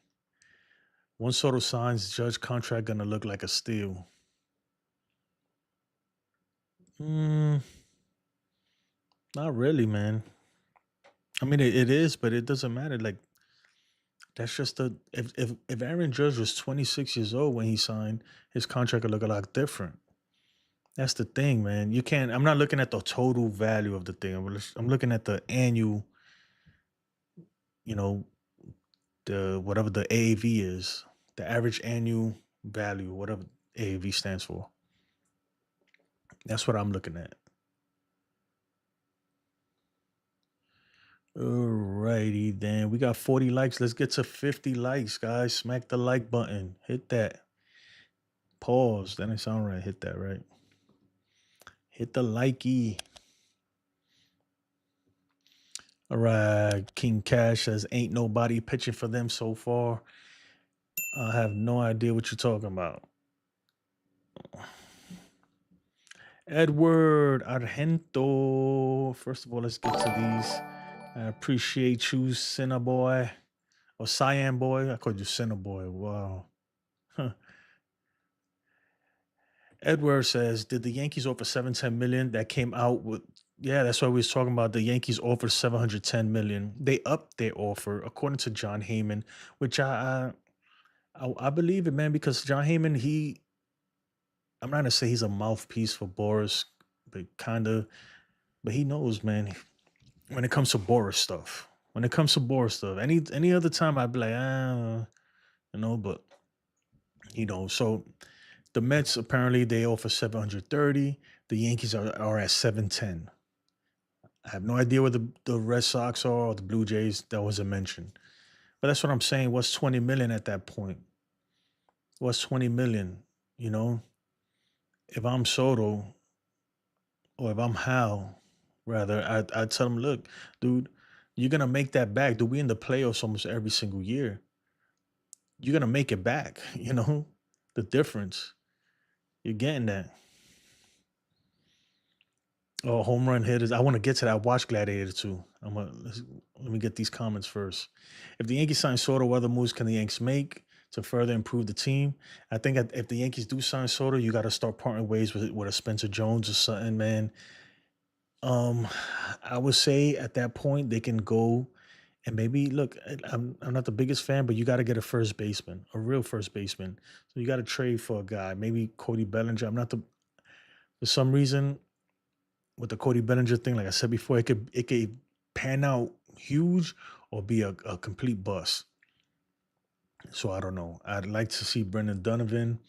I don't know about Nathaniel Lowe because he's got 1 year before he touches free agency. Um, Maybe there's money left over to get a guy like Christian Walker, or you just make a trade and you get a stopgap until you can develop somebody or sign a Vladdy Jr. or somebody. Depends, there's a lot of things the Yankees could do. There's people out there, and then you got to get this bullpen fix. I don't want to go into because I just went through a whole thing, but there's a lot of bullpen arms that are not bad that the Yankees could get that are affordable too.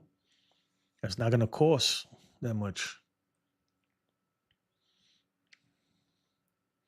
Willer says, just for crazyville scenario, if Jim Crane wanted to throw a monkey wrench, if decided to go on offer crazy money, you and I both Yankees would have a heart attack if they happen. Because I don't know what you're saying, bro. I don't think Jim Crane is gonna throw no money like that. Not for Soto, anyway. He's definitely not in it for Soto.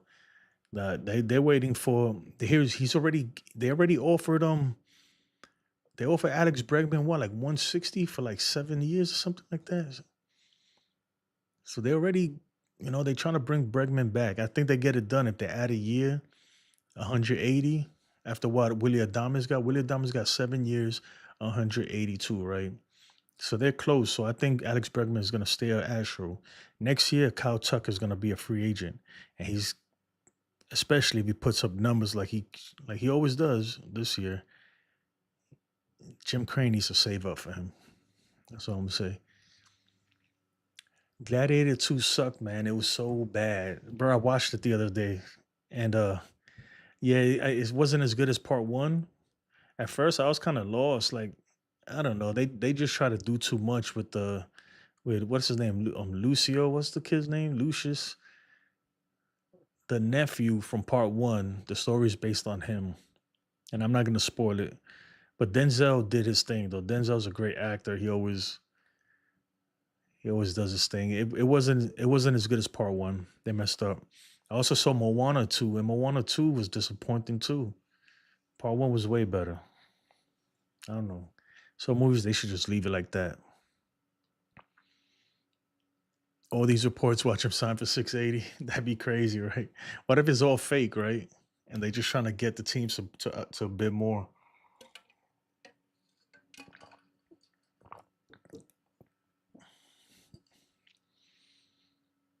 Imagine Soto and Alvarez is scary. I don't know what you're talking about, dude. Soto and Judge is the scariest. Alvarez, look, Jordan Alvarez is nice. The dude's a beast, but he is no Aaron Judge. Not even close, bro. Sorry. King Cash, you got to keep DJ for moral support.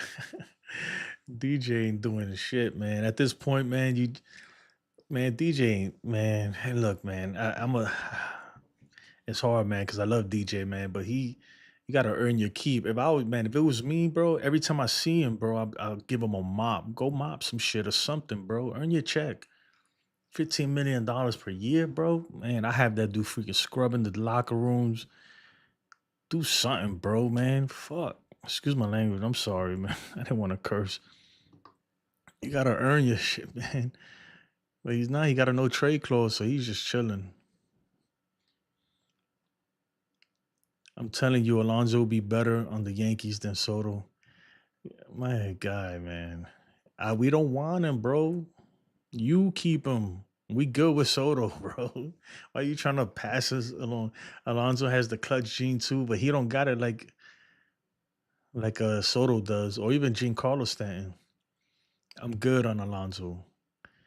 I'm good on Alonso. Even if the Yankees do sign Soto and we, there's an opportunity to get Alonso, I'll pass. I will pass.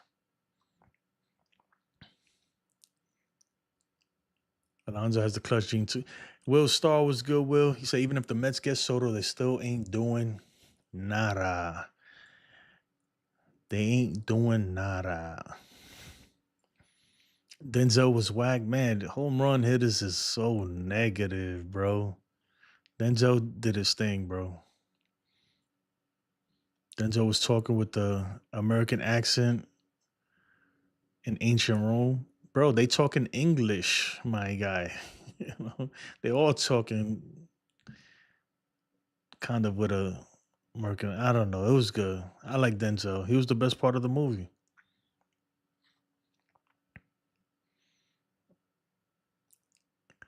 Jason went to Moana 2 by himself. Yeah, I did, man. Me and Chris, we went together. No, I'm just playing. Nah, bro. I went with my kids, man. My daughter. My daughter's 8. And I'm not gonna lie though, I was soup, bro, because Moana One, man, was legit. After watching it a million times with my daughter, I know all the songs and everything. And but I was tight, man.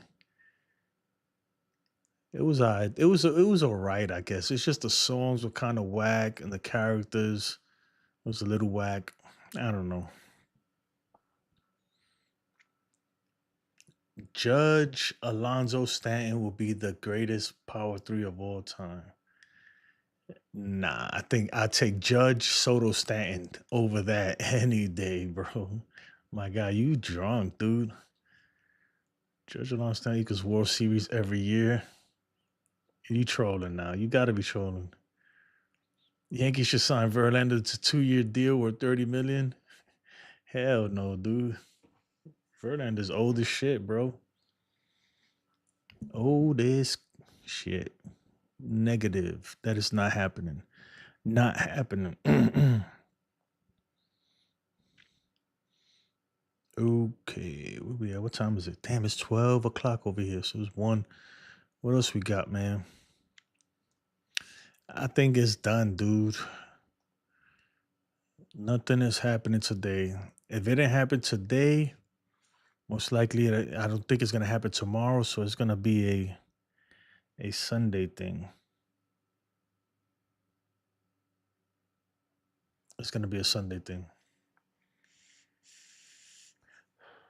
What you guys think about freaking Estrada? I don't know about that, bro. The Yankees are.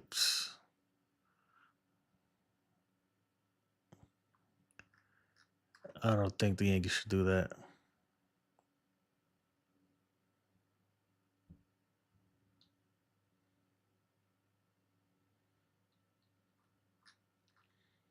Let me know what you guys think. Do you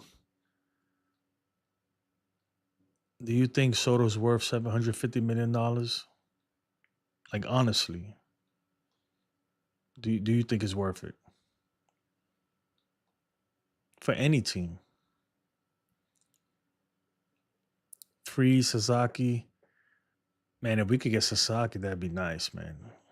And Max Free too, but we'll see. I see him going to the West Coast for some reason because he just I don't know. I think that's where he really wants to be.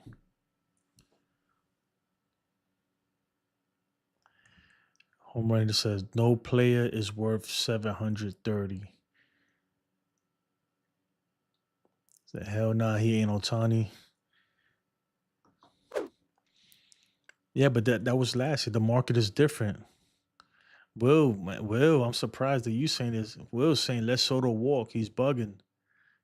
That's what I'm saying. And then do what? So this is my thing, right? This is the last time. I mean, not the last time, but there's not gonna be a free agent like this in a while, unless somebody steps up big time. So I mean, if you're thinking like we'll wait till next year or the year after that, I mean, who else is there? Next year you got Vladimir Guerrero Jr., but he's no Juan Soto, and Kyle Tucker. But Kyle Tucker, you know, the Astros are gonna do whatever it takes to keep him. And then what? You know what I mean? And even then, even Kyle Tucker's not at his level. So you're not gonna get another player like this for a while. For a while. Soto wants too much, man. I think he's just playing the game, man. If the mark is there, if teams are willing to pay that, that tells you something, man. Teams are willing to pay this. What would suck, man, is if somebody's, you give him 750 million and he gets hurt or something like that. That'd be terrible. That'd be just terrible. Dominguez will be a big time free agent. We'll see. We'll see about that. I mean, first he got to be a decent Major League Baseball player. We don't even know if that's gonna happen. He got to get a chance. He's got to play. We got to see him a full season playing at the Major League level. Know what I mean? You just don't know that, man. That's what I'm saying. Like that's why yeah, man, it's good. The prospects are always good, and you got to develop them and all that stuff. Yeah, but if you have a proven guy, if you could get a proven guy, a proven Major League Baseball player, then I think you go that route. But sometimes you got to take a chance, and if you have but the Yankees, I don't know, we haven't really been developing players that well compared to other teams for a while, in my opinion. I know if Li Yankee King was here, oh man, he'll go crazy because he thinks the Yankees are freaking the best in developing players. Dominguez is bets I've offered. He's the best I ever seen, bro. You I don't know what you smoking, home run hitters. Never seen a better hitter except Bonds. What are you talking about, dude? My guy, Dominguez doesn't even have enough major league at bats to even formulate an opinion. I think Dominguez is going to be good. I really do, but we still don't know that. We know Soto's good already. You know that, dude. You know that.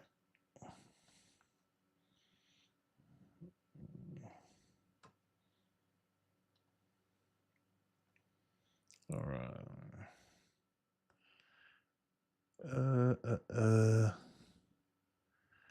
Alrighty then.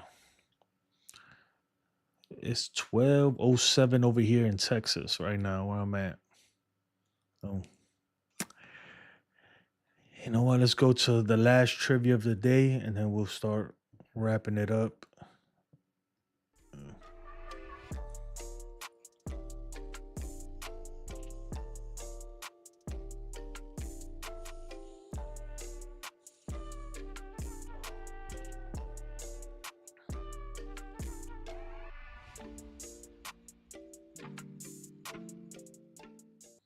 I just realized we already did that trivia. We already been through all the questions that I had prepared. If you want, I'll go to last show's questions, but yeah. Well, guys, I mean, look, it looks like that's all, folks, man. Nothing's happening today. It's probably not gonna happen this weekend like we thought. It's probably not gonna happen this weekend like we thought, which is unfortunate. Most likely to happen Monday. I would hate to sign off and then something breaks, but I highly, highly, highly doubt it, dude. It's too late right now. It's too late.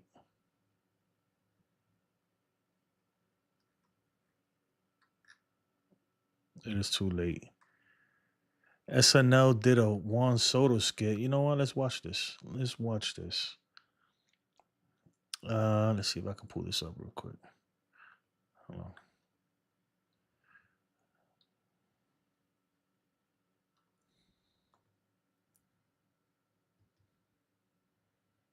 All right. Let's rewind this. So then you might as well tell us What team do you think you're going to pick? Bueno, I don't know. Right now, I hope the Yankees make me the best offer. Well, as a Christian, I have to ask you, why not spend your time helping and money helping the needy and the less fortunate? You're right. Maybe I sign with the Mets. So then you might as well tell us, what team do you think you're going to pick? Bueno, I don't know. Right now, I hope the Yankees make me the best offer. Well, as a Christian, I have to ask you, why not spend your time helping and money helping the needy and the less fortunate? You're right. Maybe I sign with the Mets. So then you might as well tell us, what team? Yeah, man, that was stupid. Well, they gotta make they troll him. I mean, he does have an accent, but damn, I don't know. He's gonna get a ridiculous amount of money, this dude, and I think we're at the point where it's not really about the money no more, dude. It really isn't. Unless somebody like really separates themselves from everybody else, like just goes to 800 or 775, 750. I don't think it's about that anymore. It's going to be about who he really wants to play with, whatever, you know. You see, I don't think it's just about the highest offer anymore. Now, when you're up there like that and everybody's close to each other, what's 10 million, dude? When you're about to get paid over $700 million. I don't think so. But anyway, y'all, I appreciate everyone who stuck around this long. I really do. 'Cause I've been on for like 4 hours now, maybe even more. It was fun though. It really was. And please like, comment, and subscribe if you haven't already. Please do. I appreciate it. And hopefully Juan Soto will remain a Yankee and we'll know by tomorrow, hopefully, if not, Monday. I should be coming on tomorrow, but if I don't, I'll see you Monday night, guys. Thank you. Have a blessed day and peace.